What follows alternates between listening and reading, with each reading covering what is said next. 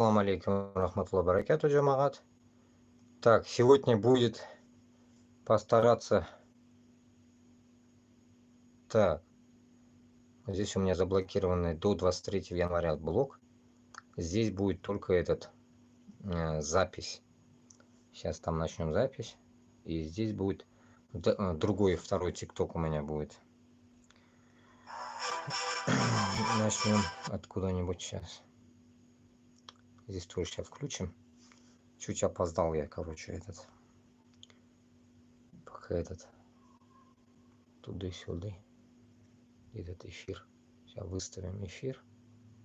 Добавить тему. Тема у нас такая. Так.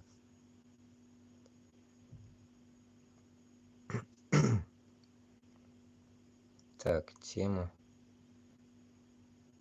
Новости, события. Так.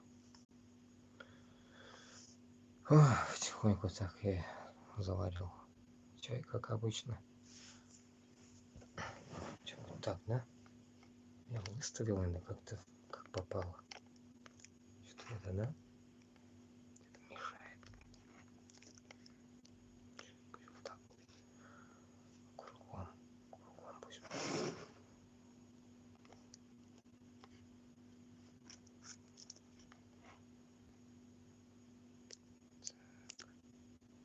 Это какого хрена?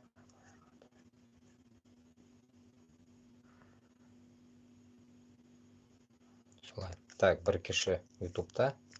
Пока сейчас я этот не включил.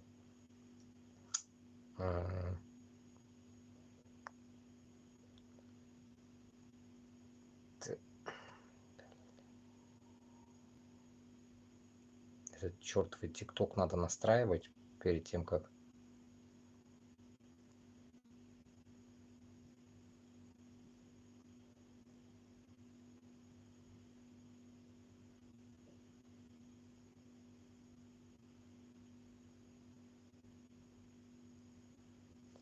Вот эти цели надо ставить там. Чертовы эти. Понаставлю. Так.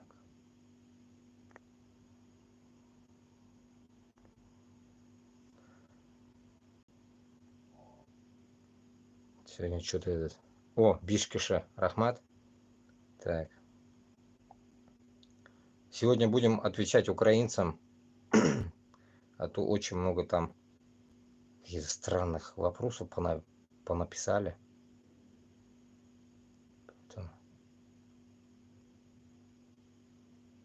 Ну, будет, короче, конкретно.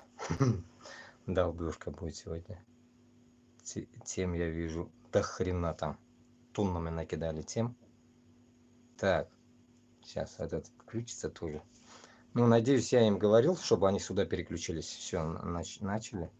Сейчас я как раз тоже этот включу. Вот это 10 минут. Запись. Здесь запись. YouTube, TikTok. Короче, с двух сторон 2 TikTok и посередине YouTube. Так. Яра тағында ассаламу алейкум рахматуллахи баракату. Киши йогой курушкани. Всем салям. Украинцы, надеюсь, тоже, как говорится, зайдут, послушают и попытаются распространить. Сразу, не заходя пока, ну, в Телеграме, само собой, я в Телеграме, новостей очень много. Давайте ответим сразу по тем вопросам, которые возникали у меня, точнее, у вас в ТикТоке, когда вы говорили мне там, типа, мы очухались, недавно очухались или не очухались, ну, в этом, да. И тут пару вот таких, что тут есть комментарии, которые я заскриншотил, их тоже посмотрим. Ну, тут непонятно, на украинском тоже написано, и тут хз, короче, да? Смотрите, давайте по порядку попробуем начать. Конечно, за 10 минут я здесь не управлюсь. Будет много 10-минутных. Безобрывно, надеюсь, это будет YouTube и TikTok другой. Не знаю, кто что где-то затупит, я не знаю. Если интернет затупит, то вы не уходите, сразу скажу. Я переключусь и дальше будем идти. Просто я как бы на 4 телефона один интернет бывает. Поэтому я как бы делаю разные там интернеты. Кто уходит, тот приходит. Ну, давайте конкретно теперь скажем, что-то много говорю. Насчет Украины. Начнем с того, который вопрос, да, возникал. Как мы будем помогать? Вот из Башкортостана с Татарстаном. И очень много вопросов понакидали там, я не знаю, штук миллион, короче. Просмотров, получается, 110 тысяч сейчас просмотров. Я просто фигею, короче, за 2 дня или за 3 дня 110 тысяч просмотров. Ну, вообще удивительно. Но самое интересное, вопросы почти что однотипные у вас, у всех у украинцев. Как вы будете помогать, что будем помогать? Вот смотрите. Самое главное, давайте вот здесь утрясем сразу вопрос. РДК, там, Россия, Свобода, вот этот волосатик, который худой из Питера, их нам вообще не подсовывайте.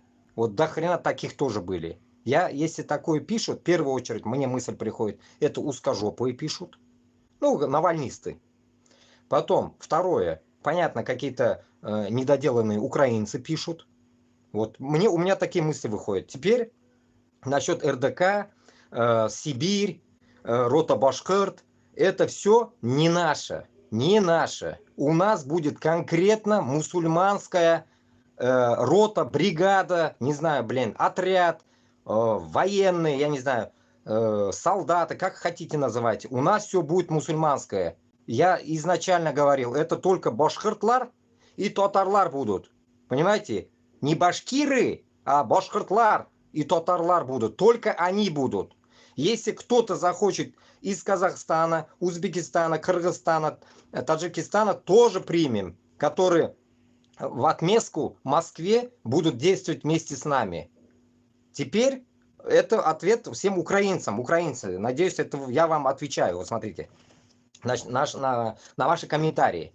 Исходя от этого, цель наша, у вас там сало не кушать, нахлебниками не будем, не бойтесь. Наша задача, как говорится, просто договориться, что мы зайдем на вашу территорию, используем ваш плацдарм, используем ваших инструкторов, которые реально как бы бойцы, да, и подготовленные как раз-таки вот из Франции, как эта часть подготовилась, едет, ну, явно уж что-то научили у французов, наверное, надеюсь, научили их. Допустим, я говорю, вообще, короче говоря, нормальные военные. Исходя от этого, после этого каждый вот этот момент, мы же еще не все же, там разброс мы. Нас надо куда-то сплотить. И нас мало. Те, которые точно реально пойдут. Поэтому мы должны собраться в Европе. Первая задача. Но для этого мы должны там подушку безопасности подготовить этим будущим бойцам. И куда они будут выходить? Куда? В жопу африканцев, что ли? Куда они будут выходить? Надо конкретно, мы должны это подготовить, почву. Куда, что, как. Вот эту всю тему, понимаете, это вся бюрократическая херня еще у вас затянется, там, годами, наверное, это будет. Поэтому, как бы, просто приходите, берите оружие, идите воюйте, нихуя. Я не раб ваш, блядь, воевать, блядь. Понимаете? У нас смысл другой. Смысл у нас, блядь, зайти на вашу территорию, дальше рассказываю опять на другую тему, а то перехожу. Заходим на вашу территорию, берем обмундирование, вы нас к чему-то там обучаете, мы идем на свою зону. Это что? Если Кавказ также согласится, мы через Кавказ, через Крым проходим, как говорится, в Пидороссию. Мы не идем на Москву сейчас, идем решать вопрос региона. Зайдя в регион, зачищаем Башкортостан с Татарстаном, и потом уже Алга, 1500 километров, 3 дня разъеб Москвы. Понимаете, смысл какой идет? Вот это наша задача. Поэтому я надеюсь, доходчиво говорю, на русском же говорю. Если какие-то опять кривые вопросы будут, задавайте мне здесь прям. В Ютубе вот сижу я, Башкортостан, Ютуб называется Башкортостан 2024. 2024 Башкортостан латыницей и 2024 вместе все. И спереди собачка там. Вот так. Но я везде уже понаставил ссылки. исходя от этого, друзья мои, украинцы, вы должны адекватно к этому подойти. Я не знаю, как это сообщите военным, не знаю, что вы сделаете. Исходя от этого, мы должны к этому подготовиться. Мы лично, вот я должен к этому подготовиться. Я должен понять, с кем я говорю. Они должны понять, с кем они говорят. Я обычный человек. Я аульский парень, так скажем. За мной никого нету, я один. Поэтому, как говорится, я отвечаю только в данный момент пока за себя. Но, исходя от этого, если мы эту тему, как говорится, сделаем, это будут первые шаги, чтобы наша, Башкортостан и Татарстан была независимой. Понимаете, вот к чему идем мы. После этого, само собой, если мы перетянем Башкортостан с Татарстаном эту всю тему, в разъем вот этого и поход на Москву, у вас уже будет конкретное облегчение. Они в ахуй будут, эти узкожопые, понимаете? Что, они корейцев на нас подтянут? Если на нас корейцев подтянут, я точно могу сказать, что в этот момент Казахстан зайдет. Казахстан зайдет и разъебет этих корейцев, нахуй, узкоглазых, гибаных, блядь. Кривых, нахуй, этих Ким Чен Ынов, блядь, вот этих. Это точно это будет, если такая хуйня будет. Поэтому, исходя от этого, наша задача через вашу землю, через Украину зайти, получается, в Пидорасию. Потому что проход в данный момент только там. Мы же не можем взломать, блядь, территорию Казахстана и зайти. Она независимый Казахстан. Там нет войны. Мы не можем, не имеем права. Что, Токайка, блядь, сейчас с производственным объятием нас встретит, что ли? Нихуя подобного. Это тоже, блядь, один вопрос. Поэтому мы сейчас только можем зайти через эту Украину. Это плацдарм, огромное окно, так скажем. Больше, чем окно в Париж. И потом еще вдобавок этого, да, ведь идет ваша Курская область. Ваша Курская область, это, грубо говоря, бывший, надеюсь, Пидорасия. Вот эту бывшую Пидорасию, получается, мы тоже смело можем зайти. Зайти туда и, как говорится, мы должны будем уже изначально сосредоточиться. Поэтому я говорю, где-то от 25 тысяч до 50 тысяч войска должны у нас собраться. А это нужно собрать нам. Нужно нам время собрать это. Вот эту тему мы должны поднять. Запись. Вот здесь сейчас запишу, стрим начал, скажу. С двух сторон, два ТикТока и посередине YouTube. Сейчас, секунду. Так. Яра тағында ассаламу алейкум рахматуллахи баракату. Кеші йоғой көрішкені. Всем салям. Просто быстро буду записывать, без тегов, без ничего. Просто закинул и все, чтобы речь не обрывалась. Надеюсь, будет она кидать запись. И вот, это первый вопрос. Но для этого нужны нам конкретно люди с Украины, которые взаимосвязаны с военными, которые могут за свою жопу, во-первых, ответить, потом, чтобы нас пригласить. Понимаете? Значит, нужно у них разрешение от Зели. Зеля пусть рассмотрит. Вот эту тему всю нужно поднять. Вот этот вопрос я поднимаю. Ни Кашапов, ни Габасов, никакой хуеплет не поднял эту тему, блядь. Я поднимаю, я его вообще в течение года пизжу. Когда мне еще пишут украинцы, где вы были раньше, блядь. Я год здесь. Вот я вам отвечаю, я год здесь, блин, год. Но раньше я не мог, потому что у меня у самого тут не сладко, так скажем, да, ведь? Я бежавший, грубо говоря, от мобилизации человек, блин. Шароеблюсь по чужим странам, блядь. То там, то сям, блядь. Как этот беженец, грубо говоря, блядь. Грубо говоря, можно сказать даже бомж, блядь. Исходя от этого, наша задача кровь из нос. Еще уточню одну вещь. Когда вы говорите, башкирцы и татары хуярятся, еще кто-то написал, какие-то деньги взяли, наебали, бля, нам ваши деньги нахуй не нужны. Нам деньги не нужны вообще, блядь. И у нас, блядь, в Башкортостане, Татарстане денег хуево туча, нам не нужны деньги. Мы за бабки не идем. Вот это прям зарубите себе в задницу нахуй. Не в нос, а в задницу нахуй. Это, как говорится, на кол сядьте нахуй. Нам бабки не нужны, блядь. Нам надо, нам нахуй это бабло, блядь. Мы в Москву дойдем, блядь, бабла хуево тут сундуками вывезем все нахуй оттуда. Вы что думаете? Там ничего мы не возьмем нахуй? Они же туалеты воровали нахуй. У вас, блядь, нахуй, как говорится, унитазы, блядь. А мы у них будем, как говорится, слитки золота хуярить. Наши, из Башкортостана, которая спизжена. Так что мы себя не обидим, не ссыте нахуй. А ваши гривни нахуй нам не нужны. Имейте в виду, блядь. Грубо, но конкретно вам, блядь, чтобы вы тоже дохуя не пиздели, блядь. Потом, еще раз повторяюсь, нахлебниками мы не собираемся быть. С вас оружие. Это оружие, которое вам эти американцы дали, европейцы дали. Вот это оружие. Нам в данный момент нужно оружие. Потом какая-то хуйня еще писала несколько раз. Оружие же у вас там дохуя, говорит, блядь. Дохуя, знаю.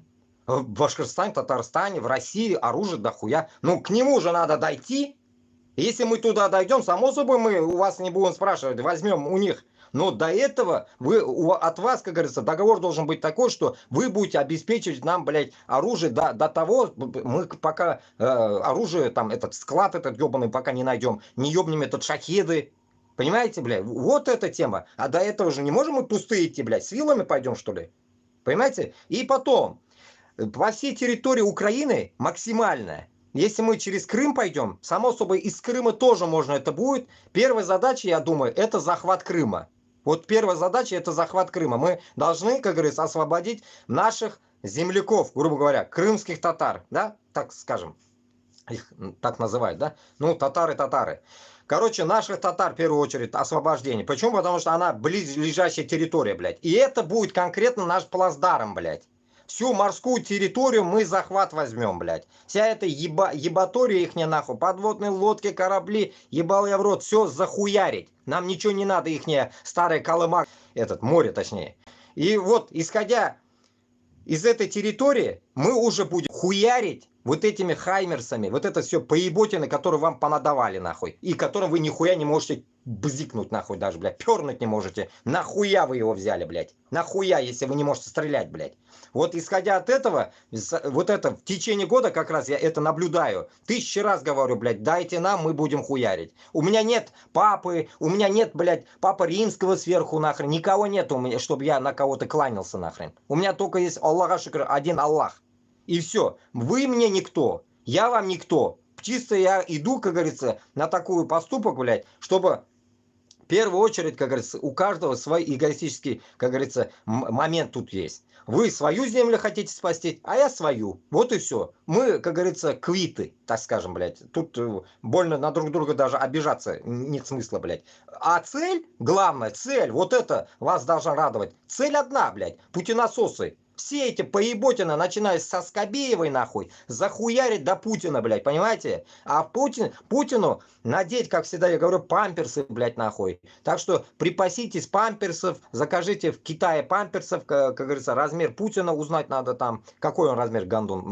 Короче говоря, мы его напялим в памперсы. Это будет конкретно, понимаете, наш ребеночек, блядь, нахуй, будущее, понимаете, которого мы будем ебать, нахуй, во все щели, как говорится. Ну, имеется в виду так, с автоматом. Вот, поэтому вы должны вот этот момент понять. И эту тему нужно развить. Я не знаю, как это развивать. Потом еще пишут одни в ТикТоке. Хуй ты пиздишь в ТикТоке. А где мне пиздеть? В Ютубе вообще пизжу. Потом мне посоветовали ТикТок, я вышел в ТикТок, блядь. А так я вообще в Ютубе сидел. Вот сегодня как раз, как говорится, год какому-то каналу, или вчера, или когда, блядь, было, вот недавно, блядь, в январе. Вот как раз в прошлом году я в январе эту тему начал продвигать. До этого как бы я в курсе был, но я никогда, блядь, нахуй, я не ютубер, не блогер вам нахуй, я вам не тиктокер нахуй, как эти ебаные нахуй чеченцы, блядь, из кадыровские, блядь, нахуй. Я не тиктокер вам, блядь. Я чисто как есть говорю, блядь, пытаюсь придрочиться, научиться, блядь. Колхоз, короче говоря.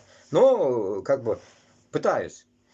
Исходя от этого, наша задача, Башкортостан, блядь, Татарстана, набрать этих людей. Еще у нас до хрена своих, как говорится, нюансов тут. 30-50. Мы, как вы там, как вам, блядь, из кордона сказали, блядь, типа и 18-летних будем брать, всех будем брать нахуй. Нет, мы не будем брать. У нас стандарт нахуй с 30-50, блядь. Ниже 30 этих сопляков нахуй не берем. И выше 50 бабаев тоже не берем. 30-50, вот 20 лет у них будет вот это туда-сюда разница, грубо говоря, да, вот этот контингент только мы берем. Башкирты и татары, все, узкожопы у нас нету. Еще раз повторюсь, у украинцев должны уточнить, уточняю вам точнее, да, мы с узкожопами не идем. То, что они там хотят нахуй Москву через Навальнистские армия, блядь, есть вообще? Нет, блядь, нету, конечно. Это вот эти питерские, вот эти длинными волосами, нахуй, нам они не нужны. Сибирь батальон, Ташак батальон, Кутак батальон, нахуй. Нам не надо это. Эти пизды Ивановны нам не нужны, блядь. Иванушек нам не надо подсовывать, блядь. Вы тем самым, что, пытаетесь нас, блядь, унизить, что ли? Нахуя нам нужны? Мы же ебать идем, блядь. Мы их трахать идем, блядь. Этих узкожопых. Для меня, блядь, каждый узкожопый враг, блядь. Это ублюдки узкожопые, блядь. Мою рожу видите, гондоны? Вы для меня враги, нахуй. Враги, блядь, с тех пор, как вы, нахуй, охуели. С тех пор вы мне враги, блядь. Раз терпели, два терпели, никто на вас не выходил. И вот наш возраст, наверное, пришел, мозги наши на место встали. У нас же не узкие мозги, как у вас, блядь. Нам дошло, как говорится, мозги наши, как говорится, выросли. И исходя от этого мы поняли, блядь, историю, как вы нас наебывали, как нас вы ебли, блядь, с времен Казанского ханства. 1552 года, как пала Казань. Вот с тех пор, как говорится, у нас, как говорится, на вас желчь нахуй кипит. Поняли нахуй? С тех пор мы вас будем нахуй мстить, блядь. С тех пор напоминать вам будем. И еще добавлю сюда как раз таки. В Башкортостане, Татарстане узкожопым паспорта не будут выдаваться нахуй. Валите нахуй, блядь. Язык выучите, потом только будете нахуй получать паспорта. До этого нахуй хуй вам в сраку, блядь. Паспортов не будет, блядь, ни одного башкирского паспорта и татар паспорта. Кутагамны да алмайсыз, кутак башлар, блядь. Пока не выучите наши языки. В Казахстане ту же систему надо ввести. Казахстан тоже так же должен трахнуть их и отправить нахуй ебеням, блядь. В это московское болото, блядь. Московское болото ваше место. Оттуда, суки, не высовывайте даже нос свой, блядь, оттуда, суки. Мы вас туда загоним. Это ваше будет, нахуй, московское болото, блядь, нахуй. Как хотите называйте там, блядь, пидорами, Петрами, пидрушками, нахуй, как хотите, нахуй. Иванушки, дурачки называйтесь на печах, как хотите себя чмырите, ублюдки. Долбите себя в жопу там. Вот и все, блядь. И контроль. Потом, само собой, если это выдвижение мы начнем, вам не нужны, блядь, нахуй, вот эти, блядь, сейчас вот здесь заканчивается время, сука. ТикТок блокирует. Этот ТикТок тоже может заебенить. Если что, запишитесь на YouTube. Башкортостан 2024. Если что, пересядьте, потом ТикТок наебнется, пересядьте на YouTube. Я не доверяю уже ТикТоку. Гнилой китайский ТикТок, нахуй, который сосет у Путина, блядь. И вот. Это первый вопрос. Но для этого, я не знаю, просто я пишу стрим 2, люди с Украины, которые взаимосвязаны просто с военными. быстренько я его даю этот. Отправляю его нахрен. Пока мысль у меня не улетела. Насчет этого войска Украины, Кавказа. Само собой, когда я это говорю, Кавказ, само собой, автоматом встает. Автоматом. Буряты автоматом встают, блядь. Пендель нахуй им дадим, блядь. Буряты, эти, Саха, все они должны встать. Это автоматом должны вставать они. Вот этот сбор я хочу начать именно из Башкортостана. Башкортостан и Татарстан, само собой, вот этот сбор. Но эту политику нужно сейчас, эту тематику надо поднять. Поднять это, понимаете, украинцы. Если вы тут есть что-нибудь, аукнитесь что-нибудь, напишите, ё-моё. Вот так вот. И исходя от этого, уничтожение Москвы зигзагами через Башкортостан, это раз. Но к этому моменту, я думаю, если Кавказ, как говорится, в первую очередь мы будем освобождать, в первую очередь после Крыма, освобождение Кавказа идет, то Кавказ с вами, с украинцами и какой-то частью, как говорится, какой-то частью, я не знаю, 5 тысяч, там, 10 тысяч войсками из Башкортостана должны будут уже сдерживать, как говорится, курские вот эти направления, где будет окно открыто на пидорасию. Вот эти места будут, как говорится, идти на Москву. А мы уже как бы к этому моменту уже тоже, наверное, как говорится, будем в курсе этого всего. Мы выдвигаться будем с Урала. Весь Урал будет выдвигаться в Москву. Пока мы не найдем этого крысеныша нахуй Путина, спокойствия не будет. Вот это надо. Скобееву, сучку, тоже мы найдем. Соловья, Поповых, нахуй, всех попов ебаных. Все мы будем искать, блядь. Вот это. И плюс, вот этот момент еще. В тот раз я уже говорил, еще раз, пока не забыл, скажу.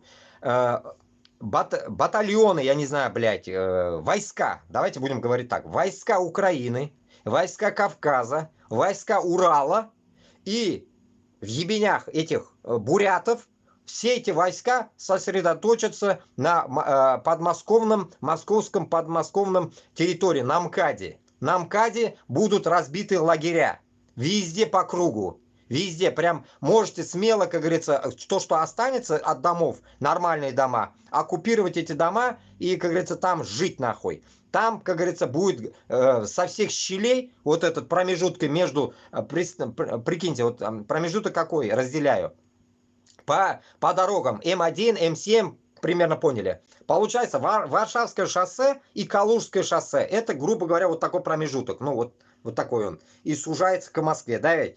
Оттуда идет, что расширяется. И вот этот весь плацдарм, получается, примерно, это какие метро, даже могу назвать, блядь. Метро Анина, Бутово, Теплый Стан, Марина, там, блядь, Орехово.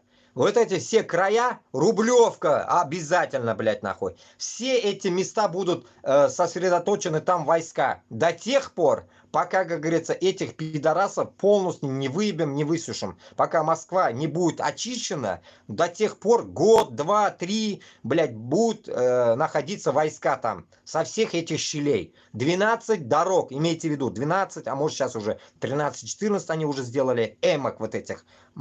Москва 1, Москва 2, ну они же как бы вот так, пидоры, понаделили это шоссе, блядь, огромные трассы. Вот, получается М12, грубо говоря, давайте пока я то, что знаю, остановим. Вот до М12, значит, М12, значит, примерно на 2, если делить его, 6, примерно минимум 6 или 8 гарнизонов должно сосредоточиться там. Понимаете? Каждый на своей территории. Получается, Калужское шоссе с Варшавкой будут занимать украинцы. И да, вверх, блядь, пошли. А здесь внизу полностью низ, Варшавка, Калужка, вот этот вниз будут занимать Кавказ. А мы, как говорится, Горьковское шоссе полностью, шоссе энтузиастов, вот эту всю поеботину занимаем мы, получается. Все. А питерскую сторону займут Ингрия. И вот этот плацдармы нужно будет держать год-два, пока мы до конца этих крысенышей не дойдем, как говорится, пока они будут пищать там, как говорится, будем искать по звуку гондонов, наверное, если, как говорится, они будут вообще пищать. И вот после этого только потом будем, как говорится, думать, как что делать, блядь, нахуй. Там Москву, блядь, полностью, нахуй, ядеркой запичкаем, блядь, взорвем, нахуй. Или посмотрим, блядь, что-то сделаем, да, блядь, нахуй, чтобы этой Москвы не было, нахуй. Как я всегда говорю, коронное мое слово становится уже туалет Киева. Вот Киев будет на месте, а это будет туалет Киева. Вот туалет. Москва будет туалетом, понимаете? Вот Зеленский хуякс полетел нахуй, обосрался, вернулся обратно. Вот грубо вот такая тема, блядь. Короче, все, говно, хуйню можно туда сливать, короче. Мусорка, можно создать мусорку в Москве. Прям огромная Москва, 108-109 километров МКАДа шириной, да, ведь можно сделать мусорка, вот полигон мусорки. Нормально, пусть горит, все равно торф там. Горит нахуй все, пусть, блядь, там. Чтобы, блядь, нахуй оттуда больше звука не вышло, блядь, что кто-то пикнул финно-угры, узкий язык какой-то. Чтобы мы забыли, что вообще они были. Вот это наша задача. Надеюсь, я коротко и ясно ответил. Надеюсь, где-то что-то ответил. Если где-то что, задавайте еще раз вопросы. İnanın бәтәге нахуй. Прикиньте, не посмотрел. 246 киши утра, блядь, скринился коям, блядь. Тут так скринился, блядь. İnanın, думаю, что летает бәтәге. 246 киши утра, блядь, нахуй. Я хуею, блядь. 246 people deceased. Прикиньте, блядь, я хуею, блядь. Ай, блядь, нормально, нормально прям, блядь. 246 киши, это шуны сразу топқырларға керек, блядь, сағатқа топқырларға керек. И вот шуннан келіп шығайын да где-то неше мың киши утырага может. Ну, где-то, наверное, сегодня доведем где-то, наверное, 10 мыңдан артық боларға бүгін кеше, короче, утырган. Ну, давайте потом... Батаги, вот именно. Давайте этот, как это... Короче, вот этот стрим я уже нахрен останавливать буду, потому что это вот так по 10 минут записывать, я заебусь, блядь, в этот ТикТок. Поэтому как бы здесь в этом ТикТоке только 9-8 человек, этот наш всякий, пока YouTube держится. Но этот в ТикТок по 10 минут я не буду записывать уже. Короче говоря, если кому интересно, в этот ТикТок пересядьте, пожалуйста, потому что все, самые главные темы я сказал, главное, да, сейчас. Украинцы. Ну, потом еще тут еще вопросы всякое. Вот у нас сегодня до хрена будет насчет Украины. Тут темы, я видел, накидали. Будем Украину еще жевать и жевать, как говорится. Но самые главные темы я сказал. Для чего нам нужен плацдарм? Плацдарм нужен, как говорится, сосредоточить наши войска, которые пойдут на пидорасию. И с вас оружие и поддержка и обучение. Вот, поддержка, обучение, вот с вас вот эта тема. Потому что мы, как говорится, к вам в гости идем. Как говорится, вы должны как-то, как подобает, встретить гостей. Как говорится, а то мне пишут, вот тебя надо проверить, меня надо проверить. Нахрен меня проверять, блядь. Нас должно быть до хрена. Нас всех будете проверять, что ли? Конечно, мы сами будем проверять этих людей. И кто, каждая сука, которая вдруг сюда проскользнет, блядь, мы будем их, конечно, ебать по полной программе. Вы чё, блядь? Нам нахуй среди нас крысы какой-то, манкурт. Манкурт нам не нужен. И да, вот этот момент еще украинцам. Башкортлар, татарлар разделяются на манкуртов. Это, по-вашему, пусть будет это звучать предатели. Но это не предатели. Это те, которые хуже предателей, так скажем.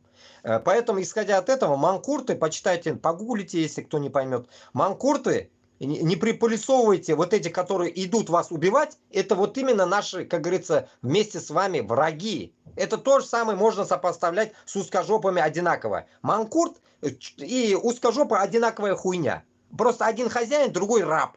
Понимаете? А так одинаковая хуйня. Хозяин что сказал, раб делает. Так что вы поняли, да, ведь башкирты и татары, которые к вам идут, это рабы. А мы нет. Мы, как говорится, рабы только Аллаха. А они рабы людей. А рабы, особенно путинососов. Поэтому мы не рабы. Имейте в виду. Поэтому определитесь уже, делить, блядь. Вот делите нас вот так конкретно. Манкурты есть, и чеченцы такие есть, манкурты. Их можно называть сразу, кадыровцы, блядь. А тут путинососы наши, а эти кадыровцы, хабировцы, минихановцы, да как хотите называйте, пидоры, одним словом. Вот и все. Все, вот это останавливаю нахуй. Вот это. Не могу я 10 минут записывать, потому что тут отвлекаться буду, оказывается. Сейчас будем читать по новостям. Все, тут Ну, как раз вот один телефон у меня будет вдобавок. Или оттуда выйду в этот. Может, там тоже в YouTube выйти? Не, ладно, нахуй. Не будем. Вот уже 30 человек посмотрело. Пусть пока грузит. Все, давайте пойдем по новостям, что произошло сегодня. Вот как раз про Украину идет речь. Давайте вот прочитаем, что говорят вообще. Послушаем, прочитаем. Надеюсь, сейчас звук закрою, чтобы не орало. Так, вот Insider UA пишет в телега. Insider UA. Так, всем покажу. Военные намекнули нардепам, что войну желательно закончить в первой половине этого года. Депутат Бурмич. По его словам, такие сроки связаны с ресурсом, вооружением, помощью партнеров и тому подобное. Вот, украинцы. Получается, у вас еще вдобавок, как говорится, должна срочно закончиться война. А я, как говорится, как раз в том эфире предлагал. Мое предложение было такое. К 80-летию Дню Победы, 9 мая, как наши, получается, в прошлом деды победили фашистов, я говорил, давайте победим путинососов, уничтожим московское иго, уничтожим вот это все нацистское дерьмо, нахуй, узкожопых, блядь, и к 80-летию Победы сделаем два праздника. Победа над фашизмом 80 лет и окончание, как говорится, пидорасии, блядь, нахуй. Это будет охуенный праздник, понимаете, двойной праздник. И поэтому у нас сроки очень малы, очень малы. Поэтому нам, как говорится, эту тему нужно развертывать уже сейчас, блядь. Грубо говоря, с февраля месяца. Февраль, март, апрель, май. Понимаете смысл? Если в феврале один месяц будем подготавливаться, март, апрель, 2 месяца как раз будет идти, как говорится, по регионам зачистка. Вот, апрель, май, допустим, да? И все. И до Башкортостана, грубо говоря, мы до мая точно доберемся. И, как говорится, до Москвы уж 3 дня там хуйня уже будет, блядь. Если мы регионы, как говорится, на место всех поставим, а уже с регионов добраться до Москвы хуйня останется там. Так что вот так вот. Примерно мы укладываемся, блядь, за эти 3-4 месяца, грубо говоря, да, ну, оно может, по идее, и быстрее закончиться, потому что народ против нас точно не встанет. Если какая-то быдло народ еще остался внутри, если вдруг захочет встать, вот я вам заранее предупреждаю, башкор татарларга особенно говорю, если вдруг, блядь, захотите встать, блядь, за Путина, нахуй, башагыз бүтүнүгүзнүкүн алына, блядь. Мы щадить не будем, нахуй. Всех заебеним сразу, нахуй, потому что кул мы нахуй, значит, сен урус ягындасың. Все, сыгылып катасың на месте. На месте. Сіздің жәлләп тұрған кіші юк, нахуй. Потому что сіз меня брат сват түгіл, нахуй. Куттағаннан нары, блядь, нахуй. Надеюсь, объяснил. Доходчиво на вашем же языке. Так. И все, по порядку будем читать, что идет вообще дальше. Юзили Кишутра. Страны ОТГ внедрят системы единого окна и единой остановки на таможне. На 10-м заседании руководитель таможенной службы Организации Тюркских государств ОТГ в Баку страны договорились внедрить систему единого окна и единой остановки для упрощения таможенных процедур. Также было поддержано предложение Азербайджана о транскаспийском таможенном транзитном портале. Принято решение развивать упрощенный таможенный коридор, запустить пилотные проекты и обмен информацией. Следующее заседание состоится в Казахстане. Дата будет определена по дипломатическим каналам. Генсека Амуралиева вслед за единым алфавитом продолжается работа по созданию карты тюркского мира. Страны ОТГ работают над созданием общего гимна. Тюркский мир принял единый алфавит. Ну, конечно, интересная тема, но я это, конечно, со своего канала удаляю, потому что... Так, удалить. Потому что Туран, Башкортостан, бля, Татарстанда, я это выдвигать не буду, как говорится. Если кто-то что-то там, пусть они сами ебутся, нахуй. Я, как говорится, против Турана. Я против, нахуй, блядь, с одного рабства на другое перепрыгивать я не собираюсь. Так что это мне неинтересная тема, сразу говорю. Нахуй ненужная тема. Как говорится, когда я еще слышу азеров, блядь, турков, нахуй, мне блевотина, нахуй. Тянет на блевотину. Тошнит, нахуй. Это люди, которые, блядь, на 10 стульях могут сидеть. И, как говорится, им похуй, блядь. Поэтому такие 10-стульные хуеплеты нам не нужны. Пиздоболы, притом, вдобавок. Так. Осторожно, жесткие кадры. В Нижегородской области кухонный боец русских семейных единоборств, отец и муж топориком для рубки мяса расправился со своей женой и своей полутораголодовой дочкой. Причина бойни неизвестна, но мужик показал свой настоящий русский дух и как надо это делать. Ну, это тоже, короче, какой-то ужас. Пиздецовский, наверное, блядь, там, я уже даже заходить не могу, не буду, блядь, от этих слов, нахуй, блядь. Понятно, блядь. Разъеб, как говорится, долбоебов, так скажем. Потом там дальше еще увидим, блядь, как кто-то, блядь. Так.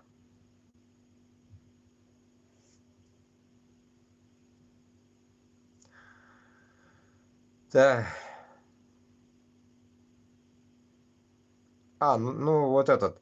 Как раз вот узкожопые пиздят про айзеров. Охеревшие черножопые айзера оборзели, выкатали России претензии, а что ж вы, твари, хохлам поставляете вооружение. Российский неонацист Зе-пропагандон Юрий Евич оскорбил азербайджанцев, выразив радость от сбитого России азербайджанского пассажирского самолета над Грозным. Но, опять-таки, если тема такая, мне уже не интересно это тоже нахуй. Как говорится, пусть они ебутся сами, блядь. как говорится, азера и турки запоминаем. Запоминаем все. Вот мою рожу запечатывайте нахуй сразу. Азера и турки 500 лет нам нихуя не помогали. И тіллерін күттеріне тығып, күтін қысып отырсынlar қазір. Құтаққа керекмей тұрғанlar. Икisi de нахуй. Икisi de, блядь, пизденыши. Друг другу, блядь, подъебыши. Пиздализы. Нахуя нам они нужны, блядь, нахуй. Брат түгіл олар бізге. Брат түгіл. Мен айзер түгіл. Мен айзер түгіл, нахуй. Мен түрік түгіл. Имейте в виду. У каждого своя есть нация, блядь. Пусть каждый за свою задницу и нацию отвечает, нахуй. Ебало я в рот, нахуй. Меня олар туган түгіл, нахуй. Надеюсь, блядь, дойдут, надеюсь, кому надо. Завербованный на войну с Украиной зэк дезертировал и устроил смертельный ДТП. Ранее он был осужден за убийство девушки. 11 января 2025 года на улице Ипподромской водитель автомобиля BMW X5 не справился с управлением, врезался в бордюрный камень, а затем в столб. В результате аварии погиб 26-летний пассажир. Водитель и два пассажирка 17 лет были доставлены в больницу в состоянии комы. Спасателям пришлось разрезать автомобиль, чтобы достать одну из пострадавших. Водитель 40-летний Денис Громов, которому суд назначил 21 год лишения свободы в 2013 году за убийство из колонии на фронт. Его также подозревают в вымогательстве денег у сослуживцев на фронте. Вместе с командиром роты в 2012 году Громов и двое его подельников взяли в долг деньги и на покупку машины у жительницы Новосибирска Кристины Дураевой. Чтобы не отдавать деньги, они убили Дураеву и попытались инсценировать передозировку наркотиками. Громову уже избрали меры пресечения. В гарнизонный военный суд он был доставлен на носилках.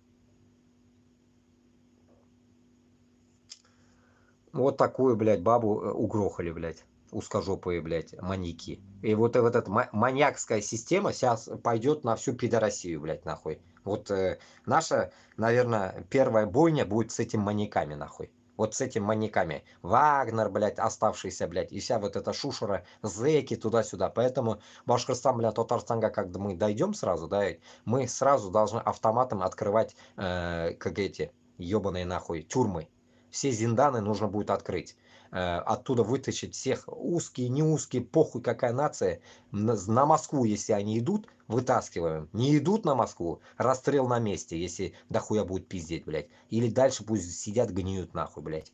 Дальше.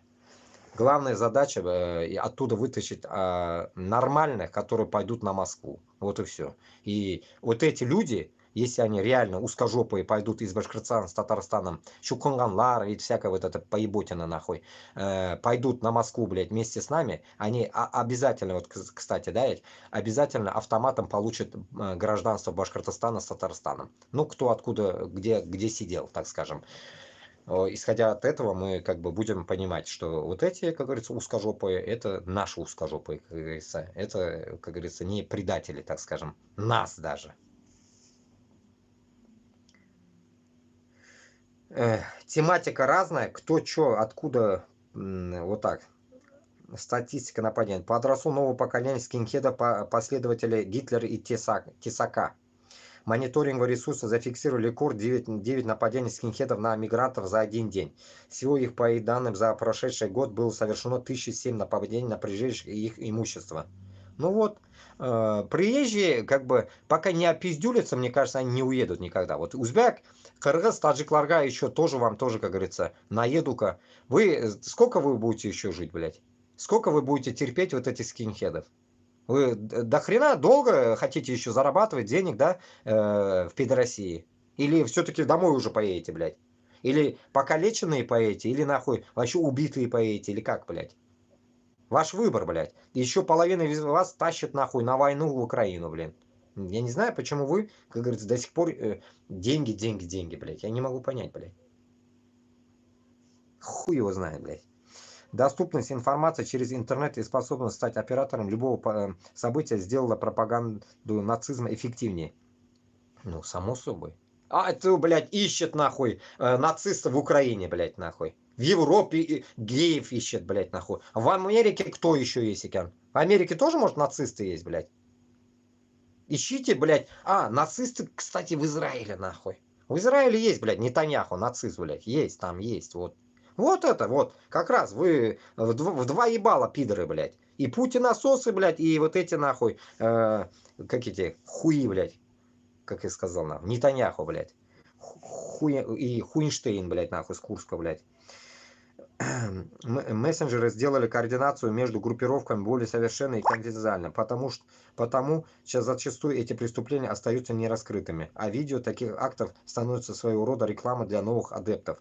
Прошлое поколение скинхедов уже оказалось за решеткой. Некоторые уже доели черви, остальные спились и скололись, и от них ничего не осталось. И, конечно, эти же скинхеды как раз-таки в Вагнере и были. Вагнер, блядь, в Африке, Вагнер, нахуй, Пригожинский, блядь, в Украине. Вот это тоже скинхеды. Из этой же категории ублюдков, которые, как говорится, там, ну, так скажем, находились, как говорится, и в тюрьмах, и везде, блядь, вот эта вся байда, блядь, мусор, блядь. 14-летний подросток получил ножевое ранение, защищая мать от ее любовника-сожителя. На днях 11 января в Челябинске произошел бытовой конфликт. Кухонный боец Русич, вооружившись ножом, напал на сожительницу на защиту, потерпевший стал 14-летний сын. Русич зарезал и его, он и мать получили ранения, к счастью, оба живы и попали в больницу. Ебанизм полный, блядь, нахуй.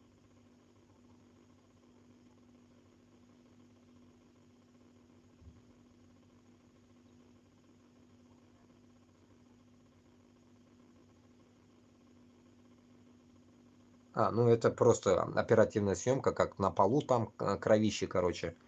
Кровать вся, ну, короче, пиздец, нахуй. Это полный пиздец, нахуй. Ну, думаешь, мы сюда от хорошей жизни едем?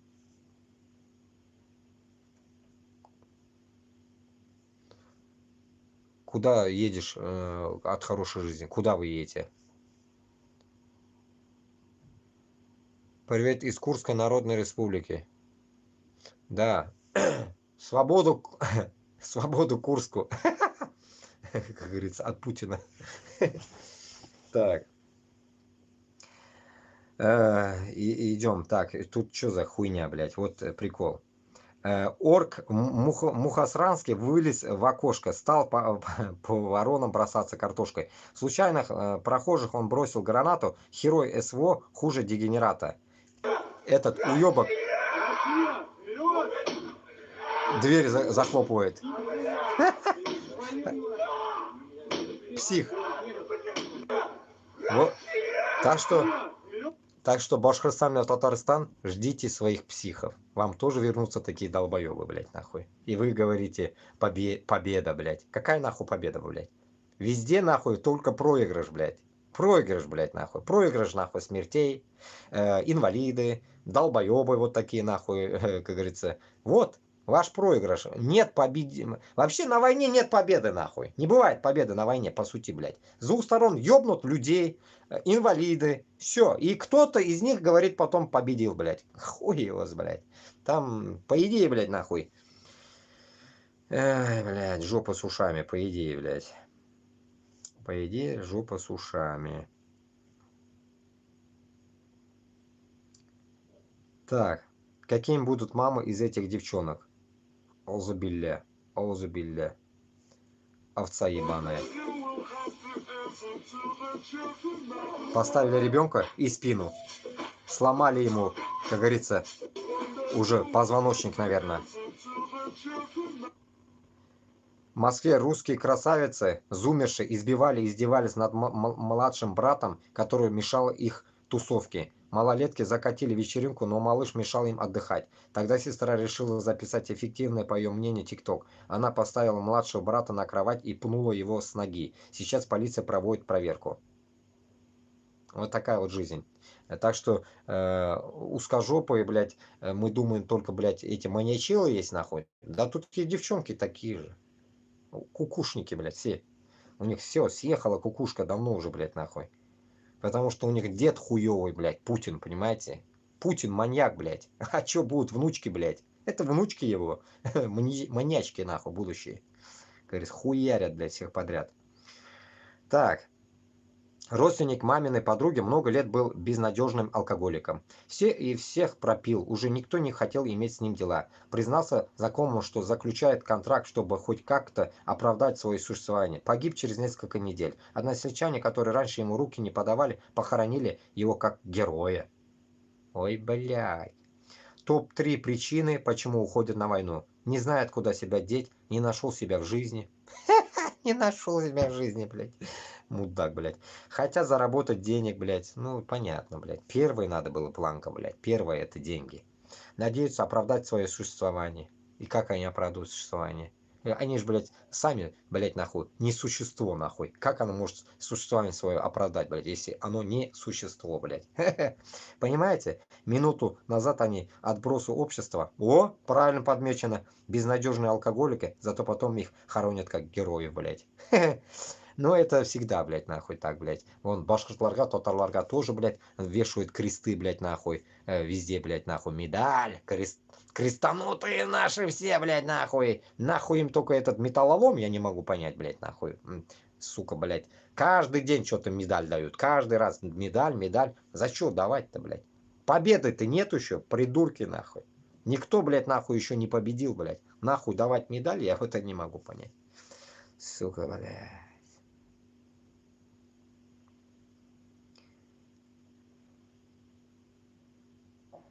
Какие права не предоставлены туркменам в Эрбиле? Эрбил, где это, блядь, во-первых, еще надо понять.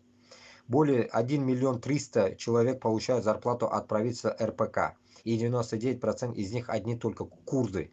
99,9% сотрудников сил безопасности, полиции, пешмерга, разведки и СМИ исключительно курды. В лучших регионах бесплатно были розданы по сотне тысяч земельных участков, причем 99% из них были отданы только курдам. В регионе существуют десятки спутниковых каналов и телеканалов, финансируемых за счет нефтяных доходов. Но в Эрбиле нет даже местного туркменского телевидения. 99,9% коммерческих лицензий, государственных тендеров, разрешения на крупные и мелкие инвестиции, оборудование фабрики и все прибыльные торговые площади находятся под партийной монополией, отдаются только курдам. Более 95% туркменских детей обучаются в курдских школах.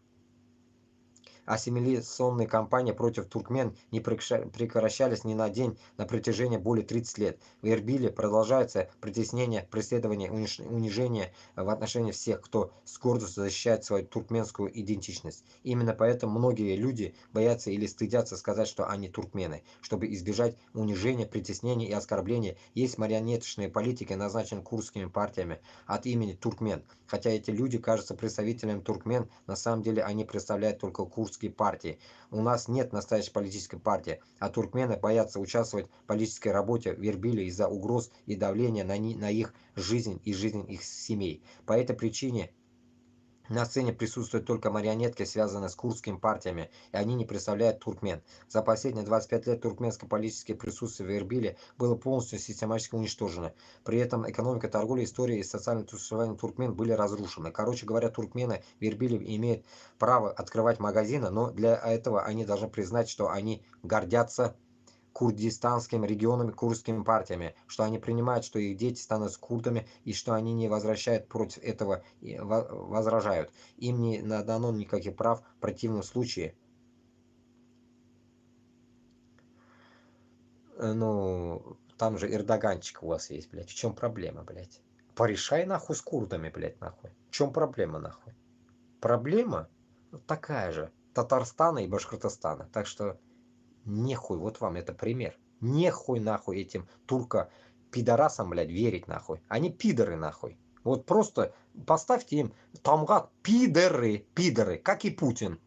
Путин, пидор нахуй, убивает украинцев, а этот пидор нахуй палец о палец не может ударить нахуй, защитить даже своих туркменов, блядь. Туркменов не может защитить нахуй. Где-то там, хуй вы, Ирбил, где-то нахуй, хотя бы написали бы Ирбил, что это где-то в пизде Кукуева в Сирии там, или между яйцами Эрдогана. Ирбил, где это нахуй? Ташагастанда, блядь. Или Кутагастанда.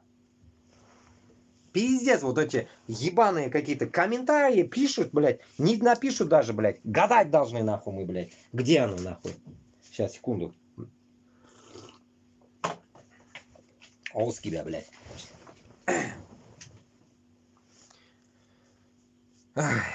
Так, понятно. Короче, туркмен тоже ебут. А почему ебут? Почему? Потому что в Туркменистане говно президент. Чмо, блядь? Чмо президент? И то в Афганистане дерьмо нахуй, то в Туркменистане дерьмо, в Узбекистане чуть-чуть, блядь, есть цивилизация, тоже дерьмо нахуй, чмырят нахуй узбеков, блядь, грубо говоря, блядь. Ну, короче говоря, везде один, блядь, нахуй, сука, блядь, нацизм, блядь, на самом деле, блядь, это нацизм, блядь. Но народ терпила, блядь, нахуй. Туркменов, если в этом сраном Курдистане дохуя, блядь, а чё они не бунтуют?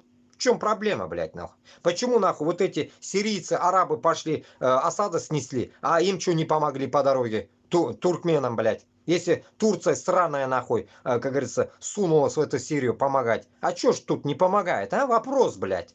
1 300 000 туркмен, блядь. А? Туркменбаши, где этот хуй, блядь? Чё ж не помогает? Туркмены, турки, блядь. Один хуй, наверное, это они, блядь, все. Однохуйственные уродичи друг другу, блядь.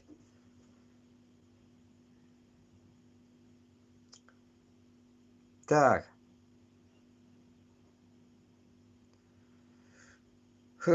Читаем дальше. Новости российских духовных скреп, блядь. Свекровь с невесткой никак не могут поделить гробовые. Ой, блядь, нахуй. Ох, шаманда, блядь, нахуй, буляль-миляр. Бабка хочет лишить всех выплат единственного внука, предполагая, что он не родной. А невестка похоронила уже второго мужа на войне и, похоже, не собирается останавливаться. И у них год семьи все-таки. Ой, блядь, давайте послушаем.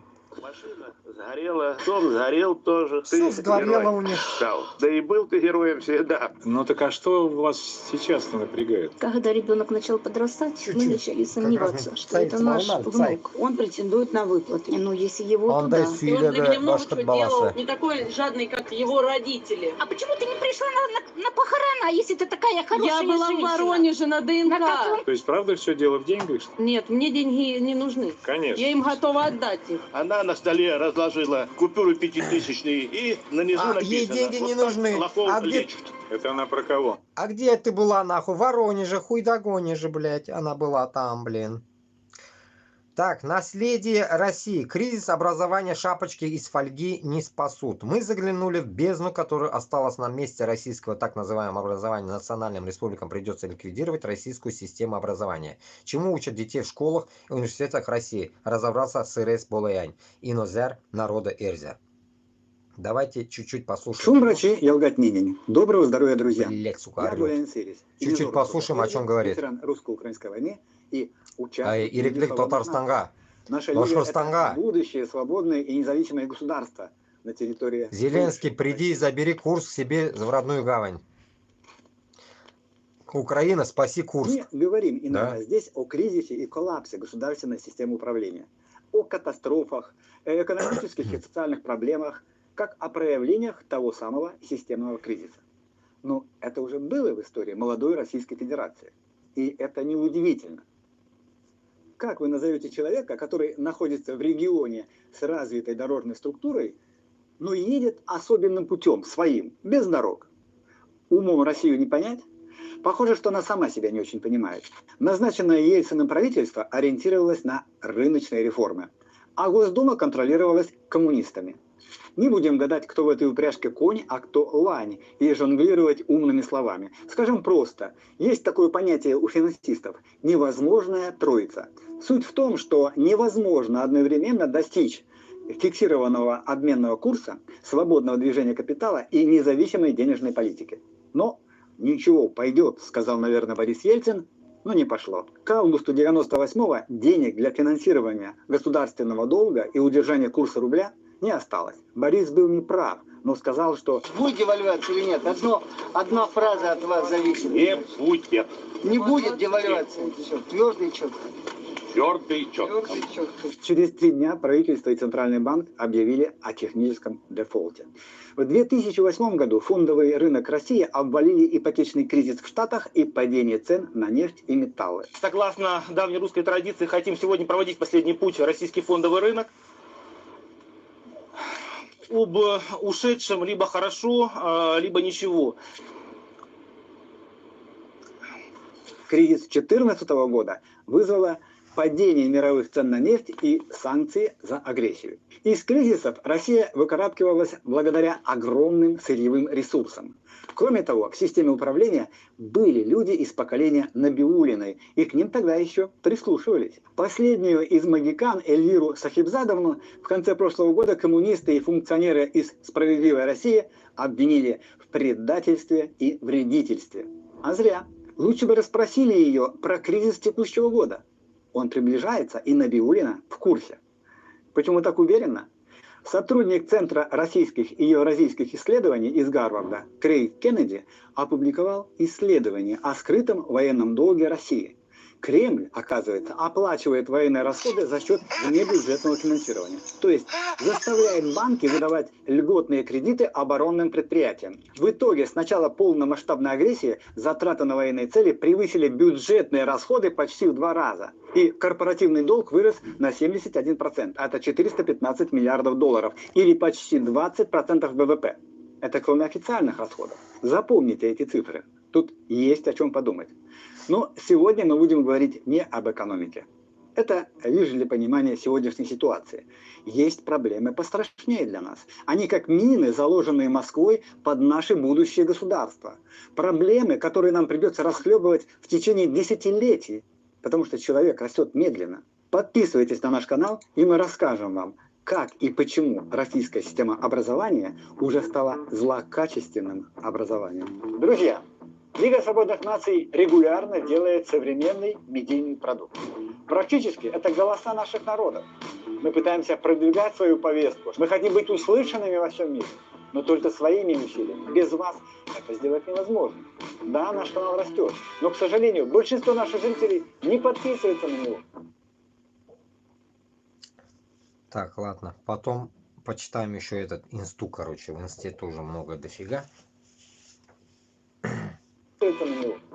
Короче, здесь понятно, о чем говорит, я не в курсе, это как будто я летаю в облаках, короче, ни хрена не понял. Давайте лучше почитаем, что идет дальше. Так. Офицера ВС РФ впервые осудили за халатность при использовании средств ПВО. О, кого же там нашли, бля, в Чечне, наверное. Офицера ПВО в России посадили в тюрьму в Крыму. Он сбил российский вертолет Ми-8, который принял за украинский беспилотник. Путин, наши ПВО по своему самолету по определению наносить удары не могут. Там стоят системы свой-чужой. И сколько бы оператор кнопку не нажимал, системы ПВО не сработали бы. Техника. Как можно понимать, да? Свой-чужой не нажмется, блядь. Свой-чужой, блядь. Как говорится. А он, может, просто сам хотел ебануть нахуй. За Украину, блядь. Откуда знаешь, блядь? Так, в России рекордно возросли продажи антидепрессантов. За 11 месяцев прошлого года на таблетки для кукухи россияне потратили 3,5 миллиардов, что на 31,9% выше показателя предыдущего года. А что грустите? Да ладно вам.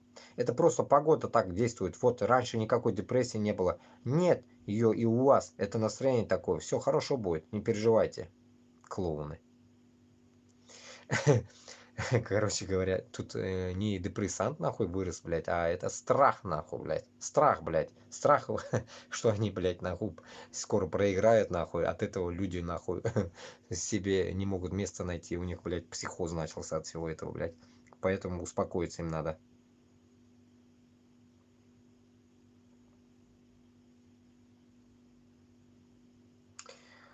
Поиск пропавших без вести из Башкортостана. Батыр Талпар пишет. Интересный проект.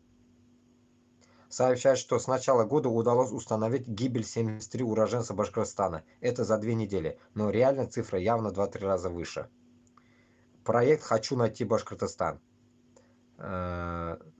Ну, кто-то открыл, наверное, проект такой. Проект «Хочу найти Башкортостан». Ну, оно же было вроде давно, блин. Минимум где-то 3-4 месяца мы слышали, блин. Ищу тебя, Башкортостан, потом хочу найти там, туды-сюды, короче, такая хрень. Ну, как это? Телеграм-группу я не видел, честно.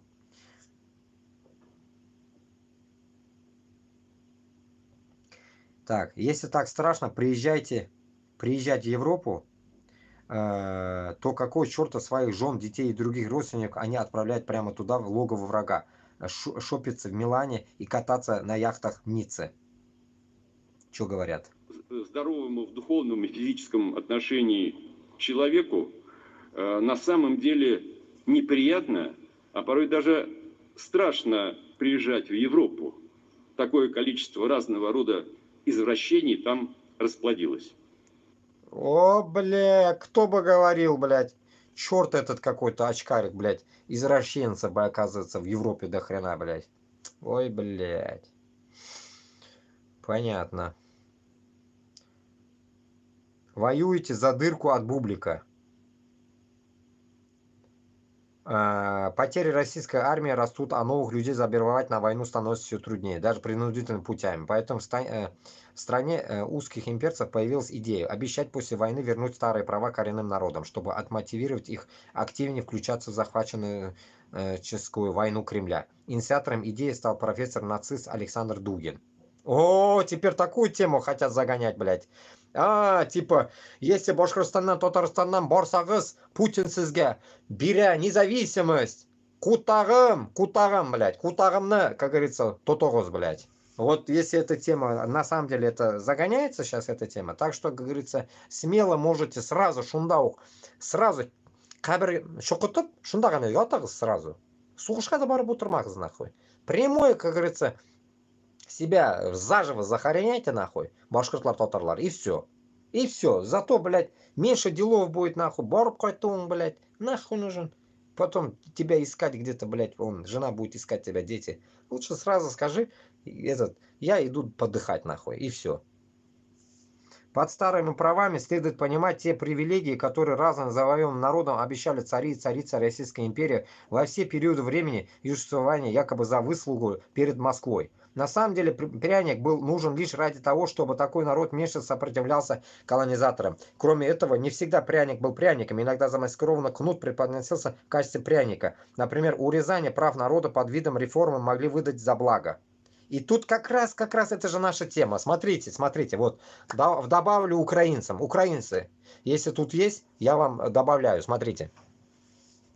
Вот 3 человека только сидят. Я так понял, короче, ТикТок все-таки это реально, да, ведь реально дерьмовая программа, блядь. Вот когда ты в одном ТикТоке сидишь, никогда народ на другой ТикТок не перейдет. Это вот такая мораль ТикТока, оказывается. Вот весь день Бетинда говорил, что я буду стрим делать здесь, да, ведь в ТикТоке. Нихуя, 3 человека. Ну, явно свои, наверное, сидят там, которые постоянники. И все, никого нету, блядь. А зато здесь уже 75 сообщений, блядь. В другом ТикТоке, блядь. Просто хуею, блядь. Как можно с такими людьми идти на войну, блядь, нахуй? Если они даже с места на другое место переключиться, замыкание у них, нахуй. Как можно с ними идти на войну? Даже с украинцами, нахуй.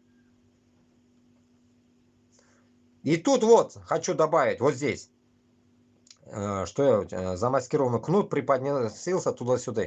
Вот это как раз-таки из этой категории, которые мне говорят, подключайтесь РДК, батальон Сибирь, батальон Кутак, батальон Патак. Нахрена? Украинцы, нахрена они нужны, блядь? Батальоны, созданные узкожопами, блядь, нахуй. Мы чё, блядь, нахрен? Мы чё, немощные, блядь? Чтоб в их батальон заходить? Или в ваш батальон заходить? И чё, я, блядь, себя из мусорки нашел, что ли, блядь? Или другой башкир-татар, мы чё, из мусорки, что ли? Если вы из мусорки, нахуй, ну, пожалуйста, живите в мусорке. Мы-то не из мусора, нахуй, созданы. Поэтому, исходя от этого, мы смело сможем, блядь, и можем создать свою роту, блядь. Проблем нет. Нам плацдарм нужен.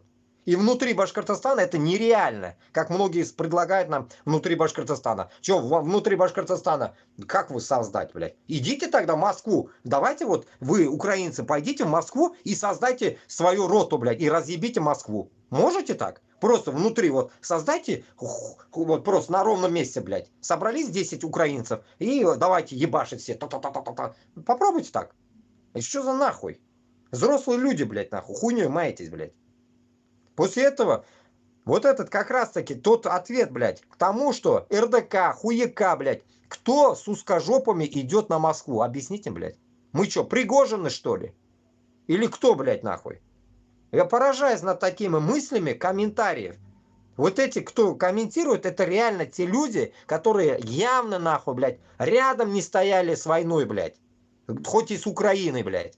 Да, вам вообще, по сути, похуй до этой войны. Вы что, я не знаю, что ли, таких украинцев? Вот здесь столько хуев этих понаехало, блядь, нахуй, украинцев, которым они бежали от войны, блядь.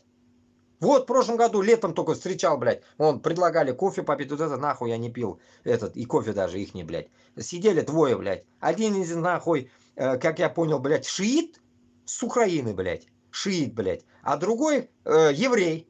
Еврей. Но, говорит, я хохол, но еврей. Вот эти два долбоеба, как они встретились, не знаю, блядь. И вот они тут у меня были, блядь, в моем городе. И вот они съебались, говорит, мы съебались. Нахуй, говорит, нам Зеленский нужен. Они мне в лицо говорят, нахуй нам это Зеленский нужен. Пизду ебаная война, говорят. И что вы хотите сказать нам, блядь? Мне, блядь, что-то научить хотите, что ли? Я вам конкретно говорю, если вам нужна помощь, блядь, от нас, вот, от обычного народа, как Алсынов говорит, харахалак, с черного люда. Если вам нужна помощь, вот наша помощь, физическая помощь. От вас только оружие и боеприпасы, и обмундирование, чтоб одеться, блядь, ёпта. Не пойдем же в лаптях, блядь.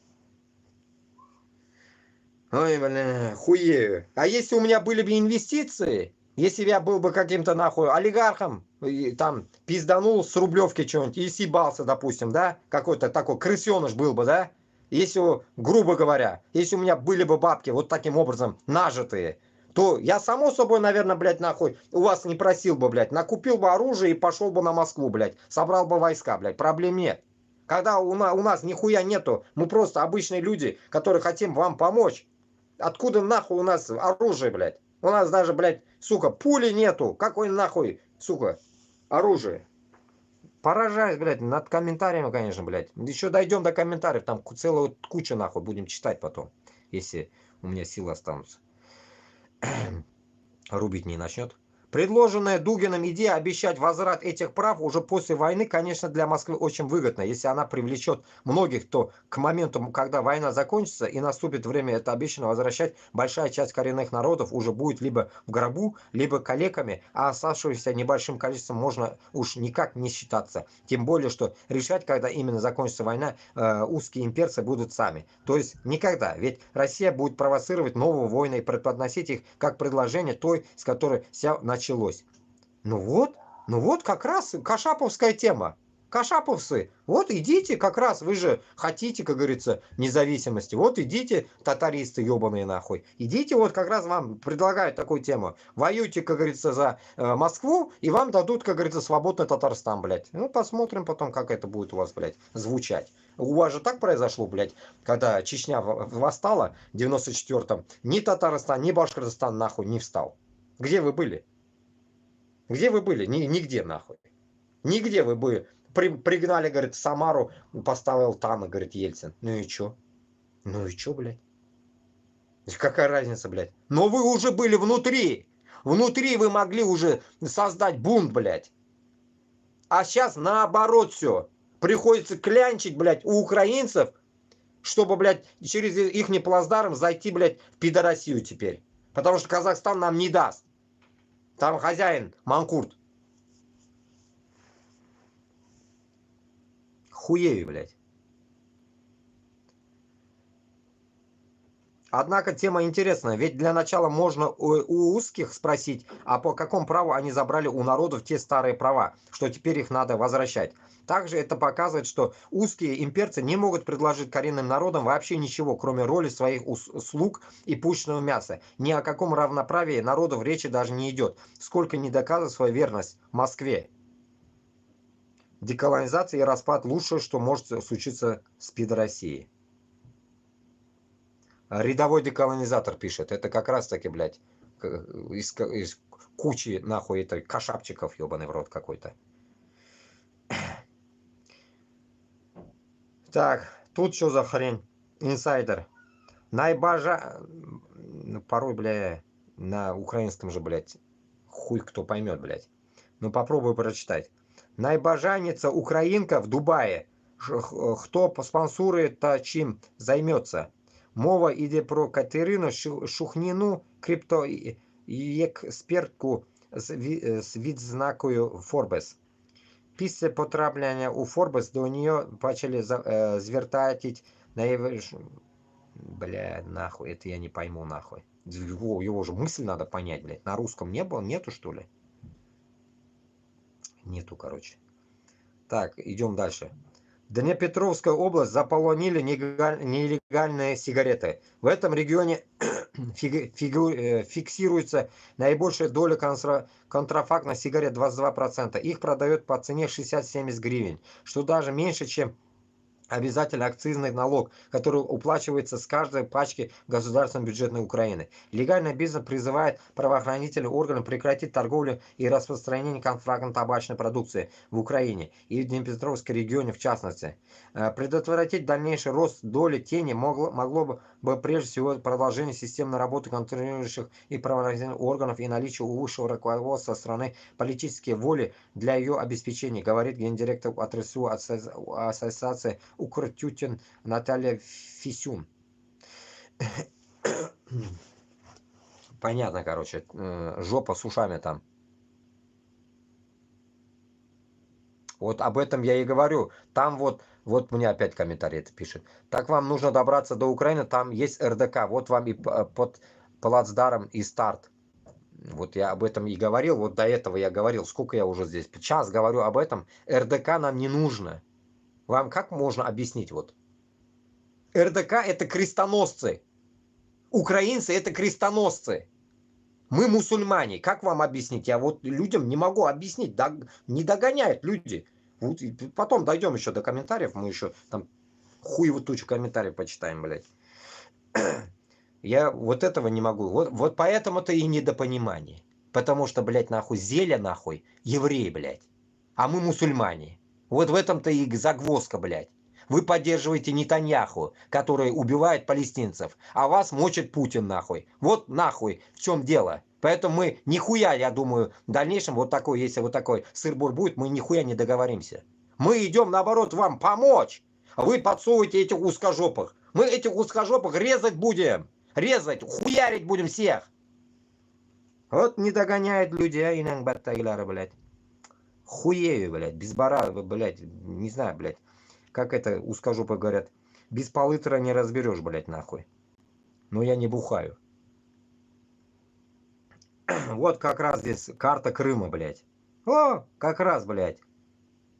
Вроде бы, если это Крым, блядь. Симферополь. А, ну это кусок Крыма, блядь, не весь вроде, нет? А, нет, весь, нахуй. Вон, блядь. Саки, нахуй. Сакский район. Угу, понятно. Хуйня вообще он, блядь, нахуй. Крым-то хуйня вообще. Я его, блядь, от Керчи начиная до, блядь, до конца проехал, блядь. Хуйня там ехать, блядь. Маленький, блядь, нахуй один. Отросток, блядь. Так. Заебением мы его нахуй сразу, блядь. В Кабмине хотят декоммунизировать некоторые названия в Крыму. Имена поменять хотят, ублюдки. Что они хотят там?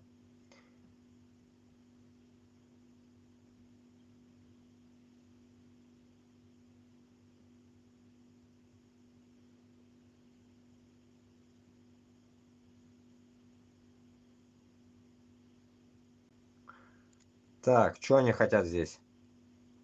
О, Керчь, Ленинский район. Он был такой, я не знаю. Кировский, Советский, Нижегородский, Нижгорский какой-то, Джанкойский. Также остается Красногвардейский, Белогорский, был или нет, Бахчисарай был, Симферопольский был, Сакский район. Понятно, Черноморский, Раздольнинский, Первомайский район был или нет, я не знаю, Краснокопьевский. Хуево тоже, я не знаю, Джанкой вроде в ухо режет, блядь, был вроде бы. Что они там еще поменять хотят, нахуй? Ну, короче, ебанутые, нахуй. Вот и все. В частности, предлагается переименовать ЖД-станцию Красноперекопской, речку Воронцовка, урочище Авроровка, Багратионова, Краснофлотская, Лазо и другие. Некоторые из этих населенных пунктов уже не существуют. Да вообще похуй нахуй. Вот это, я думаю, мелочь нахуй. Да пусть хоть нахуй Иванушками, дурачками назовут. Да похуй, блядь. До первого захвата, блядь, ёпта. Крым весь заберем, там, блядь, все будет на крымско-татарском. Вообще проблем нет. Даже на украинском нихуя там ничего не будет. Все на крымском будет там.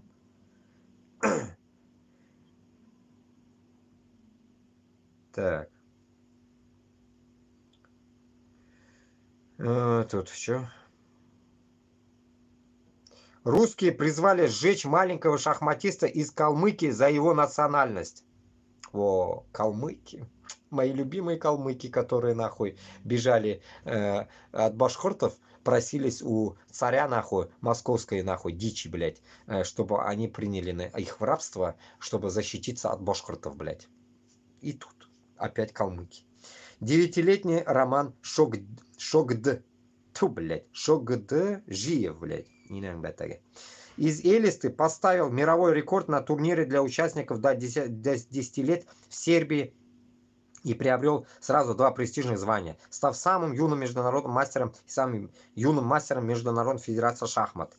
Прокремлевский новостной ресурс на 2 миллиона подписчиков «Новости Москвы» назвал спортсмена с российским шахматистом из Москвы, поскольку в России все лучшие должно считаться только русским или российским. Ага. Однако имя и внешность мальчика вызвали большую волну ненависти к нему со стороны русских. Комментаторы его оскорбляли, требовали депортировать, призывали к убийству и издевательствам. Были и другие узкие, которые хотят и не писали ненавистические комментарии, но называли мальчика чукчей, таджиком, северокорейцем, китайцем, якутом, бурятом, показывая свое незнание того, как выглядят коренные народы РФ. Некоторые узкие, пытаясь вразумить тех, кто писал ненавистические комментарии, рассказывали им Кремле про гондонские, сука, нахуй, мифы якобы. Гондонские легче говорится, чем там то, что написано, блядь. Так, мифы якобы Калмыкия испокон веков в составе России или Калмыкия всегда была российской территорией. Несколько комментаторов заявили, что у мальчика душа более русская, чем у многих узких. Также в комментарии пришли люди, называющие себя калмыками. Они доказывали верность России, убеждая ненавистников, что калмыки воюют за пидорасию на СВО и заслужили считаться россиянами. Они пытались быть пидорасами, даже видя, что России они не нужны, потому что их национальность не вписывается в некий стандарт. Напомню, что Русня еще до сих пор не только не извинилась и не выплатила компенсацию за организацию акта геноцида в виде принудительной депортации ойрат-калмыцкого народа, но даже продолжает считать эту высылку необходимой и оправданной, хотя даже в советское время ее признали преступной. О, добавок еще высылка у них была нахрен. Вместе с чеченцами, что ли? Ну, молодцы, хули, блядь, нахрен. Зато, блядь, бежали, когда их долбили башкортлар, бежали к царю, блядь, нахуй. Нет договориться с башкортами, блядь, нахуй. Да ведь, блядь? Ну, вот так вот. Как говорится, я же говорю, всем пиздализам рано или поздно, нахуй, это, как говорится, отрежут языки. Вот и все, нечем будет лизать. Комментарии уж, наверное, не будем говорить. Ну, а так, ну чё, блядь, узкоглазый наш, как говорится, это наш узкоглазый хули. Чё, блядь, человек, блядь? Так, какая разница? Калмык он или нет, блядь? Главный наш, узкоглазый, не узкожопый же. Так.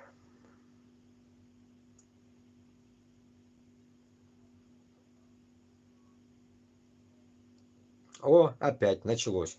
Росгвардия проводит массовые рейды против мусульман. Рахмат. Проводит рейды против мусульман Москвы. О, опять началось, блядь. Опять эти рейды, опять эти мусульмане. Поэтому я говорю, вот украинцы должны понимать, что РДК и вся вот эта шушера, которая выползла нахуй из пидорасии, мы с ними не пойдем. Мы пойдем только с мусульманами. Башкир, татарлар, чечен, дагестанлар должны собраться. И как раз таки эти многобожники, узкоглазые наши буряты, якуты, они отдельно будут собираться. Мы с ними не будем собираться. Вот примерно вот такая будет стратегия, понимаете? С каждого района, региона, так скажем, по 25-50 тысяч людей. И в итоге, в тот раз только на той эфире говорил, 150 тысяч собирается с узкоглазыми вместе, с башкортами, татарами, дагестанцами, чеченцами. Вот самые главные вот эти 4 нации мусульман, которые большие, вот они должны собрать 100 тысяч на четверых хотя бы. Можно больше. И буряты с тувинцами. Короче, вот та сторона, блядь, за Челябинском, так будем говорить, блядь. Дальняк, нахуй. Вот этот, из дальняка они должны тоже собрать 50, там 100, сколько хотят, нахуй. И на Москву, блядь. Вот все. Мы, как говорится, между этими людьми и поделим Москву. Точнее, блядь, пидорасию эту. Вы что, думаете, дальше Челябинска кто-то между ними будет что-то делить? Все это их не будет. А мы вот здесь, все наше будет. Как я всегда говорю, Пермь, Коми, это все наше будет. Там нету, между ними ничего не будет проскальзывать. Все наше будет. И Кавказ будет. Все, вот, 3 огромных агломерата будет. Вот, Кавказ огромный, Идаль-Урал огромный, это мы, Башкортостан, Татарстан и мелочь рядышком. И остальные. Все, вот, там узкоглазые, тут башкортлар, татарлар, тут Кавказ. Вот, 3 огромные будут территории в Пидороссии. Все, на 3 куска мы его поделим. Иншаллах, поделим. Проверке подвергаются как выходцы из республик Центральной Азии, так и граждане Пидороссии из республики Северного Кавказа. Ну вот видите как, Кавказ, бля. А Кавказ потом мне еще кто-то сегодня написал, еще ты будешь, говорит, 50 лет что-то будешь делать. В ТикТоке мне один какой-то Кавказ написал, наверное. Ну, явно чечен, блин. 50 лет еще будешь долбиться. Ну... Если ты так говоришь, вот как тебе, вот чеченцу я тебе обращаюсь, если ты так говоришь, 50 лет будешь, конечно, после 94 года уже 30 лет прошло. Вам еще, получается, полтинник туда надо добавить. 80 лет только, потом только вы воевать начнете, да, получается? Ты сам себе тоже это говори. Че мне-то это предъявы кидаешь, блядь? 50 лет нахуй. Он мне говорит, блядь, типа, оказывается, я буду еще ебаться, блядь. Иншаллах, как говорится, мы, если... соберемся, Башкортостан, Татарстан, нам 50 лет не надо. Мы в течение, блядь, грубо говоря, нахуй полгода заебеним Москву, блядь. Но для нас надо, главное, собраться. Поэтому, как говорится, чеченцы, у вас тоже та же задача стоит. Так что, как говорится, тут хуйню писать мне не стоит, блядь. Подкалывать, блядь. Так. Силовики заставляют мужчин выстраиваться змейкой и бежать в автозаке. Ну, как началось. С гуськом ходили. Помните, я озвучивал на других YouTube-каналах? Гуськом ходили. Ну, им нравится. Они садомазохисты, блядь, нахуй. Все азиаты, узбеки, кыргызы, таджики садомазохисты, нахуй. Им нравится, чтобы их качали, подкачивали, чтобы они такие были. Блядь, меня дрочите. Они говорят, меня дрочите, дрочите, я кайфую от этого, нахуй. Вот так они азиаты у нас. Ну, а что поделаешь, блядь, долбоебы. Что могу сказать? О. Я знаю это место. Теплый стан. Сразу по зданию понял. Теплый стан, блядь. Теплый стан, кити апте, да-да-да-да, говорит.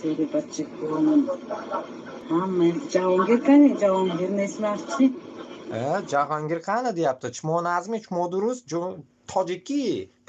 Всех таджиков вывели нахуй с этого, с Принц Плаза нахуй. Я его, эти же, блядь, нахуй, мои территории, блядь. Эти всю хуйню знаю, блядь. Эти же наши рынки. О, прогибочку нахуй, прогиб нахуй, прогиб. Таджики. Ну чё, опущенные, да? Имам Али Рахмон там гнет вас, тут Путин вас гнет. Ну, опущенность, да? А почему так? А потому что нахуй дохуя любите деньги. Деньги вас бурногозмя тығып куйды буққа. А потом кичливо орете, мы мусульмане. Койдан сіз мусульман? Вы, я же в тот раз говорил, не смог вспомнить, блядь. Отряд этих, македонского. Там же еще, блядь, в Таджикистане еще одно, блядь, чудо нахуй есть там, блядь. Нация из Македонии, они, которых таджики никак не могут мусульманами сделать, блядь. Ну, кусок уебков там осталось, блядь, вот эти сука, их нацию не помню, блядь. Ну, ашкаль-дашкаль македонских, блядь. Вот, у них сыр-бор, у самого таджиков, блядь, сыр-бор, блядь. Потом говорят, мы верующие, блядь. Но если ты верующий, ты вот эту пидорасию должен ебать. Вместе с нами. За вот это, блядь, ты должен ебать, если ты мусульманин. Понимаете? Как афганцы. Форсче гаприапсаме? Вот. Вы должны, как афганцы, ебать нахуй. Как они ебли нахуй СССР. Вы также должны выебать свое правительство, Рахмончика, блядь, нахуй. Потом, блядь, нахуй, идти на Москву, блядь. Ваша задача. Так. Полезное видео для тех, кто сформировал свое отношение к службе ВС РФ по сериалу «Солдаты», сюжета Путина-Визора и рассказам гаражных бать. Наркомания, все внесудебная расправа, репрессии и унижение. Ну, посмотрим, что за дерьмо. Пацаны, вот эти вот люди, вот, это жук. Пацаны, вот эти вот люди убили наших пацанов с первой роты. Они нахуярили соли. И боялись сами себя. Они просто не пошли, струханули, передали вот эту свою трусость, блядь, другим. Не хватило духу, сломали моральный дух бойцов. И из-за них погибли наши пацаны с первой роты. Мы сейчас тут наказываем. Знаешь, что из-за тебя, пацаны, погибли, у кого семьи Палка хуя. Вот они принесли наркотики, солью накормили и пошли в бой. Мужики, вот если вам пошло это видео, я вас приглашаю сюда. Я уже этих людей наказал. Приглашаю сюда. И чтобы вы их наказали за наших пацанов с первой роты. По их вине их вытащили. По их вине они не оказали... Себе копают яму. Копают яму. Яму, короче, засунут, наверное. Хотите, выезжайте сюда. Я их вам отдам на растерзание. Все, кто не вернулись с задания с последним, это по их вине. Вот мы сейчас тут.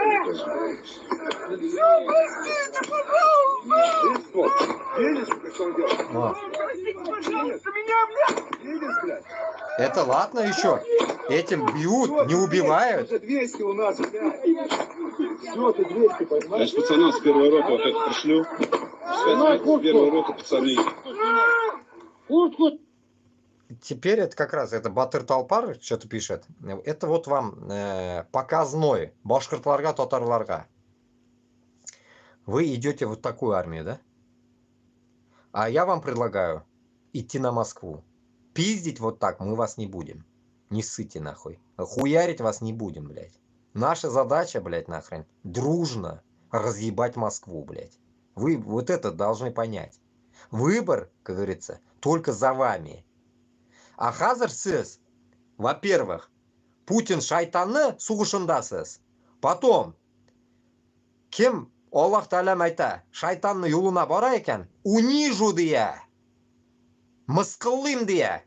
Мына бұл мысқыллау. Мына шу мысқыллау. Сіз думаете, что, бұл мысқыллау түгел, что ли? Урыс, урысны мысқыллы. Онда неизвестно еще, какие нации там есть. Неизвестно, блядь. Может, там также Эрзя, Мокши есть, Чуваши есть. Мы не знаем, кто там есть. Марийцы есть. Хуй его, блядь. Здесь нельзя сказать, что это все узкожопые прям. Все узкожопые. Мы не можем сказать. Может, еще да татары да бардыр, башкиртар да бардыр. Мы не знаем, блядь, кто там. Они же не говорят. Они же как бы в тот же момент они поебал уже мы не определим. И если не видим точно, блядь, якутов или кого-нибудь. А тут конкретно, блядь, нахуй, сыр-бор, блядь. И татарин может быть, и другой может быть здесь. Хз, блядь, кто там, блядь, нахуй. И вот и думаете после этого, вы идете вот на такое, блядь, нахуй, посмешище, блядь. Унижение, блядь. Башкир татарларда içinde всякое есть, блядь. Как в прошлом году, напомню вам, на дерево привязали и хуярили одного башкирта за то, что он был бухой. Захуярили, помните? Потом просили извинения. Ой, извини, брат, мы не хотели, блядь. Вот эта хуйня, блядь. Давайте так, просто посмотрим, что. Быстрее снимай, блядь. Снимай, пиздец. Уйди, а я! Давай, блядь, мразь, ебать! Ебашит кулаком, блядь. Пожалуйста, прошу! Прошу! Ебать, И вот их, наверное, узнают. Я хуею просто. Их, наверное, родители, мужья, это, блядь, жены, блядь, дети узнали, наверное. Вот, своих парней. Узнаете, наверное же, узкожопые мрази? Вы сидите, гниды.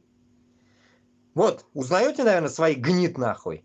И вот ваши гниды своих же гнид нахуй унижают, блядь. Ну как вам, блядь, нахуй, путинасосовская война, блядь? Нравится вам, пидоры, блядь? Вам нравится, нет? Башкир татарга это относится, и чеченцам, и дагестанцам то же самое, блядь. Вы не отмажетесь, ублюдки, нахуй, манкурты ебаные. Вы такие же, блядь. Такие же рогоносцы, нахуй. Все, блядь. И подъебыши, и бутылочники, нахуй, шваброиды, нахуй. Все в одном флаконе вы, пидоры, одним словом. Конченые, притом. Поэтому, исходя от этого, сюда еще добавим одну вещь, блядь. Башкортостан, Татарстанда, манашундыларны без. Мы найдем как раз шу медальларны кубрак олагыз нахуй. Харбер үй тутелешек нахуй. Харбер үй. Где мы поймем, блядь, если даже вдруг даже не, блядь, малейший какой-то повод мы поймем, что ты, ублюдок, нахуй, замаскировался и был на войне в Украине, кутынец себя без нахуй, на месте, блядь. Шунда четвертуем нахуй. Шулук аулында, квартирында, шул шахрында нахуй. Тутуп харберыңны нахуй столбага бәйлибез. Как в Сирии, да. И каждый уткен-киткен будет тебя пиздить нахуй. Вот прям будет плакат, пиздите на здоровье нахуй. И вот так привяжем, будете нахуй неделями нахуй голодные, холодные там стоять нахуй. Поэтому молитесь, чтобы мы летом, как говорится, Башкортостан на Татарстанга зашли. Чтобы вы зимой не охуевали, минус 30 нахуй. И в зимой привяжем, блядь, если попадет время на зиму. Поэтому молитесь, чтобы сейчас мы начали эту атаку нахуй на Москву. Чтобы к маю месяцу, блядь, по теплу вас ебали мы. У Башкирии открылись глаза. Баймак год спустя. О чем тут речь идет? О, целый час. О чем тут? Кто такой вообще? Целый час. Этот Лига свободной нации. Салам алейкум, хурметли милеттештер. Дуттар. Здравствуйте, уважаемые подписчики моего канала. Чуть-чуть послушаем, о чем речь. Уже прошел год с момента событий, которые получили название Баймакские события. События, которые потрясли не только всю Республику Башкортостан, но и Российскую Федерацию. Об этом заговорили, об этих событиях заговорили и за пределами России. Многие СМИ написали, люди начали интересоваться вообще, кто такие башкиры, что это за народ, какая у них история. Кстати, вот вспоминаю. Эта тематика у меня вот в эти времена и началась. Я до хрена писал в контакты каким-то, где шли про Алсынова темы. Я писал туда, да, передайте Алсынову, чтобы он уехал, передайте Алсынову, чтобы он уехал из России. А мне отвечали, кутак башлар, үзің онарға яз прямойға, нәрсе бұл группаға язасын. Мне вот так группаны хужасы меня шулай язды. Мен бүтін жерге яздым. И потом нахуй я понял, что уже нужно открывать себе канал. Вот примерно вот этот, наверное, вот эти моменты, наверное, вот эти действия, наверное, вот эти, так скажем, унижения наших земляков подвело меня открыть YouTube-каналы. Вот как раз-таки и мой YouTube-канал в эти времена, как раз год был добитый, Алсыновна утренада барил был. И вот это все я как раз в тех ютубах, которые меня заблокировали и которые еще пока живой, я там как раз начинал эту тему продвигать. И вот как раз шул замана камена и семет шуепта хазмана, то, что он говорит, и я вспоминаю как раз в это время я как раз эту тему и начал. История.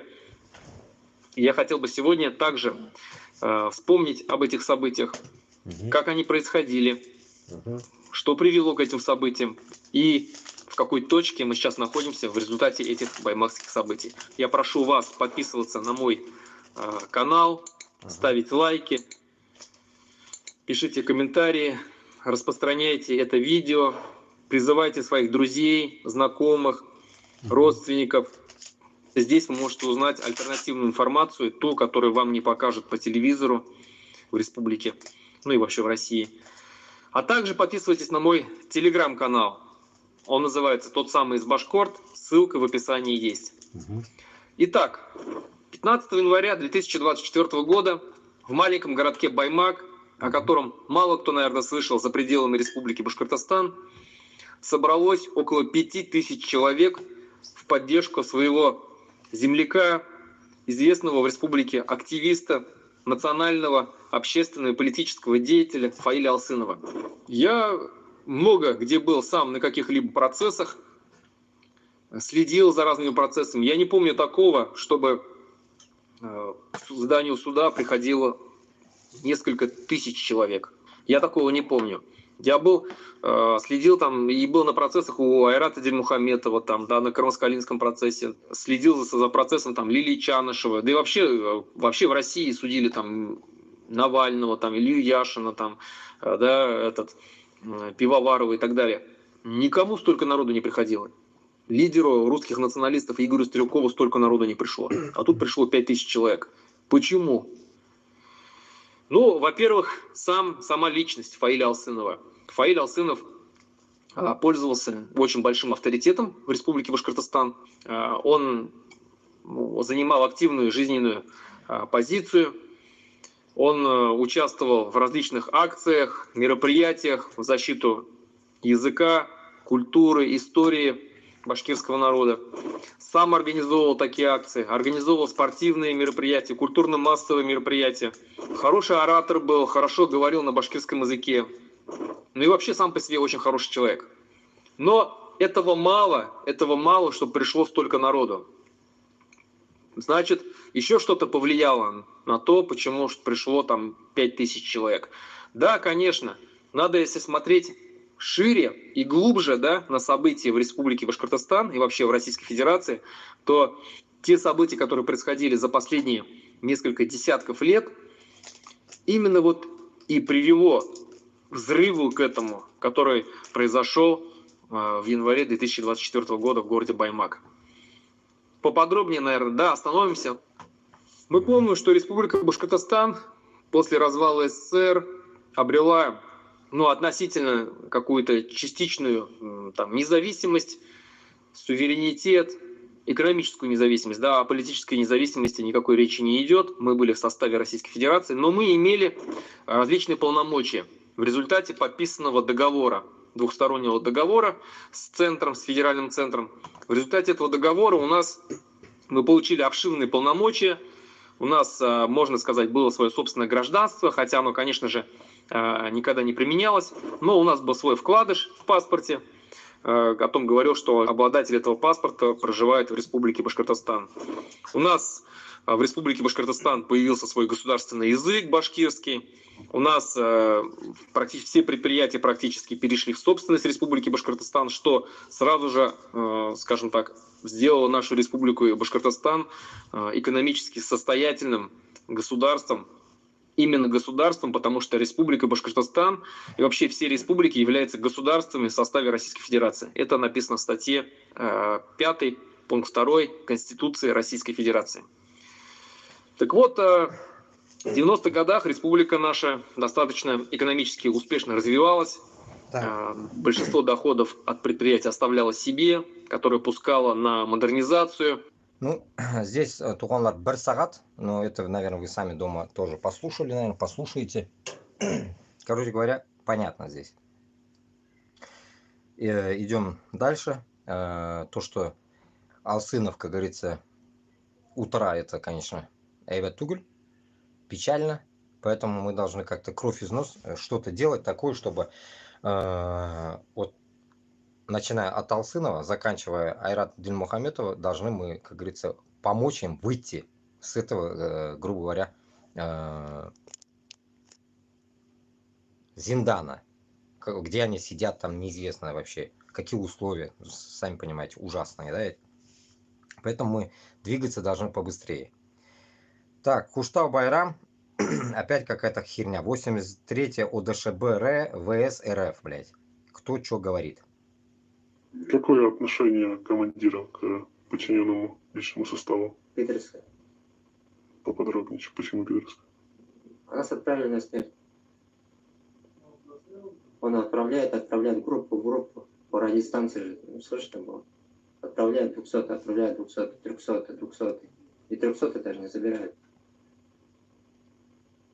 То есть вы видели 300-х? Да, мы по радейкой говорили. Откатиться, мы понимаем, нас лупили, минометы, Баба-Яга, всю ночь, целый день, просто лупили. Мы там сидели, не выходили, мы с радара не выходили, мы с САТ не выходили. У нас воды 3 дня не было. Жратва была, да, там, а жрать-то без воды неохота. Мы истощены были. Башқұрттарында бұл татармы? Хз, блядь. Акцент прям. Біздікі Башқұртстаннан. Нет, никаких подвозов не было. Хотя просили, хотя воду. Ничего не было. Мына шонарға құтақ бар ма екен соғышта, мен аңламын, блядь. Улякса кебек бейт, өзі, блядь. Еле как сам сидит, блядь. Вот он пошел, блядь, против Украины, блядь. Вот хуею просто над людьми, блядь. Вот ты когда начнешь звать вот таких, блядь, дохлятину нахуй, начнешь звать, блядь, на Москву, нихуя он не пойдет, блядь. А вот против Украины может идти, блядь. Вот как можно понимать их, блядь? Деньги? Тут нет уже других отмазок, я считаю, блядь. Только деньги. Вот им нужны деньги. Башқұртстан мен Татарстанға ақша керек. И давайте вот этот еще напомним, в этом эфире тоже напомним, давайте вот этот момент. Какой договор? Кто придет от 30 до 50, мы заключаем с ними договор от имени Башқұртстана и Татарстана. После победы, как говорится, независимости, когда обретем, иншаллах, каждому из этих людей, в живых останутся, не в живых останутся, разницы нету, будут выплачиваться там энные суммы. Где-то я говорил от 100 тысяч долларов и выше. Примерно эту сумму мы должны будем им выплатить со счетов государства. Это проблема Туголь. Поэтому наши будущие, как говорится, солдаты, и будущие, так скажем, солдаты Туголинды, их солдаты, нельзя у нас солдаты называть. Мы, как говорится, уничтожители Москвы. Понимаете, мы не солдаты, мы чисто будем воевать за интерес в идеале. А выплачиваться будет чисто от души государства, так скажем. Понимаете, чтобы человек, как говорится, не думал, что он просто так идет. Он пусть идет от души, но от нас еще должно быть туда выделение каждой семье, каждому бойцу, так скажем, будущему, какая-то энная сумма. От 100 тысяч долларов, не меньше. Мелочиться, как Путин, нахуй, и кизмен, дирга туголь. Чунки, да, на кону стоит наша независимость. На кону независимость всех республик. Поэтому тут не в деньгах дело. Поэтому, исходя от этого, в первую очередь, интерес и добавок, как говорится, вам как подарок идет бабло нахрен. Вот и все. Вот примерно вот такой должен быть договор идти. Тут в этой теме как бы украинцы даже не при делах. Как говорится, это наше личное дело, которое будет дальше уже после разъеба Москвы решаться. В Госдуме призвали готовиться к всеобщей мобилизации для войны против Запада. Ебанизм крепчает, я же говорю, блядь. Уфа военный пишет это. В России необходимо готовить все мужское население к возможной мобилизации для войны с западными странами, которые на горизонте 3-4 лет будут готовы напасть на Россию. Такое заявление сделал зампред Комитета Госдумы по обороне Алексей Журавлев, ранее угрожавший Литве разгромом меньше чем за сутки. Нам Европу объясняет, что в 28-29 годах она и ее союзники будут готовы воевать с Россией. Здесь необходимо готовить мужское население и, естественно, защищать Родину. Об этом надо говорить и не стесняться этого, потому что если действительно предстоит, и не мы это развязываем, мы об этом не говорим. Они говорят, что собираются с нами воевать, сказал Журавлев абзацу. А я вам говорю, Башқұртстан и Татарстанға. Это все хуйня. Готовится, не готовится. Готовиться вам надо против Москвы. Наша задача уничтожить Москву. Кто не согласен из манкуртов, вот вдруг меня слушают манкурты, да, ведь, если где-нибудь там услышите манкурты. Если вы не согласны, у вас сейчас время как раз-таки есть, время переобуться, чтобы мы даже не заметили. Пока мы не внутри, чтобы вы успели переодеться сейчас. А не бегать как шарлатан, это Тямаев, нахуй, Элвин Грей, пидоры, нахуй, всякие вот такие, блядь, певцы, блядь, которые, нахуй, кидают, нахуй, как говорится, кость, блядь, нахуй, военным, блядь, нахуй, на войне, блядь, чтобы они дальше дохли, блядь, нахуй, лишь бы служили, блядь, нахуй, как говорится, они мойлап тұралар, как говорится, барахло туда-сюда жибары, блядь, нахуй, подачки свои, блядь, с барского стола, блядь, и они воюют, блядь, нахуй, такие Тямаевы, Элвин Греи, блядь, нахуй, нужны нам. Они уничтожители нашей нации. Вот и все. А они, блядь, давно уже свою душу, свой халкан, үзіні түсін, үстін, әпті бәшарасын продали Москве давно уже, блядь. Так что они в первую очередь тоже, блядь, как штабелями лягут, если против нас пойдут ублюдки. Жители Татарстана допрашивают, пользуются ли они VPN, Фейсбуком и Инстаграмом. Ну, началось. Началось. Иртәгә сезнең кроватька менәләр. Ничә мәртә сектең хатыныңны, сектеңме, бала туамы хатының, тумыймы, авызына бирдеңме, күтенә сектеңме, пәтәңенә сектеңме, кая сектең дип сорыйлар, колагыңа сектеңме, кая сектең дип синнән отчет сорыйлар скоро. Син язасың татар белән башкорт язасың. Бүген Фәридәне или Мәликәне сектем колагына. Иртәгә пәтәгенә сәгәм ярар. Путин бабаны құлақ салам. Только пәтәккә сәгергә бала кирәк, потому что пәтәккә генә сәгез, күткә сәгеп йөрмәгез. Дип отчет бирәсез күндә. Этсеккәннәр. Так, призыв пройти в такой опрос о медиа... Блять, сука, какое, сука, слово, блять. Бергә кушып куялар, ташаклар. Медиапротребление, блять. Протребление, блять. И я сәгем нахуй. Что за слово? Публикуют местные пропагандоны, для чего им понадобился, неизвестно. У жителей республики пытаются выяснить, обходят ли они блокировки, с какими трудностями сталкиваются, как относятся к замедлению Ютуба, как часто заходят в экстремистские соцсети и так далее. Мины сайтларга да кірген сразу, наверное, будут за жопу хватать. Так что аккуратно каланадас.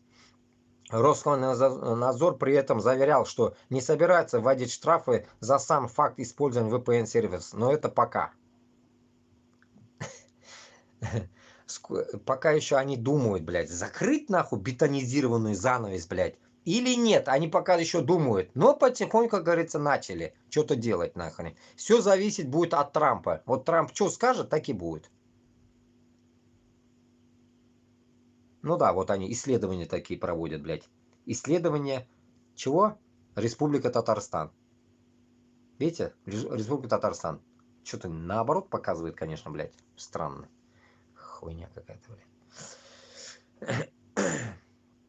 Успехи в войне с Украиной являются важным фактором воодушевления россиян, заявил Песков, блядь.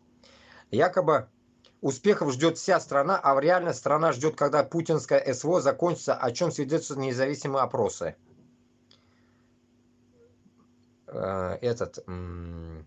Они уже 1000 раз придумали, как вас наебать. Вы же лохи, блядь. Хуль вам наебывать, блядь. Скажут нахуй, все, мы победили. Вы скажете, да, мы победили. Нахуй, везде будете орать, нахуй, вы победили, нахуй, и все. А на самом деле вы давно уже будете, как говорится, в жопу отымевшиеся людьми. Судя по всему, скоро в России либо запретят проституцию, либо обяжут женщин легкого поведения рожать от героев СВО. На Орг-ТВ начали обсуждать квалификацию проституток, что вызвало неподдельное оживление в российских соцсетях. Ну да, кстати же, на других эфирах мы говорили, проститутки сейчас богаче, чем солдаты. Они в месяц 500 лямов имеют, нахуй, 500 тысяч, блядь, рублями. 5000 зелени, блядь, в месяц имеют, нахуй. Нормально пизденка начала их не зарабатывать. А вы ебетесь в окопе, 200 тысяч только получаете. А они 500, прикиньте, блядь, обслуживая вас в окопах, нахуй. Хуею, блядь. Ну-ка, что она... Потом мне бы хотелось узнать, скажите, а вот проститутка это квалифицированный труд или неквалифицированный? Вы хотите, чтобы мы получали квалификацию какую-то? Ну вот мне Первого просто разряда, интересно, просто они до первого разряда, второго, вот эти плечевые, это какого, да, там старший специалист, а вот та эскортница, которая валютная, она какого разряда? И Международного класса. И кто будет принимать квалификационный экзамен? Будет ли там теоретическая Виолетта часть или Волкова, адвокат, практическая? вопрос такая задала. Голова взорвется. Вопрос задала. Невзоров это оказывается. Ну это просто смех, блядь, нахрен. Идиотизм крепнет. Что за дерьмо?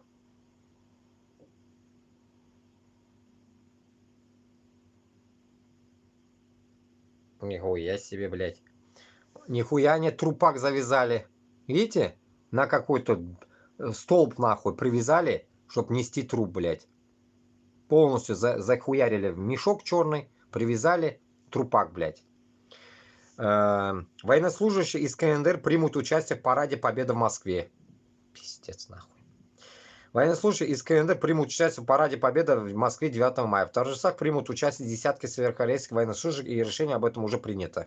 Вот давайте к этому 9 мая мы сделаем победу Башкортостана, Татарстана, Ичкерии, Дагестана и других регионов, и само собой Украины. Давайте сделаем наш парад. Давайте сделаем наш парад. И последнее, пусть это будет нахуй в московском болоте нахуй, и полностью потом его заебеним нахуй это, и все нахуй. И все, блядь, Кремль на руинах нахуй Кремля, давайте сделаем парад, блядь. Нам нахуй этот парад ходить вот так нахуй. Наоборот, надо все раздробить нахуй. Парад раздробления нахуй, пусть называться будет нахуй. Или уничтожение. Парад уничтожения Москвы, блядь, нахуй. Нормальная тема, блядь. Ну, пусть не 9 мая, а мы сделаем 10 мая, допустим. Нахуй 9 мая, блядь, нахрен.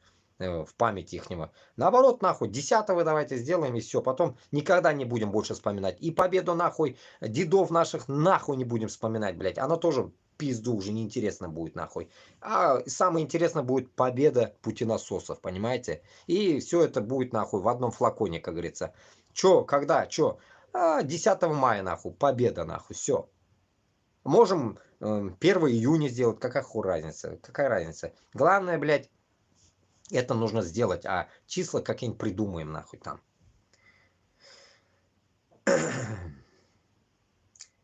В РФ повсюду мастерят проруби. Приближается время пьяных крещенских их погружений. Главное, никого не отговаривать и не предостерегать.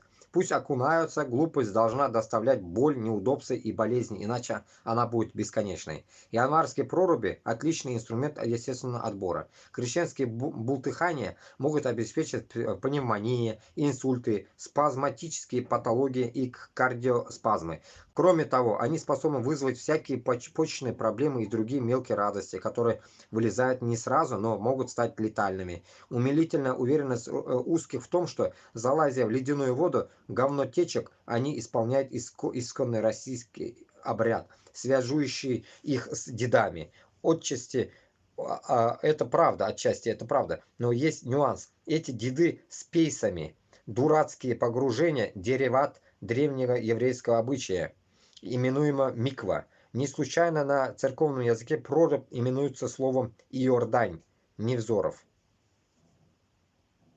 Ну, о чем он, не знаю уже, блядь, намекал каким-то евреям, блядь. Но примерно хуйня. Мы поняли, что это хуйня, это ваше крещение в прорубь, нахуй.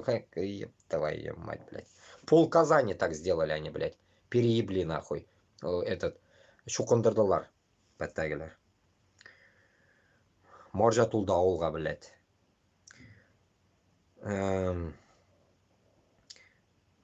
ЧТД какой-то, блядь. Подрастем и станем армией огромной. Детей в Волгограде заставляют учить песни о том, как им придется воевать в будущем. Текст выдали, как утверждается, четвероклассникам в школе 103 Советского района. Давайте прочтем этот ебаный стих. Не поленюсь, почитаем. От Балтийских берегов до Берингового моря. Широка великая страна. Я иногда такая, хуй, блядь, сузим, узкий мир, узкий, мы сделаем узкие, какие нахуй широка, блядь. Сколько рождено уже героев, ой, блядь, ублюдков. Сколько побед одержала она, победа нахуй, блядь, на наших, блядь, дедах победу они одержали. Хуй вы чё одержали, ублюдки нахуй, узкожопые. Вы же, блядь, дальше Кремля никуда не выходите, гандоны. Кто-то станет моряком, а может быть танкистом, кто границы будет охранять. летчикам, ракетчикам, связистам, минетчикам нахуй. Родине долг рождены отдавать. Угу. Ну да, манкурты рождены отдавать, наверное, да. А ну, мальчишки, ребятишки, будущее армии страны, бравые солдатики, сыновья и братики родине служить должны. Ой, блядь, как в рифму, блядь. Мы пока совсем еще маленькие дети, но за нашу родину горой подрастем и станем армией огромной нашей пидорасии надежной стеной, блядь. Ну, блядь, я вижу уж, блядь, нахуй. Я вижу, нахуй, как, блядь, половина узкожопых, нахуй, заполонили Казахстан, блядь. Пиздец они как служат, блядь. А ну, мальчишки, ребятишки, ну, это припев ебаный. Короче, дерьмо, нахуй. Реально какой-то, нахуй, такой, блядь, из той категории. Я узкий, блядь, нахуй. Да вы пидоры, нахуй. Вот так, педор, нахуй. Как у этих марийцев. Петр, имя у марийцев Педор, оказывается. Педор. Педоры вы, блядь, педоры. Все педоры, нахуй. Педор первый, педор второй. Все педоры вы, блядь. Так что, блядь, вам такие стихи, нахуй, не помогут. Так.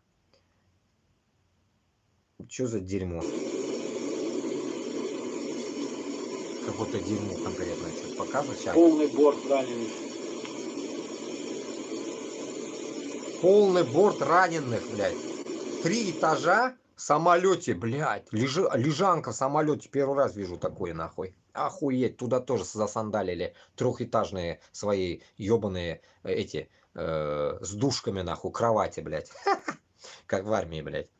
Это внутренности узкого эвакуационного ила, который под завязку забивает самыми тяжелыми, теми, с кем даже не связывается ни военно-полевая, ни примитивная ДНРовская медицина. Во время погрузок, разгрузок и перелетов, как правило, умирает 2 из 10. Ужас, нахуй.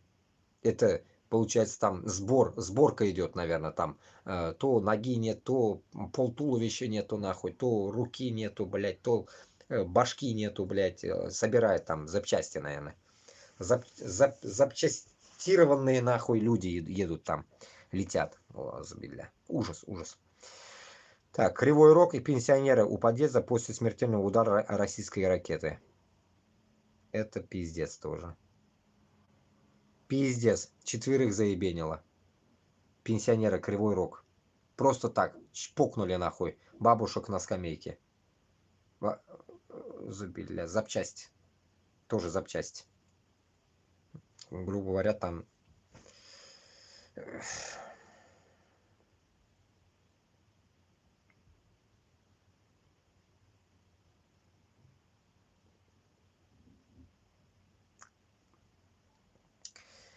Невзоров опять.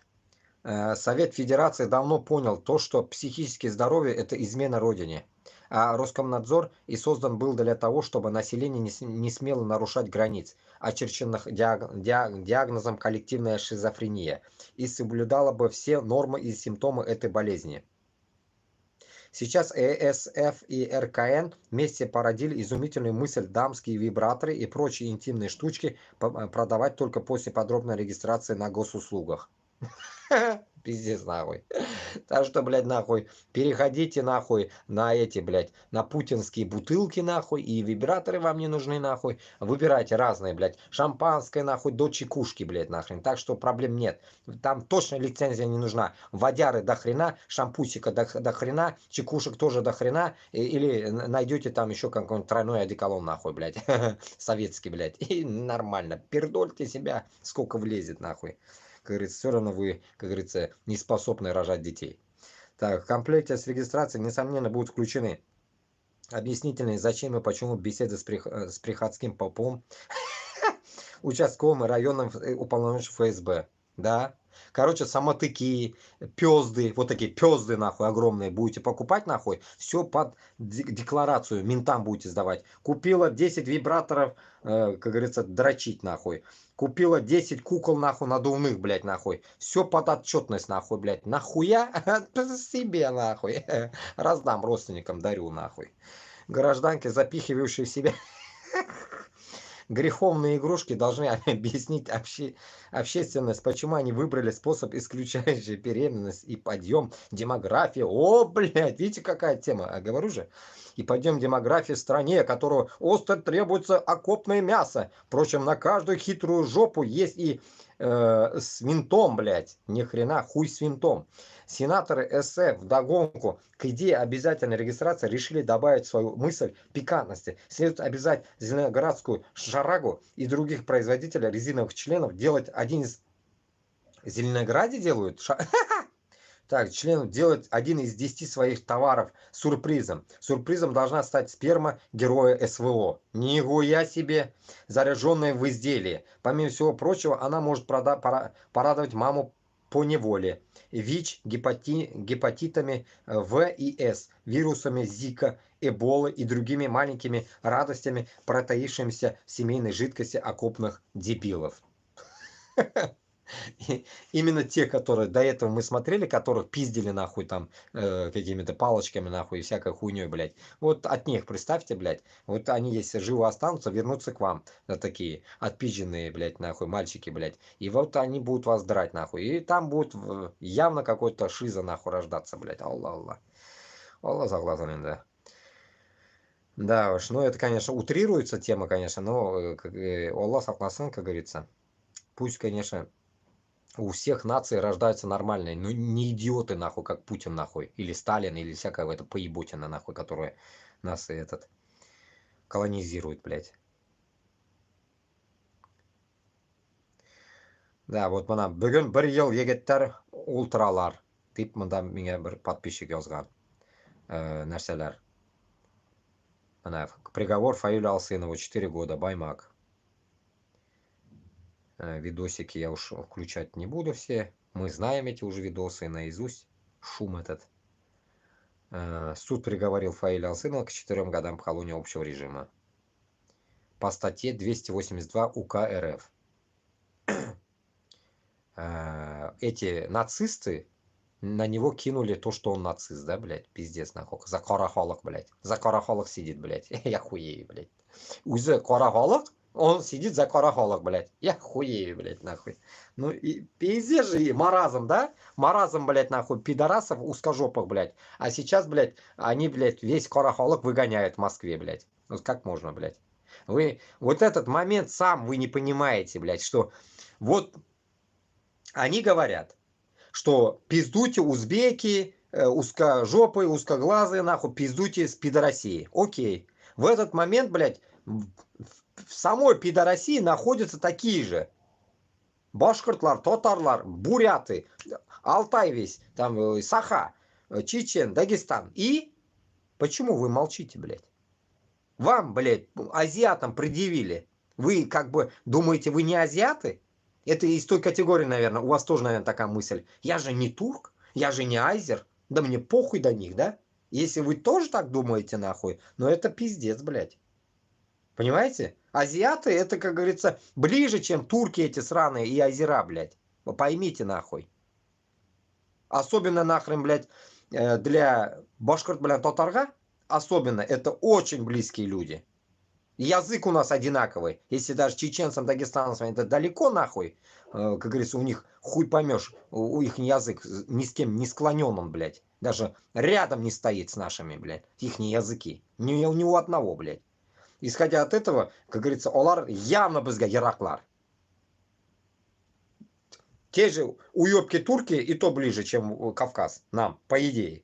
Если на то пойдет, блядь, дело, да?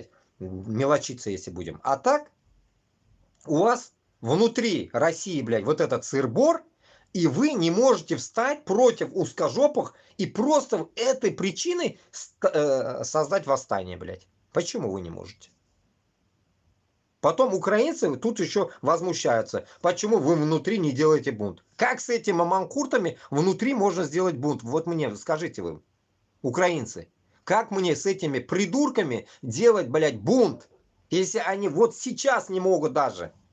Если даже вот один комментарий за весь ТикТок, один чеченец зашел, еще комментирует, через 50 лет тебе не хватит, говорит.